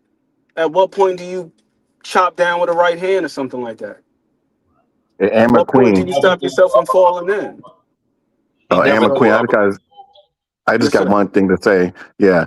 So you said naturally, I would say Shakur's naturally smarter than every single boxer besides Usyk. The only reason why Usyk is because Usyk got more years on him. But yeah, he's naturally smarter than everybody else in boxing. And I think that's the reason why he can do the way he thinks he can do and pick it up quickly. The distance control. He's been doing that ever since he was a kid. And I mean, of course, he has to work on it. But at the same time, oh damn dog, you see somebody on the side. Reason why he's good at it. Let me get back. This dog is driving me crazy. Yeah, but it's very difficult for me to say like what is and what isn't natural. There's certain things that are natural, like speed, for example. Right, like you see that. But like when you're talking about like the finer points, when it comes to, for one, positioning, balance, punch selection, being able to vary between guards, transitioning between offense and defense and offense, utilizing physical controls and different mechanisms, things of that sort. Like that's all stuff that you got to work on. Doesn't matter how talented you are. All that stuff requires reps. And then Shakur Stevenson, right after that damn fight that he had with Arda, when people was criticizing him, he couldn't finish. What the hell did he do? He went back in the lab. Bud was working on him with walking down, using the jab, doing small things like making sure he got his got the opposite hand up when he's throwing his left hand. Right. Just small things. It's crazy that y'all think Shakur won't be able to do certain stuff against Devin. And I hate to look at it because it's almost like a casual approach with it, but it's like Ryan, who's not nearly the talent I think that Shakur is, although he got them physical gifts and he's talented, you can't deny it. But I just don't think he's the talent, or he don't have the discipline and the focus that a Shakur got. That guy is not a fighter that he can fight, that he's not gonna have success against. Nobody in boxing is gonna convince me of that, because it's so much shit that he do right. And that one thing that people always highlight that he do well, controlling distance and range. That's the difference between getting caught with left hooks and getting out of the way of them bitches. Exactly. You know what I'm saying? Straight like that. It's going to be a good fight. Let me be clear. If competitive, Devin ain't laying down for nobody. That dude could box his ass off, and I mean it. He's one of the best in the game. I tell y'all that all the time. But when we talk about just pick that shit up over we'll do that shit better than Core. And I'm just sorry. I ain't sorry. I'm just go look at the numbers. You could try to make you're not gonna be able to pick up. And you're not gonna be able to master like distance management like that in one camp. It's just not gonna happen like that. Like Core, just like the other brother just said, salute to you, bro. Like Core been doing this shit for years. Yeah, Core been doing this shit for years. Like his fighting style, the way he's been controlling distance, he's been training like that for years. He's been refining his style like that for years. And there's no slight to Devin whatsoever. Devin is like, as Floyd Mayweather would say, he's a hell of a fighter. Like he really is. You heard when I look at the two of them fight, man, it's just small things that separate them. It's not the stuff that's going to jump off the screen, bro. It's the small I mean, McQueen, I have to disagree with you. There's some things that do jump off the screen. Oh, my fault. There's things that do jump off the screen, and I think it's like I said, the intelligence, just the way things Shakur just know things are coming, the way he just I Devin don't see those things coming at all. Shout out to Mike Kirkland. What's good, bro? Yeah, but the thing with Core though is Core is not just relying on his reflexes. If you watch, oftentimes, like you see a lot of fighters extend their lead hand and they'll measure, right? Right. But oftentimes you won't see them control the other fighter's hand. You do got a few, like you got like David Benavidez. Trying to think of somebody else who's really good with that. Like with just like posting. Bud was really good with that. Crawford. I was gonna say Crawford. Yeah, Bud's really good at that. Bud's really good at that. Like but look at Shakur, who he's learning from. I mean, look, Ward and Crawford. That's why he was Olympian. This is stuff that Ward was Olympian. These are people he's learning from. And it's like, I don't understand why people dismiss the Olympics. I still don't understand that shit. But I mean, you know why? Because their favorite fighter was too young to make it. I'm gonna just leave. I don't understand that shit. But I'm gonna tell you what the coaches were saying, but I'm gonna just say he was too young. So they very dismissive of that, but they respect the Mexico run. I be trying to make sense to y'all, bro. You got guys that everybody's path is different. That's why I respect them all. But I feel like when your fight's being televised from your first fight all the way through your career, like every fight is on TV. I think that says plenty about you. They expect a lot from you. Yeah. And it's clear that the light been shining bright. I mean, just look at Keyshawn, 15 fucking fights. Talking about fighting a 3-division champion, a former undisputed guy. Let the record sink in, bro. You don't get yourself in that position if you some shit. You just don't.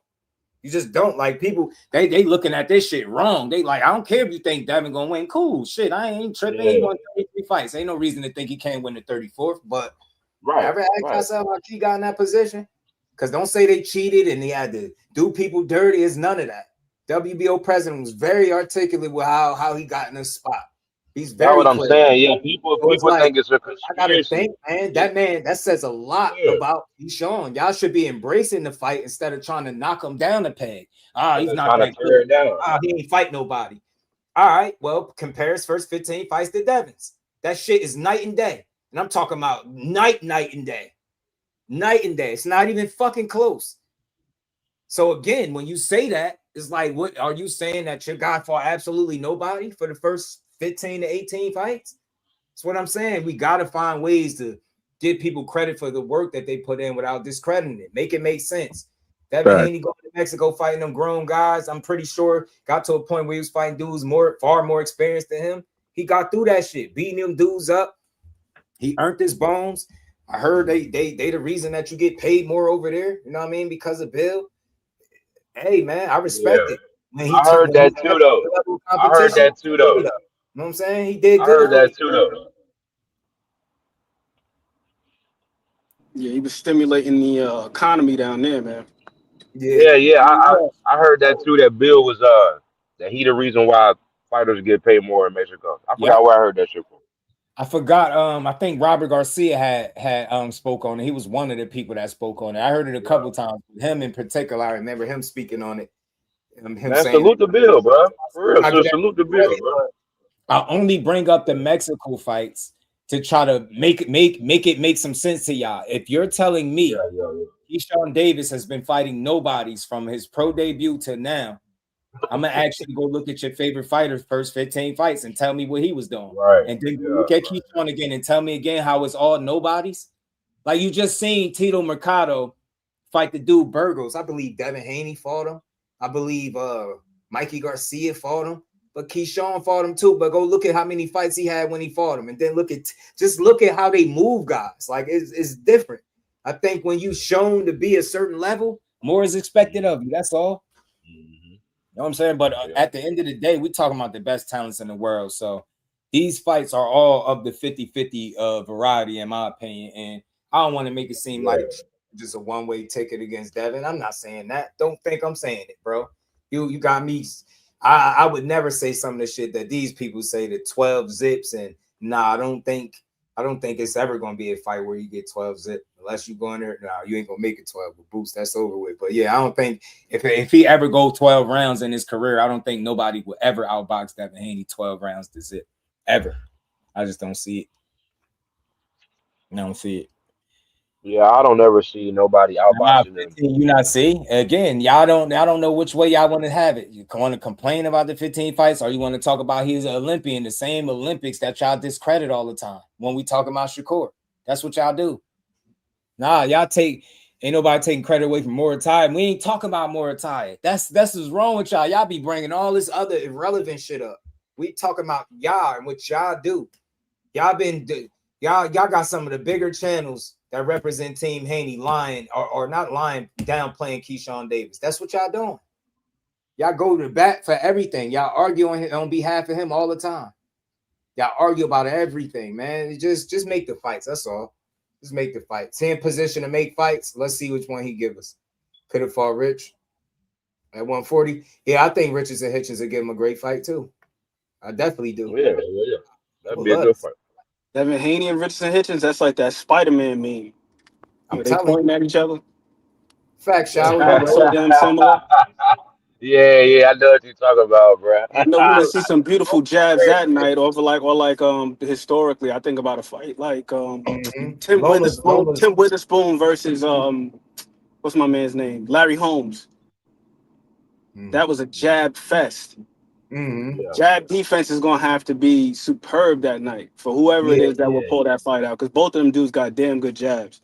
Yeah, he said once you turn pro, good right hand. Y'all see how Devin Haney like to bring that 1-2 around. Loma is the exception, bro. Like he's one of the rare people. He told one of his signing on was them getting him a title real early in the game. That's what Loma wanted to do. You know what I'm saying? That's when they provided it for him. You know what I'm saying? And rightfully so. I get it. But nah, once you turn pro, Loma is really a rare breed. Think about it. 396-1. They say his amateur record is. That's one person. That's crazy. That's crazy, bro. It's a reason why he's a 2 and 3 division. You know how many styles? 2 and 3 division champion. I was just thinking about that, bro. Yeah, do you know how many styles you are gonna have to have seen after 300 plus amateur fights? This is not just like this is top because after a while you start moving up in the amateur ranks and you start fighting top amateurs from around the country. So you can't just stay fighting a whole bunch of like nobodies. They start moving you up in these ranks when you start participating in these events. So now you're fighting in all these other countries. You know how many are all over the country? That's styles. Gotta think all them fights, all those fights, bro. He had to be in a rush. He turned pro at 26. 26. He was late, That's but insane. he had all the experience you could need. Like That's you get me? crazy. So to a degree, I understand why he hit the ground running. The man had 2 gold medals. How many people can say that with that kind of record?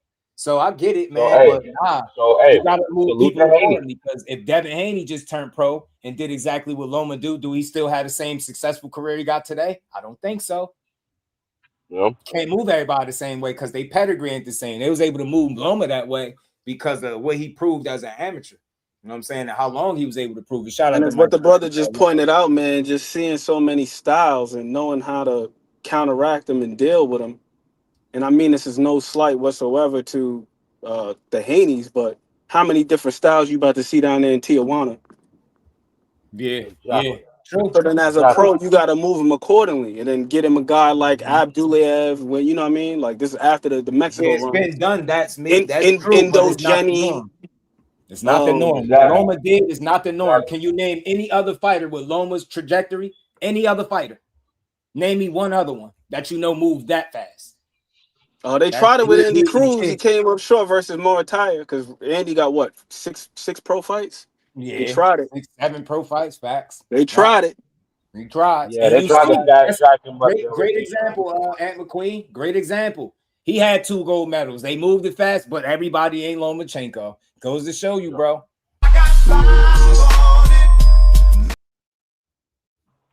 And even Loma came up short the first time in his first title attempt. Remember against Orlando Salido.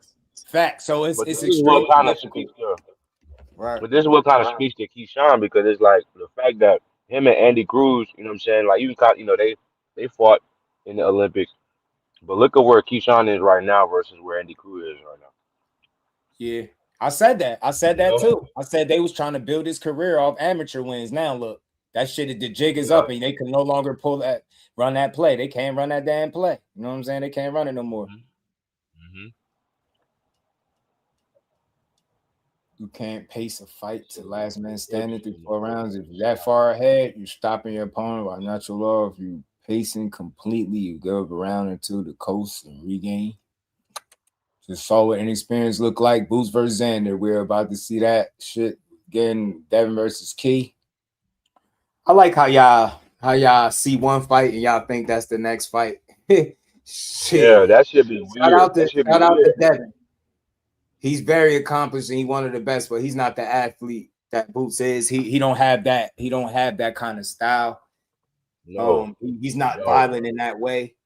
He's gonna box Keyshawn Davis. He's not gonna fight him. That's the way he's not taking them type of shots. He's not taking them type of shots on the chin like that either. Yeah, and but you're not when gonna you're ready see is a it's tough. Everybody not ready at the same time. You know what I'm saying? And people take chances based on thinking they ready, right? Xander fought Boots feeling like he was ready, right? Because played out. You know what I'm saying? But that's not gonna be how Boots, how Keyshawn and Dev play out, in my opinion. I don't think so. I can't look at what Boots do and ever picture that Devin Haney fight looking anything like it, just because of how they fight stylistically. Like I don't. Yeah, maybe I'm don't even fight to the statement that you made. It's gonna look just like this. Nah, no, it ain't. Nah, it's not. It's not gonna look like that at all. It's not. I don't know who said that, but it's not gonna look like that at all. Yeah, I just don't. Maybe I'm seeing it wrong. Maybe I rate Keyshawn. Haney and Boots don't even fight the same way. Yeah, they don't. Maybe I'm rating Key too high. They don't even fight the same. We'll see. Yeah. We'll find out though. I don't think I am though, because it's a lot of people that say the same thing. It's just like, shit, why would he be in this position with this many fights? Why would he be on the list before he had 15 fights? Like, it had to be a reason. Devin must have thought he was good or something, right? Like, never mind. Fuck what I think. Why did he end up on a list of 10 names out of all the people he could have picked? He could have used that slot for an actual welterweight. Yo, y'all be Sarit, you gotta stop listening to them channels, fam. You starting to sound just like one of them. Why Shakur won't fight Oshaki Foster? Superb duck artist. Man, yo, I ain't never take you to be no casual, but you damn sure sound like one today, man. He's supposed to fight Oshaki because Oshaki got out the ring and fought a 30-pounder in Ray Ford. So you think the business is lining up and gearing up for Shakur Stevenson or Oshaki Foster fight? Question, Sarit, what platform they fighting on, fam? and what weight they fighting at. Because Shaka 30 pounders, Shakur last fight was at 40. And again, how do you duck somebody without being in the same weight class with no paperwork, no nothing, right? No offers being sent, nobody getting on the phone talking to each other. Just we out here just throwing duck tags around. So far, Shakur ducked Devin, Oshaki Foster, Raymond Morataya, Albert Bell, Josh Warrington, Tank Davis. That's 6. I know I'm missing something. He won't fight Keyshawn. You could throw him in there too. Scared of him. See what I'm saying? BJ, what's good, homie? Go fight Javier too, Shakur. I remember somebody was saying that to me. Go fight. He needs to fight Javier Herrera. I asked the person, have you ever seen Javier Herrera fight? That individual said no. And I just was mind blown because I'm like, well, what is it that you vouching for? Why are you asking him to fight a guy that you've never seen fight? This shit was crazy to me because of how many knockouts he had. I was like, yeah, y'all some fucking casuals, man. He called him out while wearing his shiesty, KB. That's why, because he looked intimidating with his shiesty on. Yeah. I forgot. Yeah, he was calling him out. Hey, Shakur. With his ex Tentacion looking ass. He had his little shiesty on. That's what he looked like too. Running Triple X, man. Man, yeah. They said that's why Frank killed that. Yeah, Javier ain't ready. Hell no. You seen him have life and death with what is it? Ricardo Nunez. He stopped him, but he got all cut. He was getting touched up. Tank beat the hell out that dude. And I'm like, yo, he ain't on that level, man. Y'all got to stop watching fights from a casual standpoint. Y'all see knockouts, and do y'all notice Shakur been being in front of guys that got knockouts, more knockouts than they got decisions, or most of their wins is by knockout, and that shit don't mean nothing. Just go look at the resume. It's not they going. He already told you if your best shot is your best chance of winning the fight is landing the shot, you already fucking lost. And that's what dudes be thinking. Yeah, I'm gonna go out there and just land that one. All right, you're gonna be looking for that shit too. Don't be mad. I don't want to hear he ran when he boxed circles around your ass. And you see how quick the running narrative died. So they backtracked to De Los Santos and they ignore the Padleys, the Zepeda fight, the Teo fight, all in the pocket. We don't give a fuck about one off night, bro. Everybody, the best of them have an off night. The best. But how many of them have their worst night in boxing and still win? I bet you a lot of y'all can't say that. You see your fighter had the worst night of his life, you was ready to shit yourself. Y'all was ready to die, boy. Y'all was panicking, boy. That shit was like somebody died, boy. Them YouTube. And let me tell you something, bro. The next day, April 21st. Wasn't it April 21st? Yeah, them April 21st streams was diabolical, fam. Y'all was up there sad as shit. Y'all was like making excuses out, man. He fought the wrong fight, man. He let the fans get into his head. Y'all was down bad. That shit was a funny time, bro. Just that one day where y'all thought the shit was real until the test results, boy, y'all was sick, man. Y'all was sick as hell. He been avoided more. Your dad got a couple more knockouts, though. Dad got 15. Core got 11. People talking about Antoine. See, the thing is, bro, look, whenever like Deontay Wilder had his fall, I seen a lot of people abandon Wilder. You know what I'm saying? And see, like, when that shit happened with Haney, whenever that shit happened with Haney, I started seeing a lot of people that had these real crazy takes. They was like real either silent or they were real somber on that day. And it was the Deontay Wilder, like LDBC fall all over again. Think about it. You still talking about De Los Santos. If you was bored with De Los Santos, you had to be bored with Ramirez. I'm going to be honest with you. The only fight where I actually almost fell asleep on with Devins, and I think it's because I was listening to him too much instead of like going off of what I know. He kept talking about how he was going to beat Gamboa better than Tank, better than Tank. And every time people do that, their performance never be better than Tank. I've never seen nobody say it and actually do it to this day. Still, Boots did it, and he had one of the roughest nights of his life. But yeah, I don't. That shit sound good, but shit, I was about to fall asleep for the Gamboa fight. That's the only time. Maybe Ramirez was, it was a get back fight, but he was 100. Well, shit, was he 100%? I don't know if to say is 100% against Ramirez. Maybe that was his excuse. So think about something, fam. Y'all continue to talk about a fight where, if we being honest, like on some boxing shit, he should have just pulled out the fight.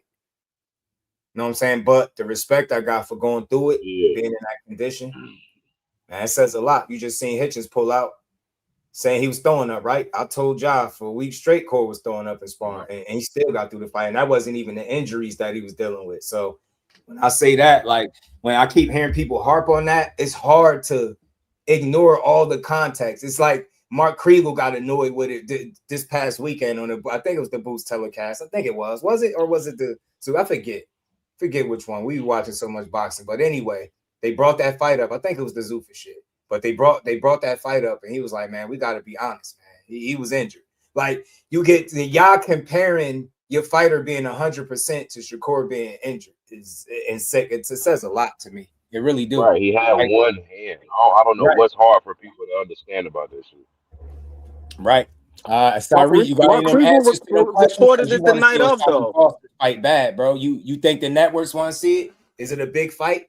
People get called out all the time, fam. People get called out all the time. Is it gonna make business sense? That's my fear for that fight. It's only a big fight for Shaq. It's not a big fight for Shakur or a big fight for boxing at all. That's my worry. And why I say that, because I know that where Shakur operating at is more business than anything. If it was him moving through the ranks, then maybe it'd be a situation. And the fact that Shaq is not in his weight class currently, I think it's gonna be some shit to get that fight. And he already said he shook hands with Navarrete and they agreed to fight. So tell me again how Shakur's supposed to do something.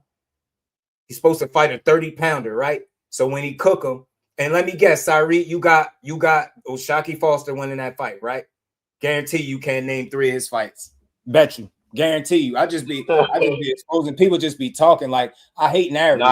But look. That's not in his weight class. Outside of Stephen Fulton, though. Outside of Stephen Fulton, because that was a mainstream. So go ahead and name 3 of Shaq fights. Devin landed 140 punches in his last 2 fights, but Shakur born. Talk about it. And he's supposed to be 100%. Talk about it, fam. I give credit where it's due, man, but I don't try to discredit Haney. I just go at him when y'all be weird. And I do it with facts, though. Core landed 65 punches against De Los Santos. Y'all landed 70 punches in y'all last 2 fights. One guy was injured. Y'all was seemingly supposed to be 100%. Not the same, fam. He said he's not scared of Shakur. He just want to build his career up. Shout out to my homie Reef, man. Yeah, Gary Antoine Russell. Yeah, it's not popular to hate on Gary Antoine Russell. So they ain't gonna push the narratives. They ain't gonna do that. Yeah, right. They notice all them questions was like, well, why Shakur won't fight Gary? He got a belt, fight Gary. And then when you hear Gary back to back say the same thing, they stop and then they move to somebody else. Next is gonna be Muay O'Shaquie Foster. Yeah. Like I can tell by how Sarit typing. I swear on everything, no disrespect. I can tell who you listen to, and I'm willing to bet my bottom dollar. If that person goes live today, after I get off, if they ain't already live and I go over there, I guarantee you be over there. I can tell by who you listen. I swear on everything, because once upon a time, I listened to dudes before too. But if I can't hear the love that you got for the sport when you talking this boxing shit and it's all narrative driven stuff to make a fighter look good, I can't fuck with it. And that's why I say y'all could get mad at my support for the hometown guy all you want, but I don't do what these other guys do. Y'all support these other guys lying to you, telling you this guy's ducking, this guy's avoiding this fight. Y'all listen to people really lie and tear down fighters. And then y'all come over here, the platform where we build fighters up with that same weak-ass mentality and them weak-ass talking points with them fucking suckers. And I'm going to say it like that sit on the internet with their chest puffed out, hating on some of the most successful talent we got in the sport. That's what's wrong with these weirdos. Boxing need better fans, bro. And they need more educated fans. A lot of y'all need to really stop repeating the dumb shit that y'all favorite YouTubers are saying. That shit make you feel good. At the top, everybody in here is over 60 people here still. At the top, it's more business than anything else. All that ducking shit you talking about, that money right, they gonna fight, bro. That's what you got to know, man. I'm just so tired of hearing he ducked everybody. Every time somebody call him out and the fight don't happen, it's because he ducked. With no paperwork. You hear the people that make fights for this man tell you he don't turn down fights. The only place you hear that shit is on YouTube. I promise you, on social media, we're a bunch of dumbass fans with agendas. And more times than not, I've never seen somebody say he ducking all these people if their favorite fighter is not a Tank or a Devin. Them the only fans that push that shit. or either that or you listen to another dumbass YouTuber and his favorite fighter is Devin Haney. I know who y'all listen to. I swear I do. I used to listen to dudes too until I realized that all they do is manipulate they listeners with bullshit to make a favorite fighter look good. When you see me do that, call me out. Everybody, Ed McQueen Radio, everybody in the chat. When you see me shit on somebody to make another fight, call me out on it. Call me the fuck out. That's the day I stopped doing content for real. I'm telling you, I'm nothing like these dudes. That's that insecure fan base shit. Yeah, let me force a narrative. Shock just got out the ring. Yeah, let me say Shakur ducking him. From 130 and 140. That shit's stupid. It's dumb. It's pretty dumb. Shout out to you, Donnell. I rock with you, man. I appreciate that. I try my best. I ain't gonna be perfect, but I'm fair. I'm fair to these dudes, man. Because I like to see the fights, you know what I'm saying? But hopefully we get these fights that we want in the near future, man. Without all the fluff. Like I say, man, I'll just say this as we do wrap up, man. Y'all don't fall for the banana in the tailpipe, man. Don't fall for the smoke and mirrors. Like if somebody tell you something and it's really happening in boxing, at some point in time, you're going to get confirmation. You're not going to spend months trying to figure out if what he's saying is true. That goes for anybody. Right. Pay attention, fam. Pay attention. The business of boxing don't move as fast as we do on YouTube and social media. We hear every single day talking about these fights, arguing about fights that these dudes don't even try to make, man. I really need y'all to understand that. Don't have yourself looking stupid. Like they did it recently, Shakur and the Gary Russell thing. That's a stupid ass question. Why Shakur won't fight Gary Russell? Then when you hear Gary Russell say this, then it's like, oh, what's up? Is this, is that? No, that I'm no slouch. And I'm saying this to all of the fans out there that didn't really understand the comments and these tweets when people were saying that I was scared of Shakur or I wasn't ready for Shakur. It wasn't a thing of that. I feel like it's just a business decision, a smart business decision. As far as having a career, I wanted to build my career versus just jump to conclusion and I don't get the full benefits of my moves that I'm making, you know? What's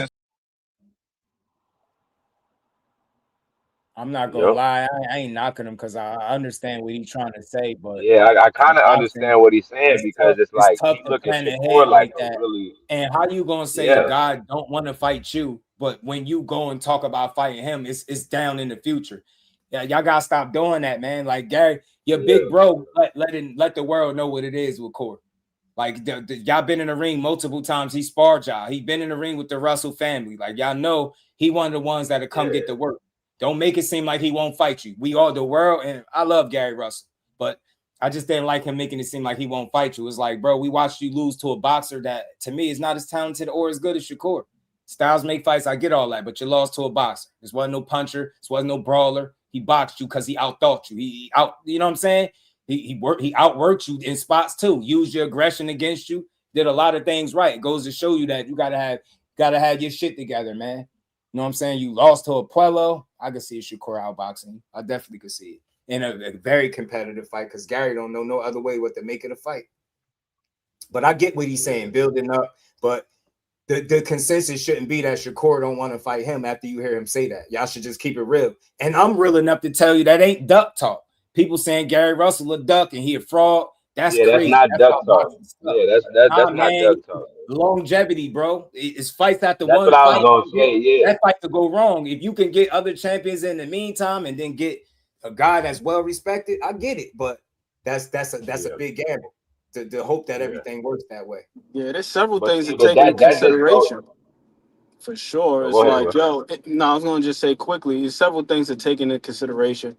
Like you were just alluding to, Just, it could be a little bit anticlimactic to go ahead and fight Shakur now. If you got other guys that you could fight in between time, that's one. And then two, with those guys potentially being on different networks, we don't know what the hell kind of deal would have to be in place for those guys to fight. And it could be a situation of like Shakur with Tank. People like to use that against Shakur too. Like, oh, well, he wanted more than a one fight deal. You damn right. The man was a free agent. He wanted to be able to guarantee that after this fight concludes, that he still has a home after these fights. Because you don't want to be the road guy. We see how that works out for Devin Haney, right? Like the damn Sandor Martin situation.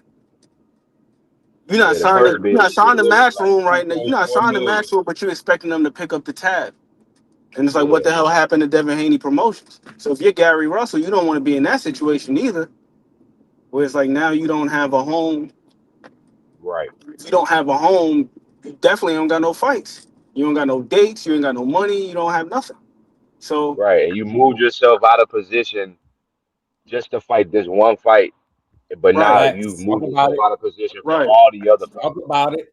Shout out to Rolling with the Yeah. Punches, man. He said, "Preach, brother. Let's not be trolled by people, regardless boxers or family members. We gotta keep cool, peace, just, and all, man." Shout out to my dog Rolling, man. Look, we just gotta start being real. But I see you, Damon. Look, let's not duck talk because he didn't say he wouldn't fight him.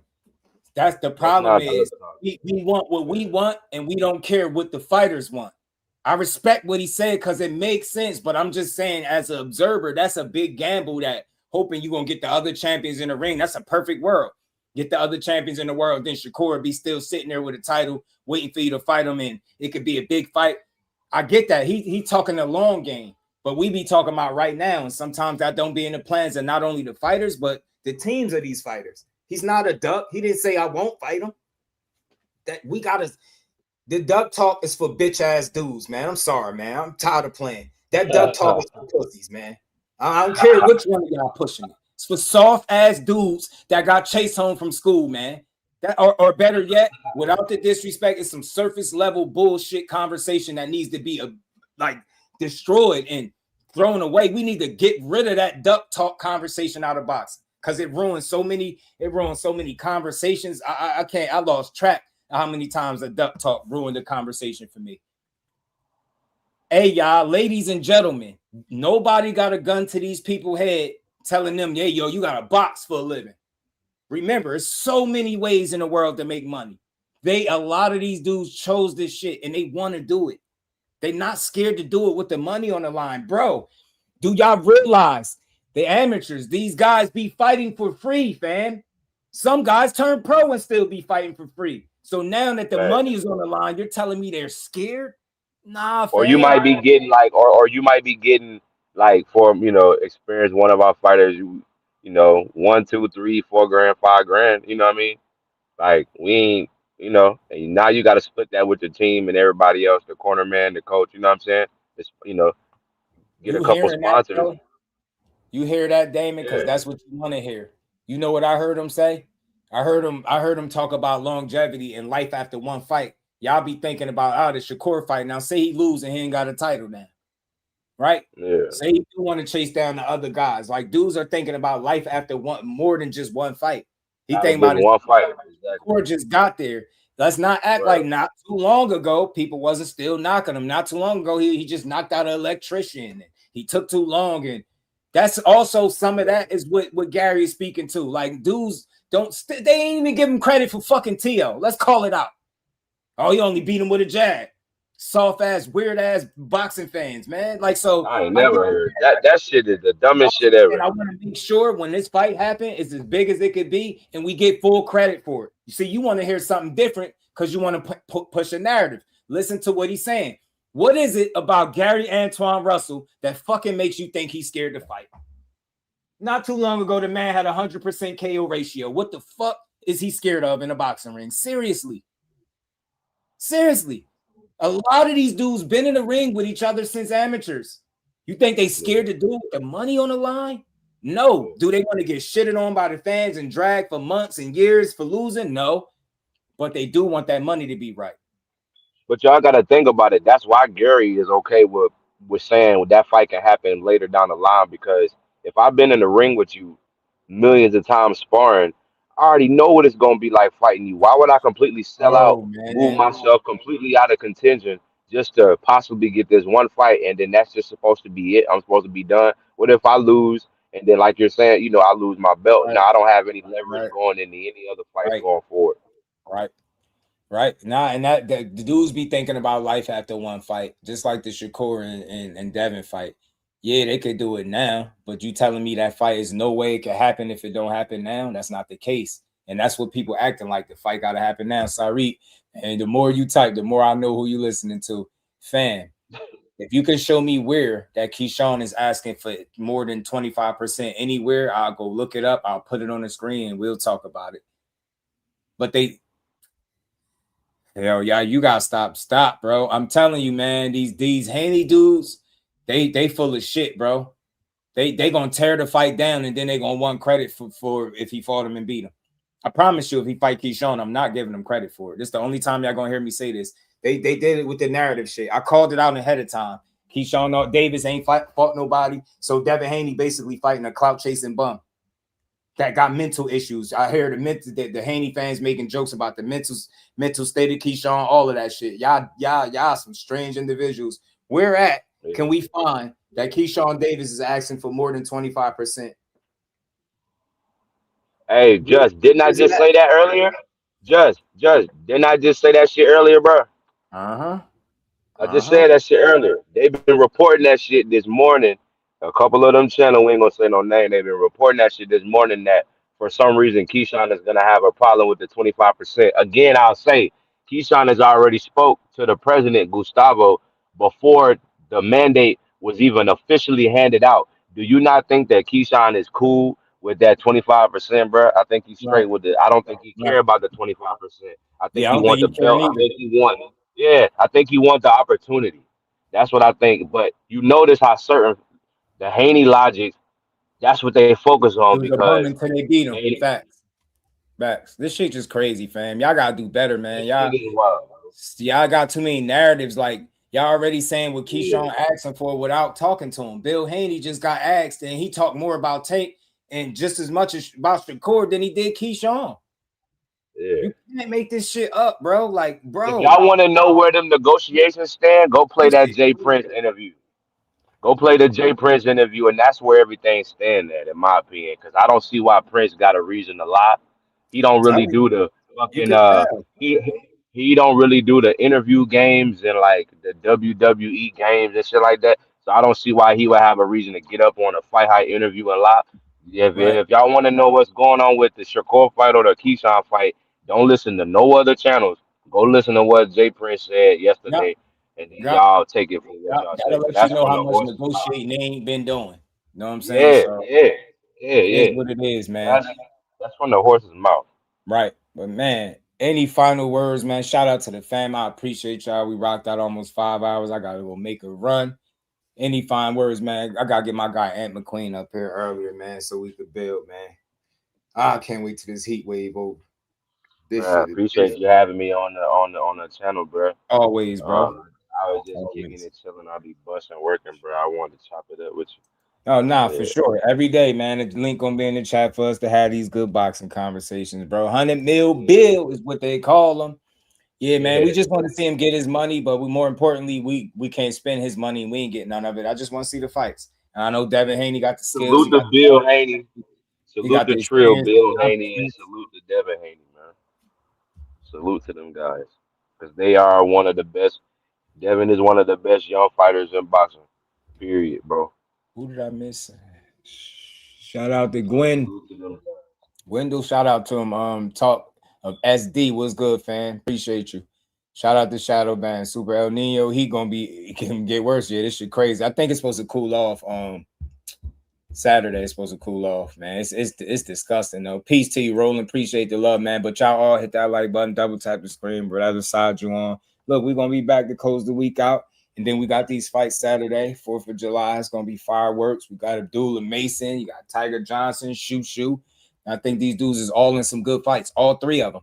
Matter of fact, all three of them in good fights. All of them. So I can't wait to see that. And we're going to be here for it. We're going to call the fights, man. He's going to show out in Cleveland.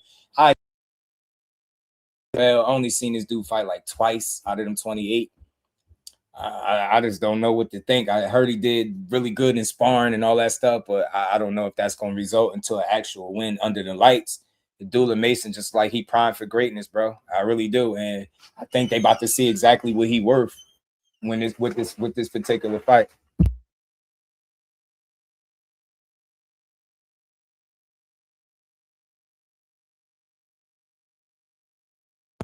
Yeah. So we gonna see, man. We gonna be in the building. Who that? My guy Motown, my dog. Appreciate you, man. Shout out to everybody in the building. That man he been training for this fight while Dev and Bill been playing games on the internet. You already know. You gonna be on the grill? Shout out to you, Damon. Shout out to you, man. We're gonna enjoy it, man. But with that being said, we just gave boxing its just due for about 5 hours, man. I appreciate y'all time, appreciate the love, everybody that continues to support. And we're gonna see y'all tomorrow. And then we're gonna have fun fight night, man. Yeah, I don't think Albert Bell easy, but I don't think from what I've seen, I see it, but I just don't know. I got so many unknowns. You get what I'm saying? I only got to see him fight twice. That's not enough for me. In one of them fights, I just couldn't see that beating her. You get me? I just need to see more from him. I'm just being honest. A lot of people vouching for Albert Bell, but they ain't seen his fights. I haven't seen him. And I've been knowing about this dude for years. I don't know where I can go to see his fights because he be fighting a lot of small little club shows and stuff like that. So, I think he's been avoided and all that stuff for so long, and it's unfortunate. That's why I'm glad to see him get his just due. That's a tough-ass title fight. He 33 years old, too. Shit, it's going to be tough, man. But I expect it to be a good fight, but I got Abdullah standing on business, man. I really do. I need to see more from Albert Bell. I know he good. I've seen it. I want to see how good. And hopefully he show us that Saturday, One is on my channel, yeah. Man. It don't matter, Shower. I need to go check it out. Appreciate you, man, because I just need to see more from him. My assessment is only based on the very little that I've been able to see from him. I haven't seen a lot, and then I've heard a lot of praise for him, though. I've heard a lot of good things, and I heard he's one of the most avoided guys in the sport. So, you know what I mean? He ain't been seen. I for sure haven't. Yeah, I only seen him like twice, Mike Kirkland. I only seen him twice. The last fight I seen of his was this fight against Keith Hunter. He fought Keith Hunter. Got Mason winning. Me too. I got Mason winning. If Abdullah makes this look easy, then his mixtape do it. I love it, Shower. I appreciate you, man. When you go live again, man. And whenever you do, I'm over there in the building, man. We need to hear the nice, calm sounds of Shower cooking on it, man.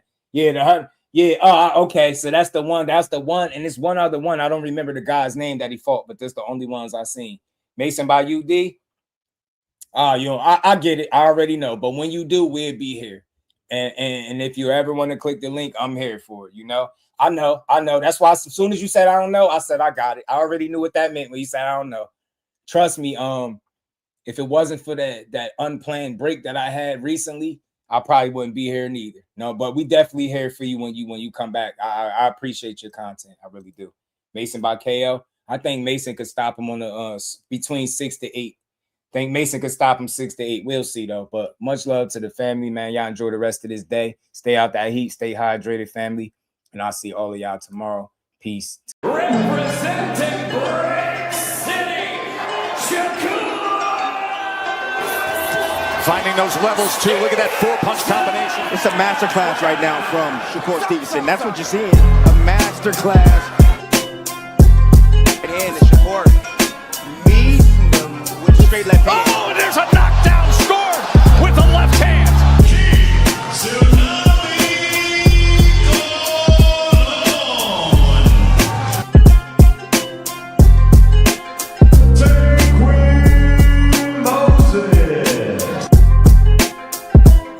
From Patterson, New Jersey, please welcome the sweet Terminator, Shadesha Breed. Make sure y'all subscribe to Just Boxing, the best boxing talk. It's probably the most unbiased channel on YouTube. Right now, we're going to give him his just due. Shout out to my brother Just Due.